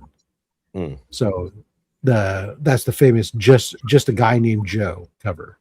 And then 39 being the first Ramita, but then you get Mary Jane's third cameo / first time you see her face is 42. Then 43 is the first full appearance of Mary Jane. I'm gonna get her. I want to get her first cover in a low grade. So probably first full and first cover are probably the two slightly pricier books. I would assume anyway. Just depends on the grade and what you're looking for. I mean, there are Silver Age books, so I'll tell you. Let's see. So I'm looking at. I have 42 and a 7, and 43 and a 6, and they're both around 200 to 250 US dollars. Gotcha. So if you aim for a 2 or a 3, you'd be right, Fogsy. But but I'm saying mid grade's not that expensive. No, for considering it's a Silver Age book and the focused importance of the character. Yeah, that's a book on the back burner. The first real big book I want to get is first Barbara Gordon.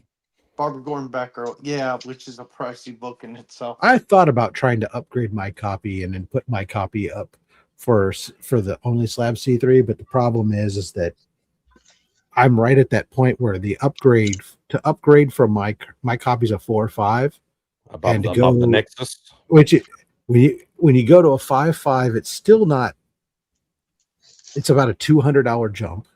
It becomes about a $700 to $800 book, and if you want to go to a 6, then you start talking about just under $1,000, and it's like I'm not sure I really want to upgrade that book that important. It's not that important to me, I don't think.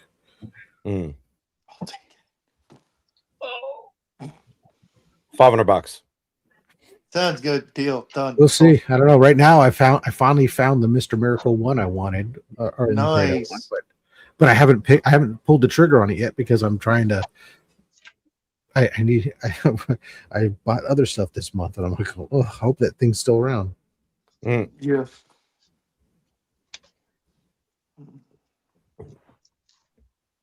Oh, phone just started an update. Damn, that sucks, Tate. No. Yeah, I'm hoping something big falls into my lap on next Sunday. But if not, I'm going to start trying to finish some runs because I'm so close with so many runs now. Yeah. I realize in my premiere run, I'm only 2 books off. So get those 2, finish my Spotlight run, finish my Captain Marvel run, finish. What else am I close to? Fuck. Going after so many runs, I can't even remember now. Are you doing a Moon Knight? Submariner run. What was that, Voxy? Are you doing Moon Knight? I dabble in Moon Knight. I'm not really going after a run, but it just happens with me. Matt's like alive. Where were you? He was getting a root beer. I thought that was Jeff.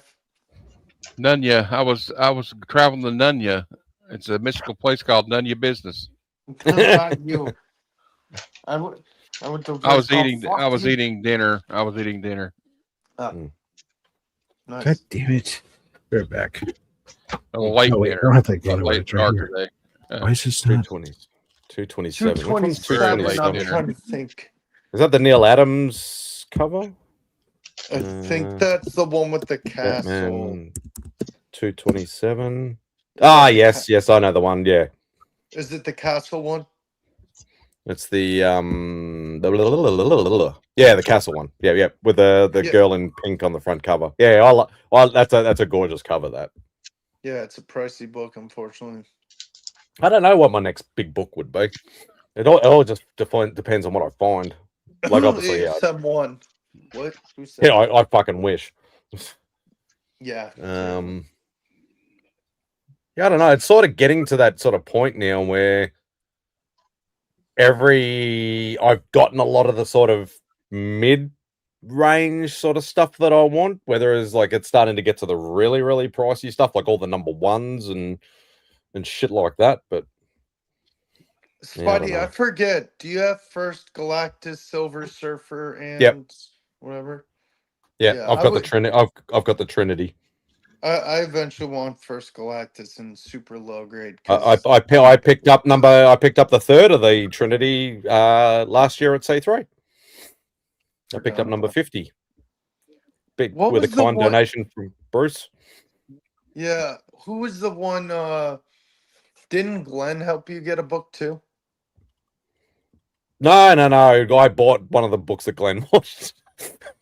Oh yeah, dude, it's funny because Matt and I never hear from him anymore. Oh, you're not talking about this Glenn. You're talking about a different Glenn. Flat Earth Santa. Oh, Flat Earth Santa. No, he offered, and he goes, "I'll keep an eye out and stuff like that," but I never hear from him. So No one does. He's probably just a busy boy. Who knows?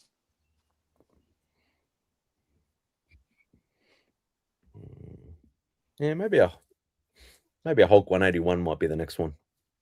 That would be cool. I have either side. I just need the freaking big ass book in the middle.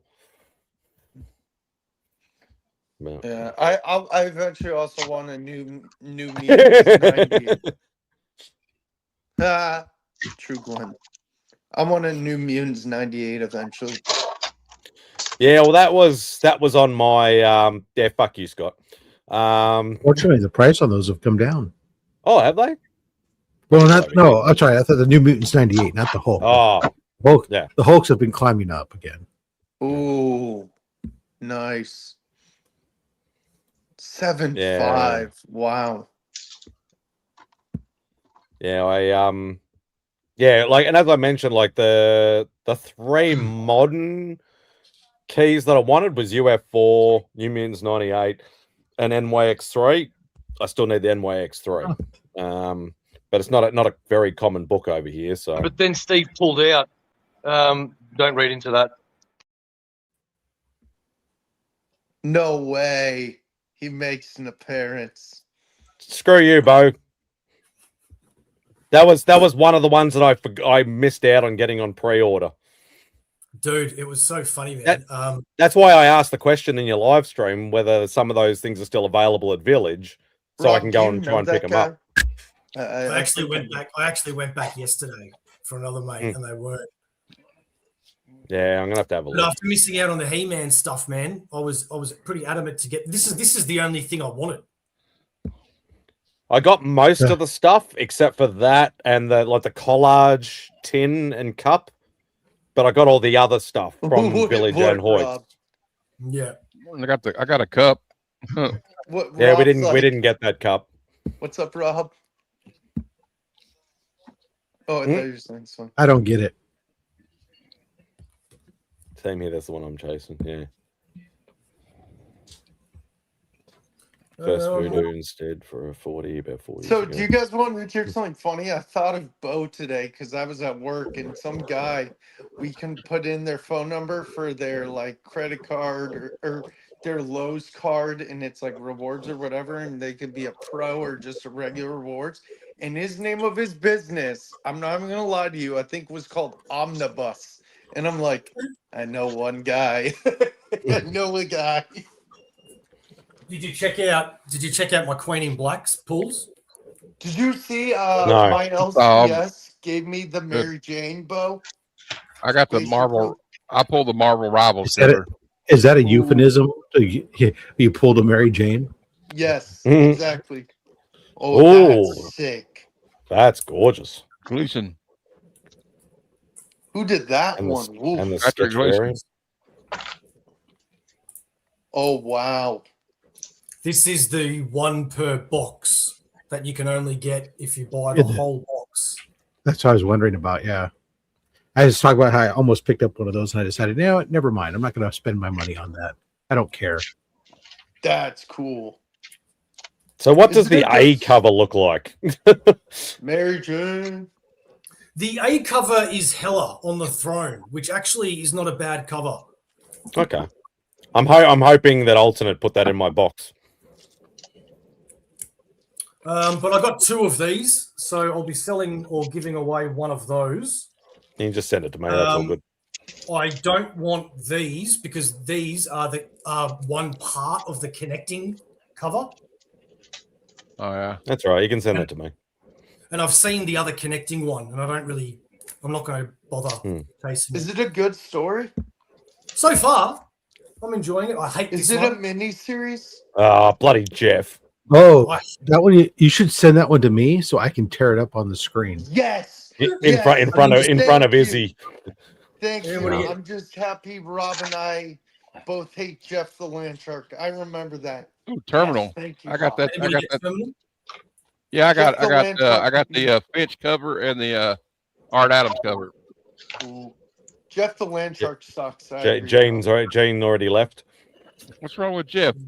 Well, you're just hating on him Jeff because the the Land ladies Shark like him. sucks. Rob agrees with me. He's I terrible. don't care. The other one I want to show you is: has anybody heard of the anatomy books that have come out? DC did one, and then Marvel did one, but I don't think it was actually through DC or Marvel. It was just DC characters, the anatomy of DC characters, and then there was the anatomy of Marvel. No, I haven't heard about this. So I've heard of them, but I've not ever seen them. They're really, really good. I've got them all. I've got them both in the other room. Anyway, they did a new one, which was the anatomy of a mutant, which was the Turtles. That's really cool. And it's such a beautiful book because what it is, like all of this is like embossed. Yeah, embossed. It's almost like buttons, like on them, glued on, and all that. But anyway, what it is it's a real scientific breakdown of how everything works in the body of these characters and whatnot, right? The application of biological science to fictional characters. Yep. Yeah. So hang on, I'll try and it goes through all of them, right? Like, obviously it'll have Donatello, and then it'll have all of what makes Donatello. But it goes into all this sorts of shit as well. Okay, that's pretty cool, actually. Something a bit different. They're just so cool, man. Like, yeah. Does it show how a turtle can't even get my words out. Turtle poops. No.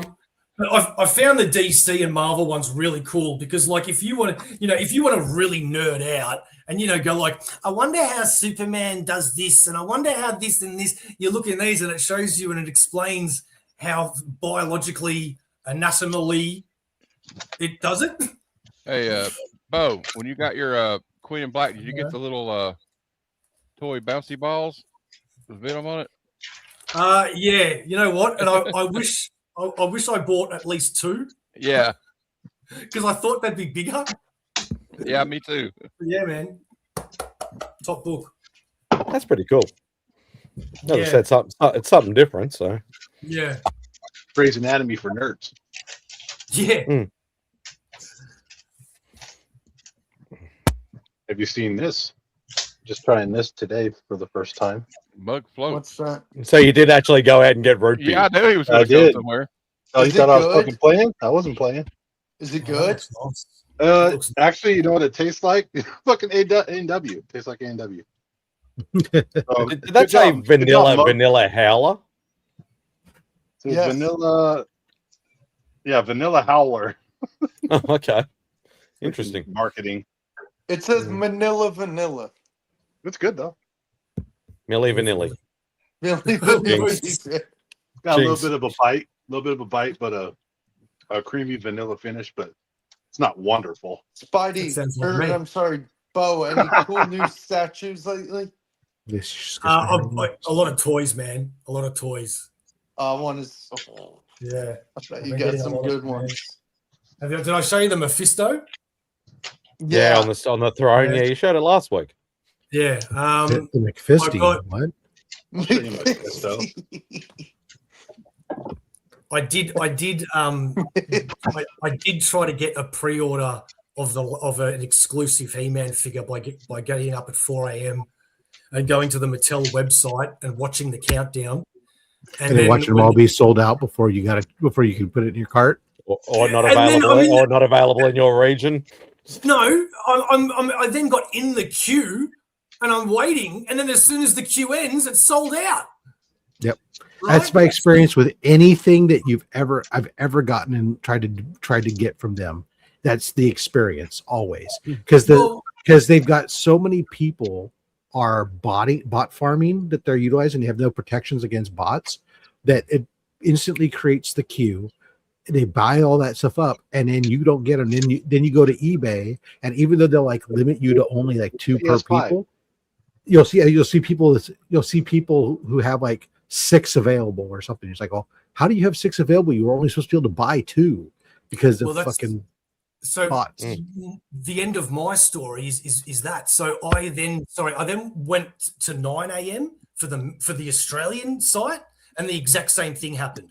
I then went straight to eBay and looked it up. And by the way, the figure it's Skeletor Jimbro. Has anybody seen that? Yeah, it's in the I've seen it. It's go to Pop Culture, they'll probably get them.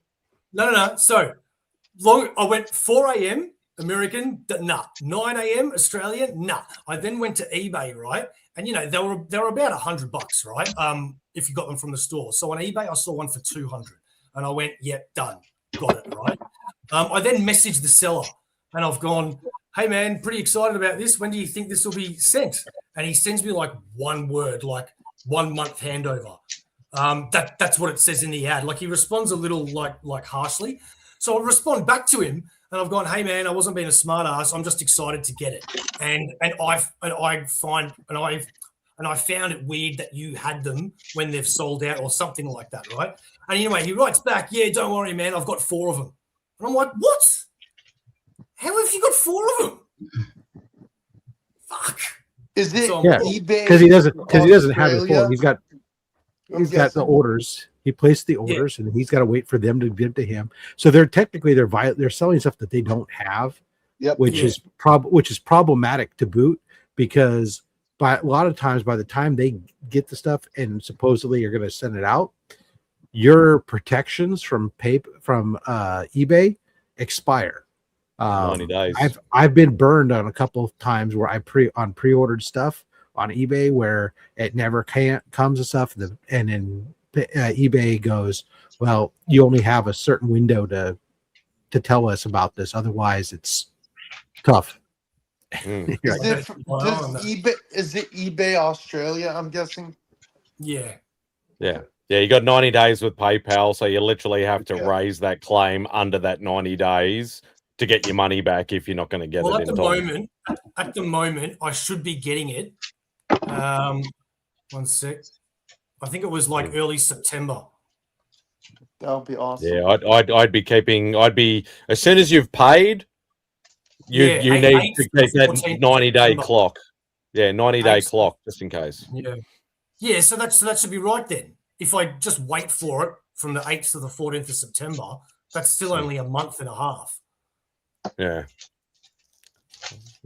Just keep write it down somewhere, like your dates and stuff like that, just in case you're like, 8th of September, even a week after that, he hasn't sent me a tracking number or anything like that. Yeah.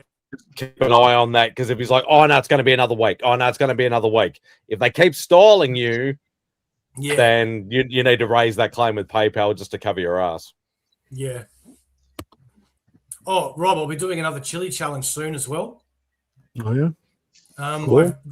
I don't know if you guys have heard of her, but Loowee Calcaterra. She's really funny, and she did a Kickstarter. Anyway, I backed the Kickstarter, and while I was talking to her, I found out that she's a chili lover person, right? And she makes her own chili sauces, just like we've spoken about, Rob. Anyway, when her Kickstarter came, she made me a special tier just for me, and it was whatever I wanted with the Kickstarter, but also 8 of her sauces, and she'd put them all in a thing. Nice. One of them didn't make it because it was unlabeled, but the package is here, so I'll be doing an unboxing / chili challenge. So nice. And what are you going to use? So you said it was unlabeled. So that mean what? Your customs took it out and confiscated it. Yeah. Hey, Bo, did you see Odyssey yet? No, I haven't. I did see Spider-Man. Go see Odyssey. Yeah, I want to. It's really good. But I've seen a lot of good stuff recently, man. Has anybody seen Cape Fear, the TV show?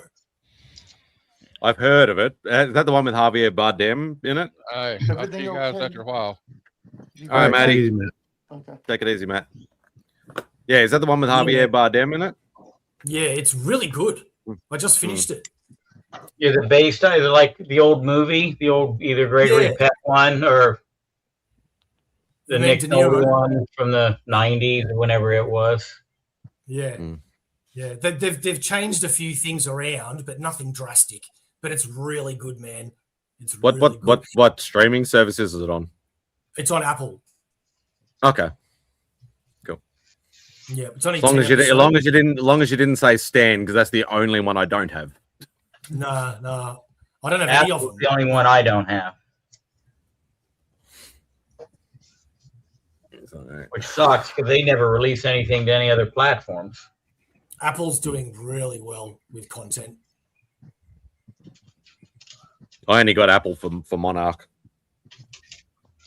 Did you see? I haven't watched anything else on Apple. Rob, did you see Death of Robin Hood yet?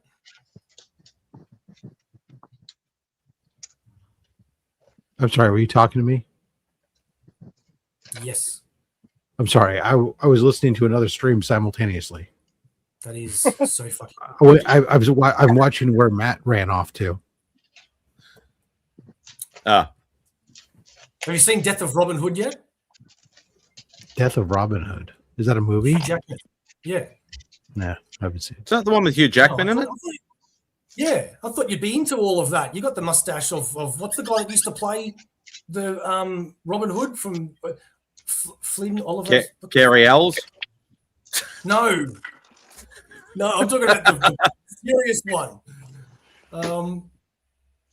Like from the 60s or oh my god, I'm going blank. Hang on a second. Robin Hood actors.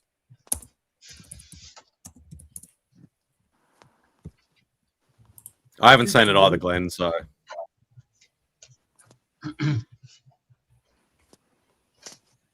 Errol Flynn. That's who I was thinking of. Errol Flynn, yeah. Yeah. Another Australian actor. Is he? Errol. Really? Errol Flynn's Australian. He's from Tasmania. I didn't know that. Hey, Zaz. Have you never heard the Australian Crawl song Errol? Yeah. That's literally what it's about. Oh.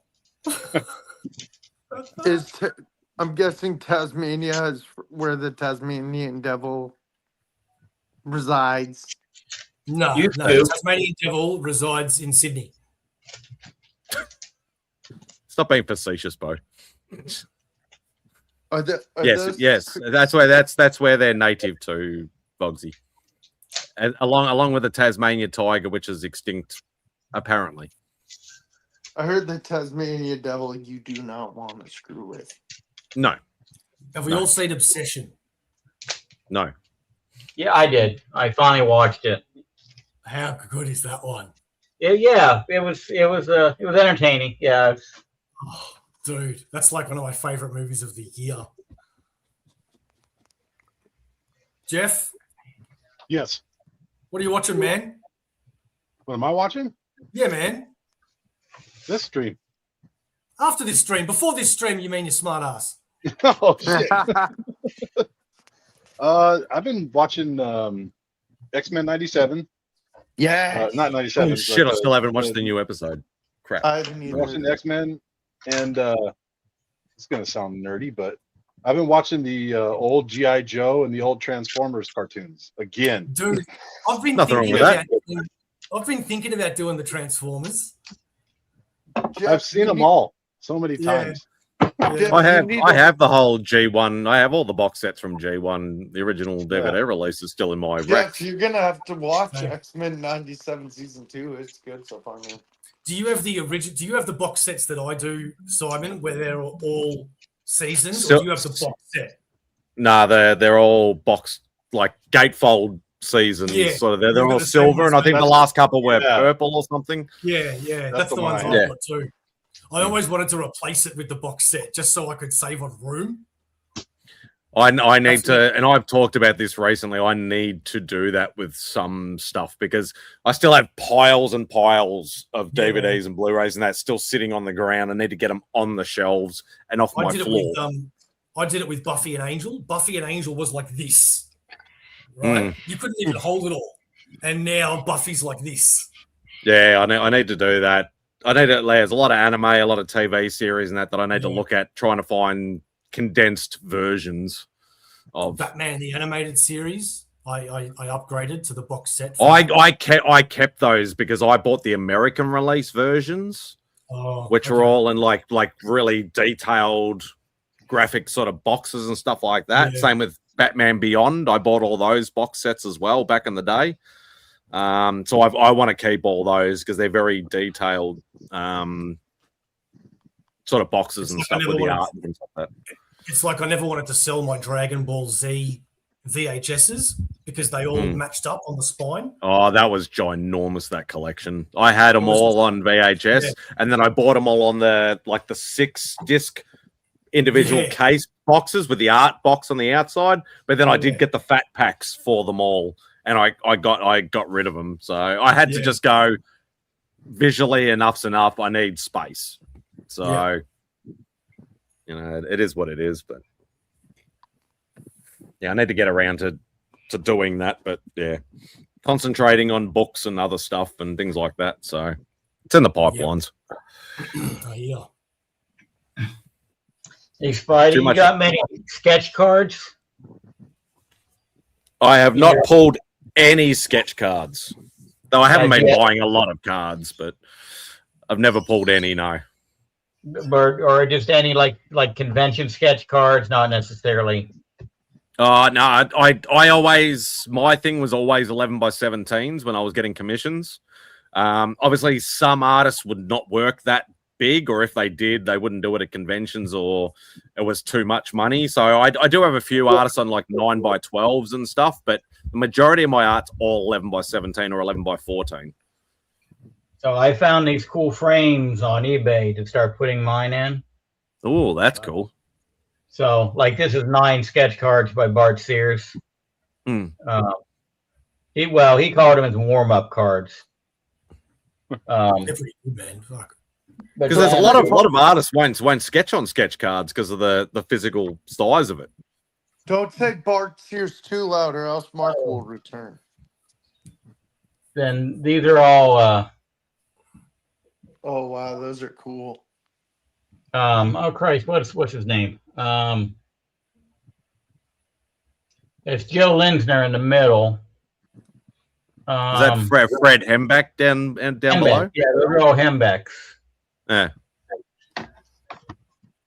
I have a Mary Jane from Linsner on an 11x14 original. And it's kind of more random vectors. Oh, and then those are all Hembeck specters. They're cool. You'd think one would have been enough. Oh no! Oh, silly boy! Silly boy! Isn't that cute? They're very cool frames. But yeah, I never got into the sketch card thing. I always wanted to try and get the biggest, like maximize my dollars as much as possible when I was doing the original art stuff. So yeah, sketch card, like they're cool. Like I'd love to pull one out of like some of the, the occasional box or something that I that I buy of actual cards, but yeah, not actually commissioning cards. No, it's not really my thing. Speaking of cards, are you getting any coming in soon or no? No. I need to. I'm only going to do it every now and again. I don't want to get hooked on it too much. As I said, there's still too many big books that I got to buy, things like that. I need to save some dollars and stuff, and maybe eventually something bigger. But what's this? I thought was getting Netflix, Disney, etc. for free for months through my cell phone plan until I actually looked at my credit card statement. Ouch. Yeah, how are you going with streamlining your collection, Glenn? Are you getting closer to, giving away or selling or whatever those books? I know you were looking at maybe sending Rob a care package for C3 of some nice stuff, hopefully. So. Oh, I'm gonna go in a minute. Ah, nice, nice. Now that you finish your fishing trip. Sorry, Jeff, go on. Well, I was gonna say it's another thing about with me anyway, for having Disney Plus, I get sucked into shit that I've already watched, 5-10 times, but I still love it. Like if I get sucked into Star Wars world, I'm gone for 3 or 4 days. You know what I mean? I'm not watching anything except Star Wars stuff. And then I'll watch just one of the X-Men movies, and then I'm watching all the X-Men movies. It's just I don't know why. You would have heard of me, like me and Mark, me and Matt, a few other people talk about like sometimes you just want to rewatch stuff that you'll enjoy. Yeah. And not worry about whether it's a new thing that you're gonna maybe like or not, and hey, what's going on, Roscoe? Roscoe. You know what I watched last week? Harry and the Hendersons. There you go. I hadn't seen that in like 20 years or more. Yeah, well, I watched, as I mentioned, I finally watched Master of the Universe yesterday. Now that it's free on Prime, and then I rewatched the recent Roadhouse movie, which a lot of people didn't like, but I actually enjoyed it. I know it's not the Swayze Roadhouse; it's different. Yeah, pain don't hurt. Sorry, Rob, what was that? One more beer, me. Pain don't hurt. But I enjoyed it. I enjoyed the Gyllenhaal thing. Conor McGregor was actually okay in it. He playing these crazy usual self. Yoked out Conor McGregor was awesome. Yeah, he was exactly who he was supposed to be. Yeah, he was literally playing his real life character. I did watch Darth Maul. I liked it. I thought it was awesome. Oh, the series. Yeah. Yeah, I haven't watched that yet. It's good. Pretty good. All right, fellas. That was a quick one today. I will catch you some other time. Yeah, just like so many times before, your stamina is lacking. Well, you know what? At least I'll rock up to other people's streams. Do you think this is my stream? You're here. It doesn't make it my stream. At least Spidey. At least when Spidey doesn't rock up, he's like, dude, I've been working all day and I'm tired. And I get that. You're just like, sorry, I'm on somebody else's show. I'm on somebody else's show, and you're talking. You want me to come on your show to talk about something that I didn't watch?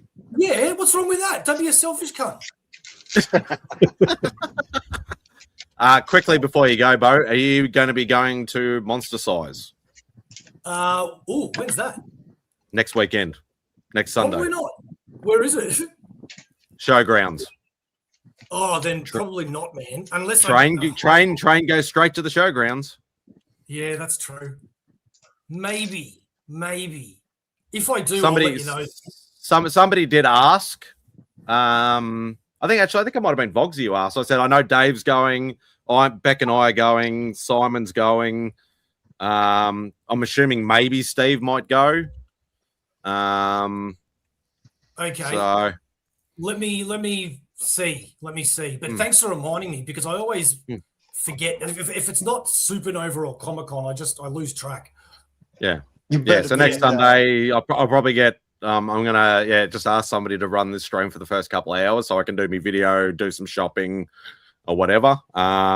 It'd be good to catch up if you're going to be there. Get you in the video, something like that. Man, maybe. Absolutely, man. Actually, let me just quickly check. You said next weekend, right? This weekend. Yeah, next Sunday. Oh my god, I've got it in my calendar. Toy Fair. Oh wait, I've got Toy Fair Ascot Day.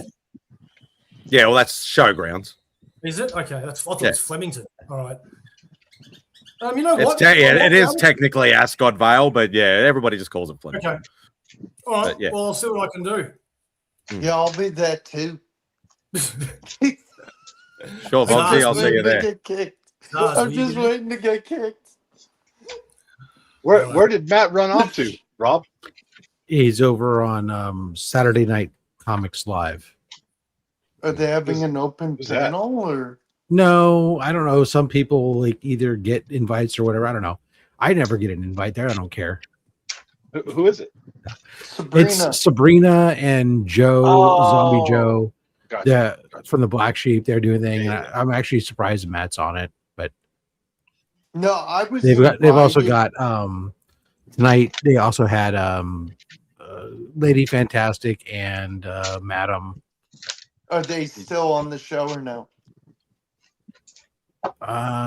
Yeah, they're there. Yes, along with Mike. So 3 members of the Black Sheep, a member of the Black Order, and then 2 ladies. Yep. I'm. Actually, Matt's not in the Black Order anymore.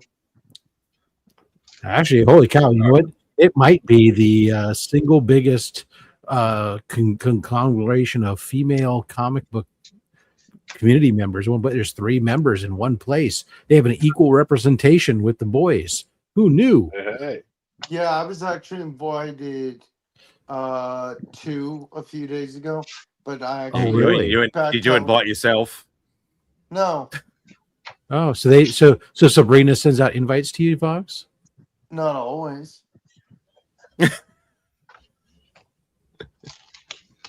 I'm confused. Rob's like, oh, really? Yeah. Now I know where the chips fall.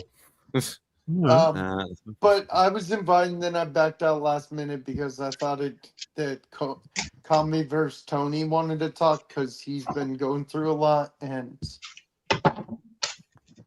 I haven't talked to him lately. Shh, Glenn. Shh.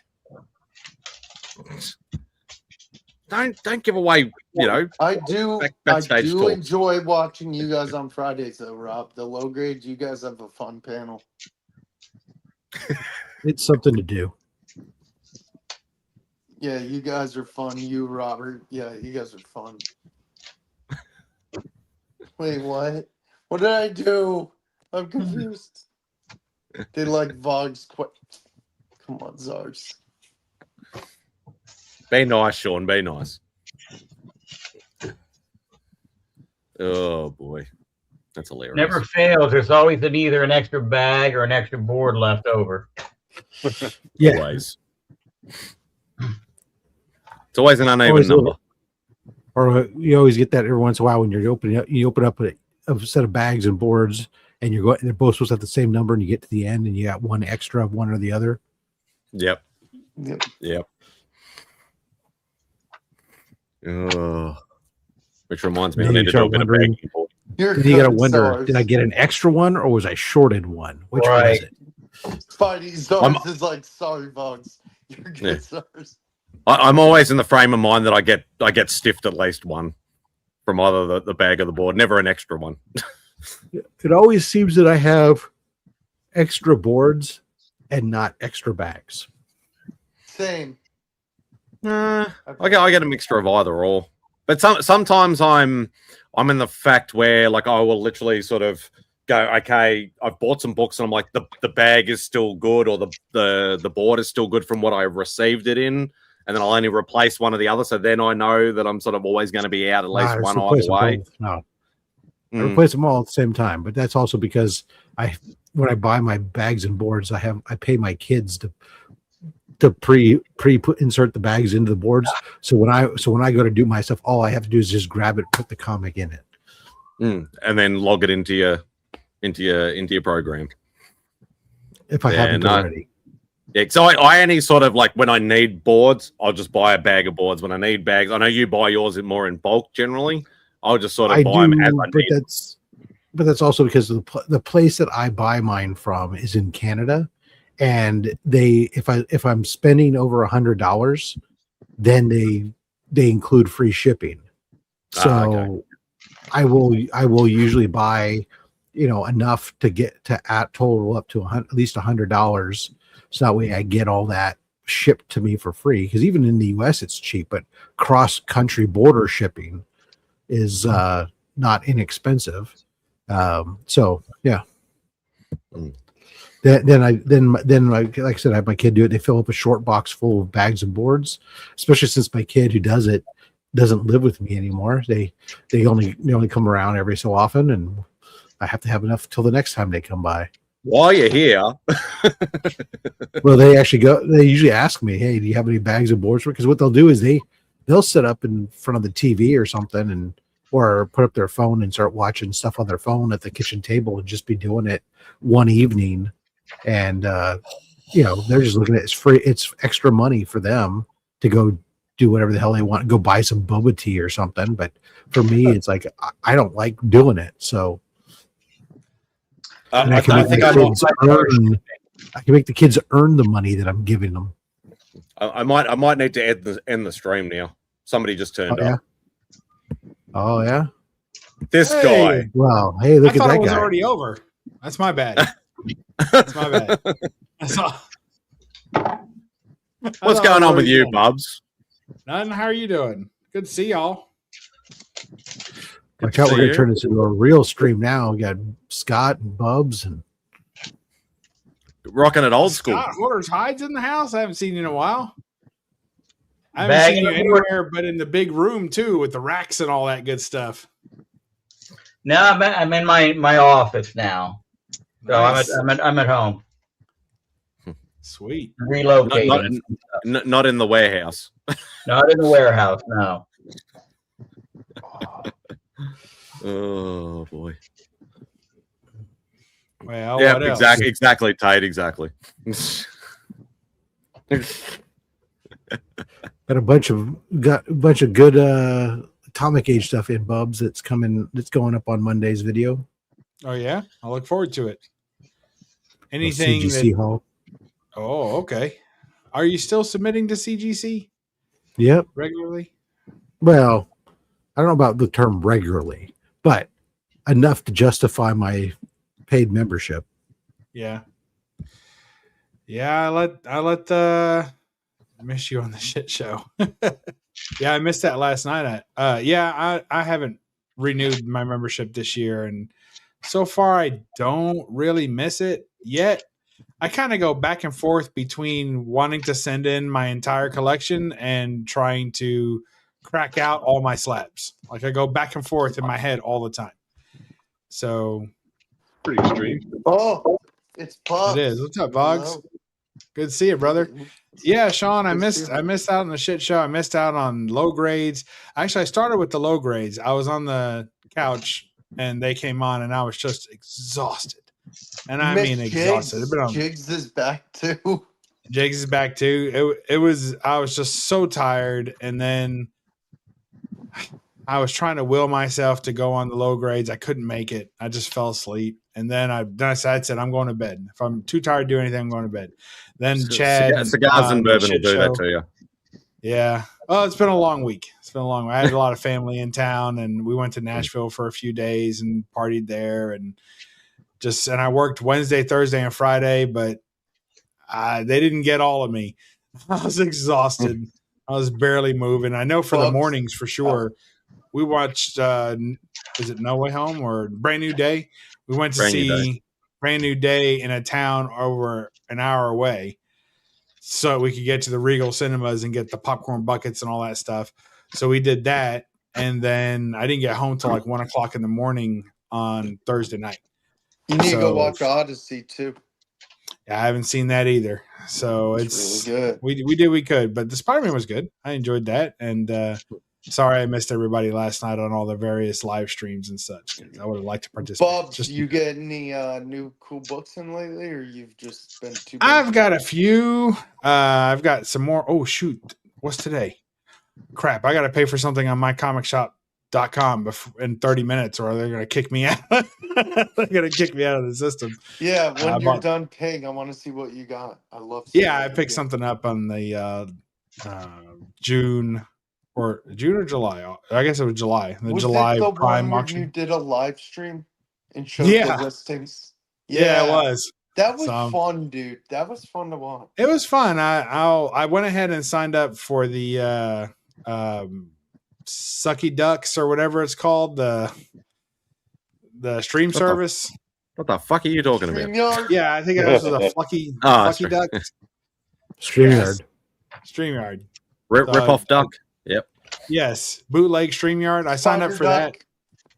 Oh, went ahead and went down for the year. So the imitation one, the restream.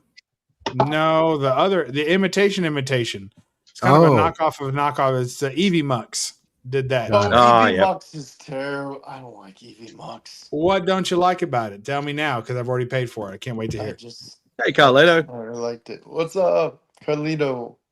I like it. It's a little bit more complex. It's not as easy to use because it has more options, I think. So, which I like. Which I don't. The options don't bother me. I don't need it to be simple. I just need it to work, and it works. And I like that you get the 1080p on the cheap service as opposed to. Don't forget to pay for that bug, Bubs. We don't want you kicked out of that website. Yeah, I'm gonna get right on that. Unless it's a book that I want, in which case, go ahead and get it kicked off of you. And I don't know how that works. It was just a was it LB Cole cover or I think it might have been a Matt Baker Western cover. Was it something that you got an auction on or something? Or yeah, I bought it on the July auction. Then they give you like 2 weeks to buy it, to pay for it.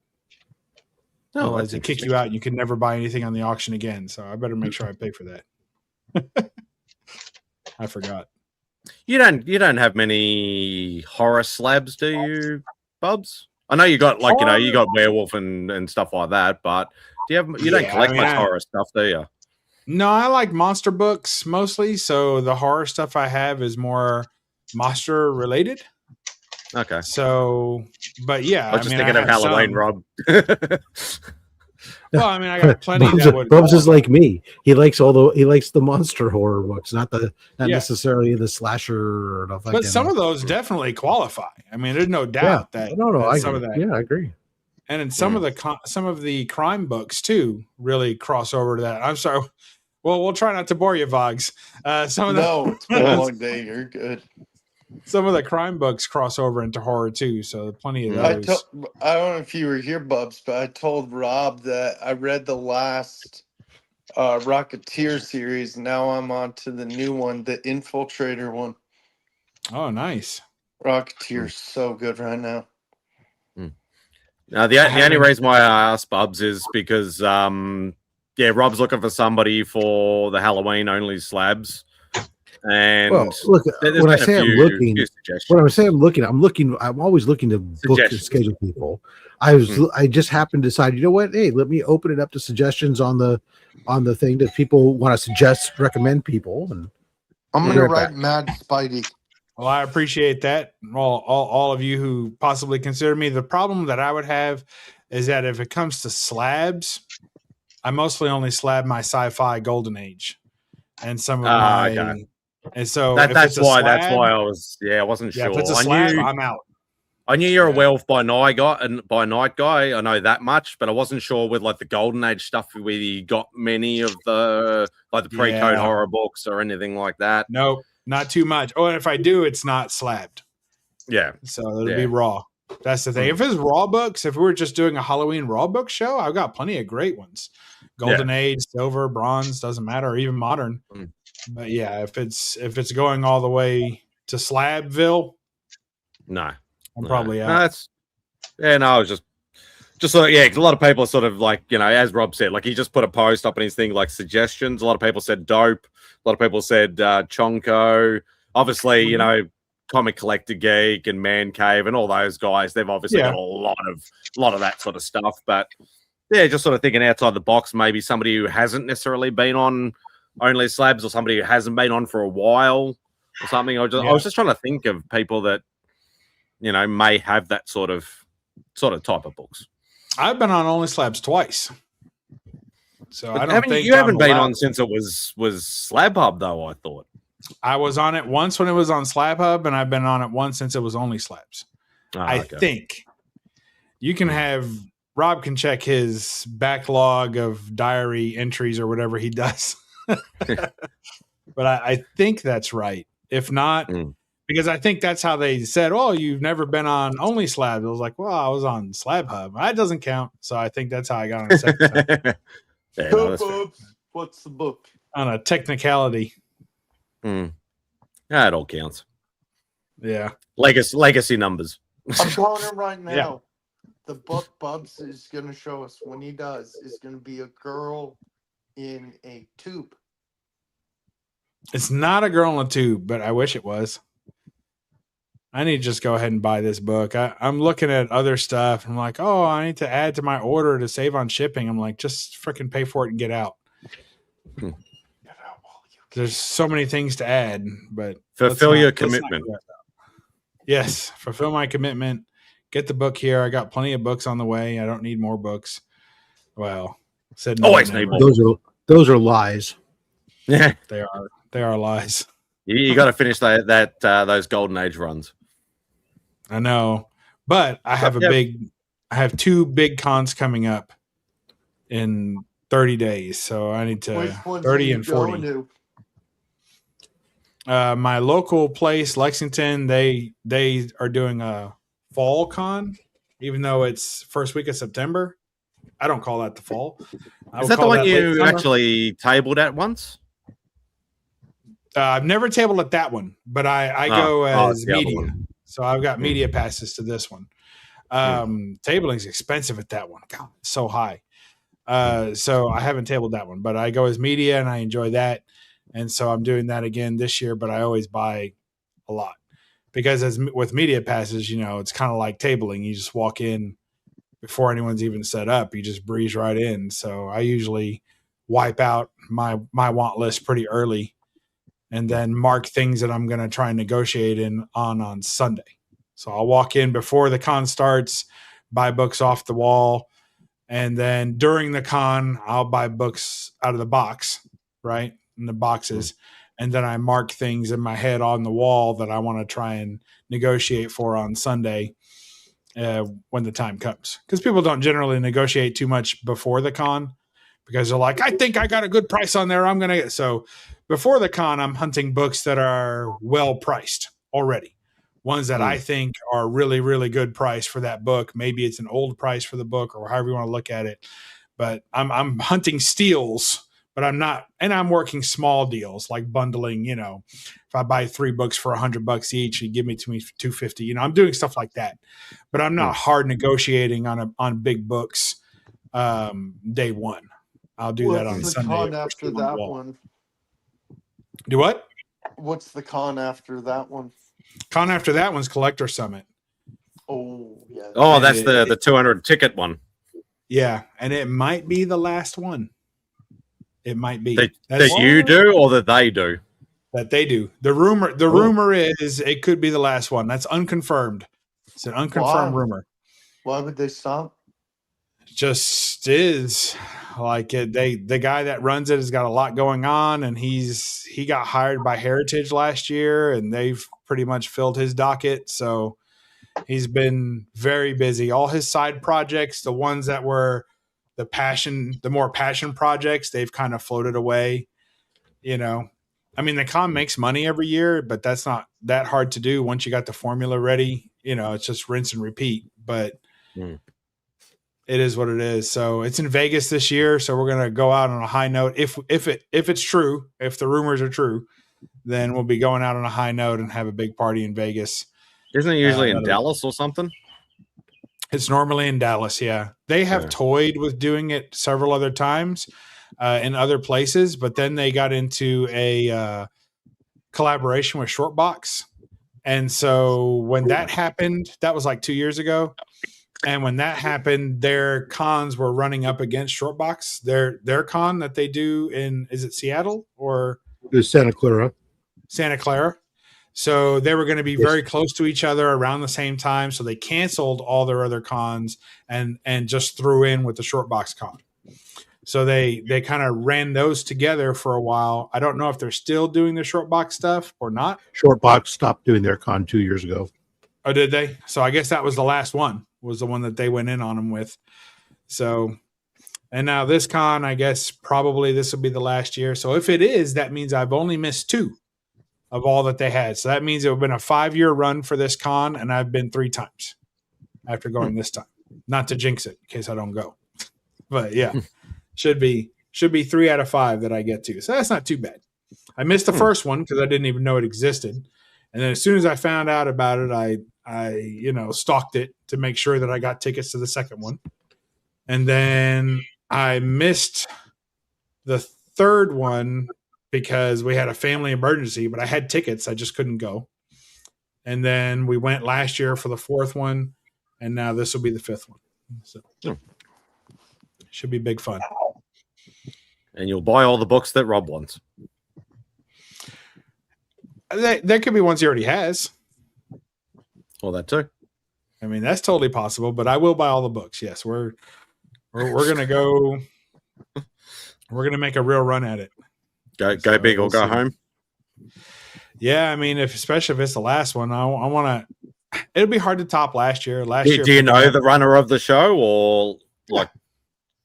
And enough to ask him, is this going to be the last show? See if he sort of hints at it or not. Say, Jeff. Hi, Jeff. Are you leaving, Jeff? Or you're saying hello to Bubs? All right. Okay, he's saying goodbye. Hi, bye. Yeah, he was over here. Yeah, I mean, I know him well enough to know that it's probably more than a rumor, if that makes sense. But out of respect, I'm not announcing anything here or with anybody. But no, he just, as you said, unsuspected. I'm going to ping him and tell him that Bubs told me. Well, what happens is, here's what happens is that these cons tend to get purchased. So when you have a con that makes money 5 years in a row and you sell out every year, there's little chance, I think, that this doesn't continue. I'd say someone will buy this con. That's what usually happens. And move it to the other side of the country. They'll run it. They'll do something different with it. They'll tweak it to make it their own, and they'll screw it up, and it'll fail.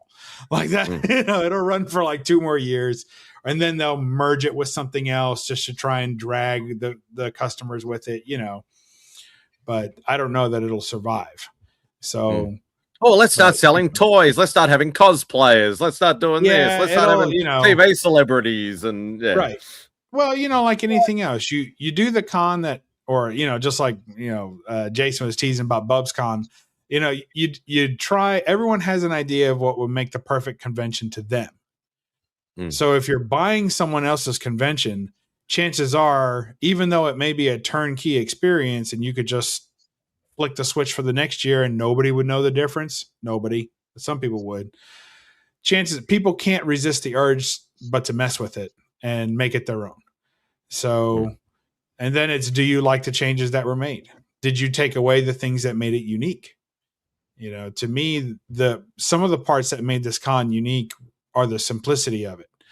It's books. It's high dollar books. Yeah. Bye. Sorry. Bye, Bugsy. All right, Bugs. We love you. Have a good one. He's invited to another stream. He said he got to go. So he did. He messaged in the other chat. Can I get a link? Actually, did he really? Yeah. No, that's funny. So it is what it is. I'm looking forward to this year, and then if it happens again next year, I'll probably try to participate if I can.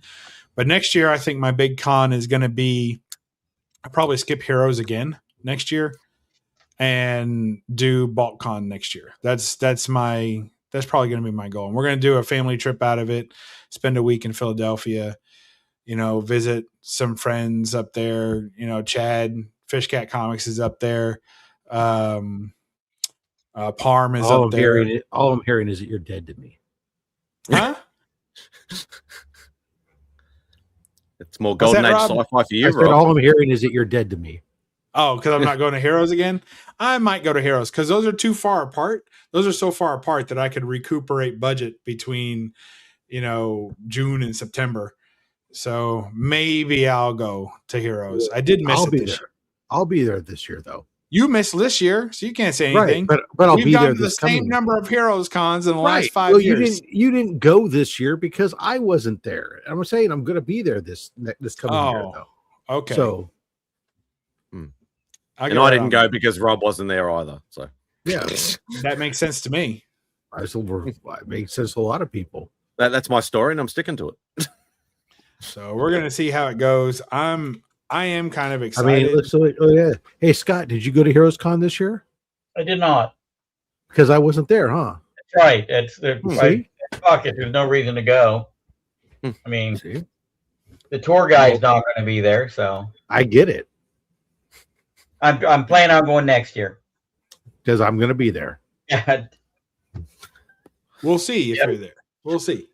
I got no more kids to graduate university, so and neither one of them's likely to get married. So at least not yet. So I think I'm good. All right. Well, that's good. We're looking forward to you then. I'm gonna go. I'll probably go. Awesome. Yeah, I know Izzy was saying he wanted to take. Yeah. This year, him and Izzy tabled together. Oh, okay. That must have been a loud table. Actually doing commissions at the con and that. So cool. I hope they did well. I guess if he's trying to get a table again, he must have done well. Well enough to cover some of those expenses. Yeah. Or maybe just enjoyed the experience. Even it's nice having a place that you can sit down and rest too. But I mean, he was. My understanding is that he was doing a lot of drawing. So that makes sense. And there's a build up to it too, making sure you have enough pre-done stuff. Yeah, you got to put stuff on the wall to pull off the wall. Yep, I got to figure out what I'm putting on the wall so we can take down off the wall this year. No, you're not selling anything. No, but MadSpidey thinks I have to give away everything. Oh, shut up! Oh, have you not given anything away this year? No, I made a silly assumption, in being a smart ass, and he's just run with it all show. Well, you set it up. I mentioned that I had posted that I was bundling and was going to auction off and sell one of my copies of Absolute Batman 1 along with the Absolute Batman 1 ash can and the Absolute Batman 2 ash can all together as a bundle. And I was selling them. And he goes, "Oh, you should donate them to Comics Curing Cancer. That would do well for us." I'm actually selling them because I'm trying to turn around and put that money into another book for me. Every once in a while, I have to remember I can do that instead of just donating everything all the goddamn time, which I do almost every time I upgrade. I've almost never sold one of my upgraded books. I almost always turn around and just give it to C3 instead. So, I mean, your downgrade book, the one that you have upgraded and now that's left over. I love scooping those books up. A lot of times when I see an Instagram post that said upgrade copy, I'll message them and they're like, "Tell me about your downgraded copy." I picked up a lot of books like that. This Giant Size X-Men 1, I picked that book up that way. Can't think of anything else I have on the wall currently, but yeah, a lot of books I pick up that way. Just message people and say, "Hey, I'll take that. Yeah, let's talk about your lower grade." Especially when there's people out there that'll just upgrade from like a 3.5 to a 5.5. It's like it's not even. Maybe it presents better, maybe it doesn't. I'm like, hey, that sounds good. I'll do that. People will upgrade from a 3.5 to a 4. There are. There are. Depending on how it looks and stuff. Sure, yeah. Yeah. Because I was actually looking on this my Flash 123, which is a 3.0. I was looking at there's a 4.0 I saw recently that was like really looks good in comparison. It presents much better. And I was like, it's crazy how one grade point make a huge it really can, yeah. But I was like, maybe I don't think that's really the priority for me for an upgrade, because I'm not really like, it was a book I bought just because it's like I love the cover on it and it's kind of classic, but Flash isn't a series that I care about at all. That's the Flash of Two Worlds issue, isn't it? Yeah. Yeah. That's Flash of Two Worlds, not Flesh of Two Worlds. That's a different book. Yeah, well, no, that's a different movie. One after. That's a different movie, actually. Yeah. Oh, is that Bridget Fonda and her sister? Bridget, not so Fonda? Yeah, no? Exactly. Along with Tommy Gunn. Tommy Gunn. Old Tommy Gunn Hearns. That was good. Oh, not that Tommy Gunn. Oh, a different Tommy Gunn? Yeah. It's just Tommy Gunn. That's all his name is. That's even worse. I'm scared of him now. Yeah. I guess maybe I could have gone John Holmes for you instead. But that works. Don't leapfrog with these guys. You get hit in the eye. Yeah, it's a true story. Oh my god, Scott! It looks like you've bought so many books they turned your electricity off. Yeah, that's what happens. Actually, I went through both those stacks of bags and boards, and I don't feel like finding the other boxes they're in to do anymore. So I'm rebagging and boarding everything. Well, everything that's going to be a keeper, and going to thin the herd out. Hopefully, get rid of about 15,000 books or so. Yikes! What's up, Dave? Hope you're doing well, mate. My goodness. I think when I'm done, I'll maybe keep 6,000 or 7,000, give or take. That's still quite a bit. Boxes. Yeah, I got a ton of duplicates, and you guys that were talking about upgrades. As I'm going through them, I'm going, man, I need to get a better copy of this or that. But I decided until I have the run complete, whatever I got's just going to be what I got. Yeah, that's kind of how I finish off the run. Then I'll look maybe at upgrading some copies. Yeah, anything that's poor or fair, definitely bump it up, and maybe if it's a nice cover or key book, I might look at taking it up higher. But when I first start buying on a run, I'm usually very price conscious. I'm always looking for the low, because I know I've got a lot to purchase towards this run. So I'm always looking for the lowest grade I can get that's still presentable and complete. And then as I get towards the end, I'm like, I only got 3 books left. I'll go ahead and get some high grades just to get them out of the way. And I saw it, so I bought it. And now I'm done. Yay, That's what I've been doing on Looney Tunes. I'm down to like 8 books now to having the Looney Tune run done. So I'm just looking on eBay. Oh, there's one. Oh shit, it's a 6.0 CGC. Do I really want to? Yeah, fuck it. Just get it. Just get it, because you're so close. Yeah. Like, let's do this. Yeah. Mm-hmm. Wow, that's a lot, man. Well, good luck to you, and hopefully, the 6,000-7,000 that you keep, that's going to be the collection. That's the forever collection, and you love it. Yeah. There's definitely at least 15,000 that.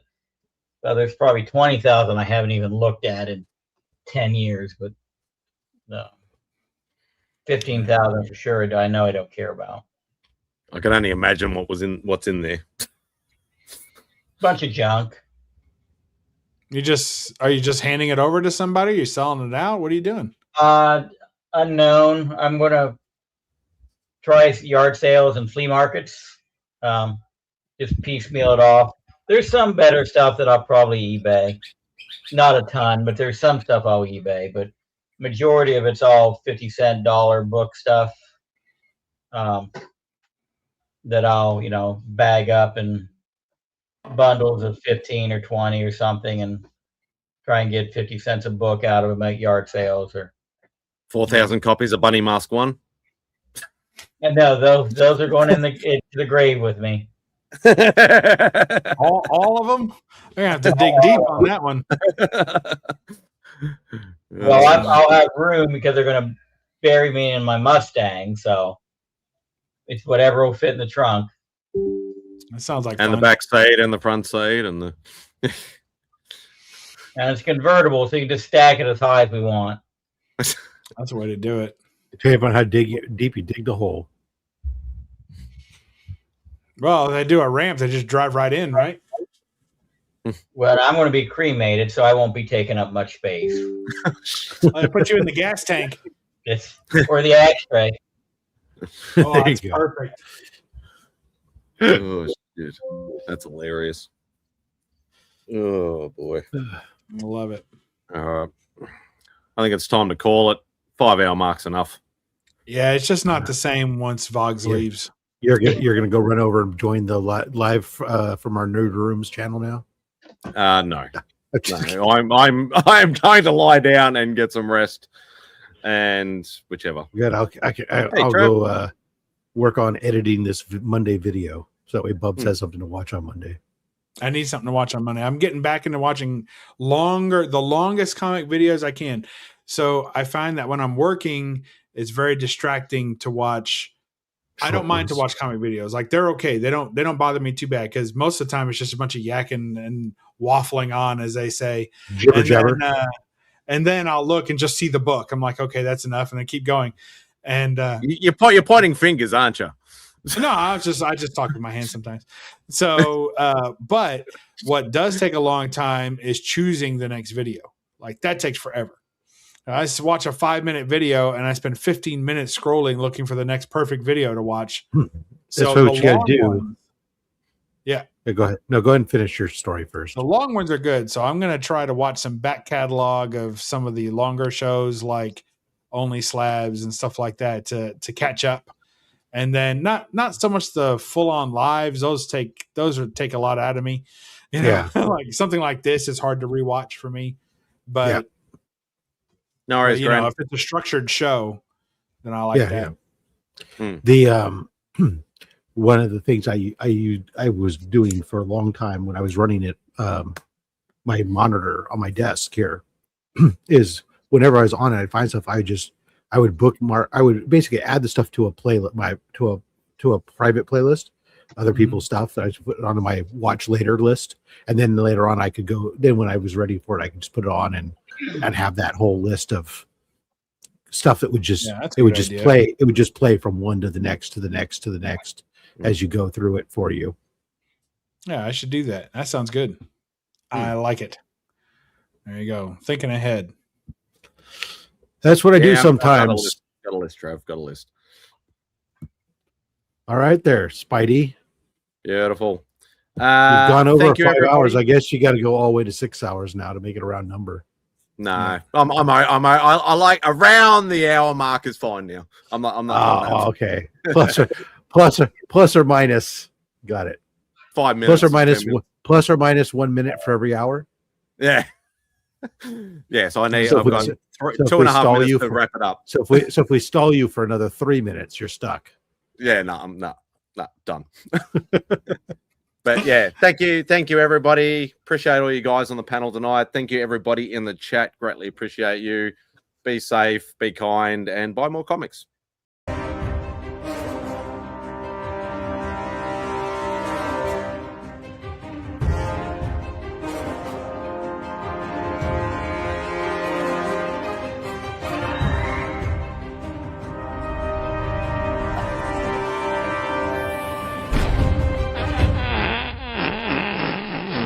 The word jaundice comes from the French word jaune, which means yellow.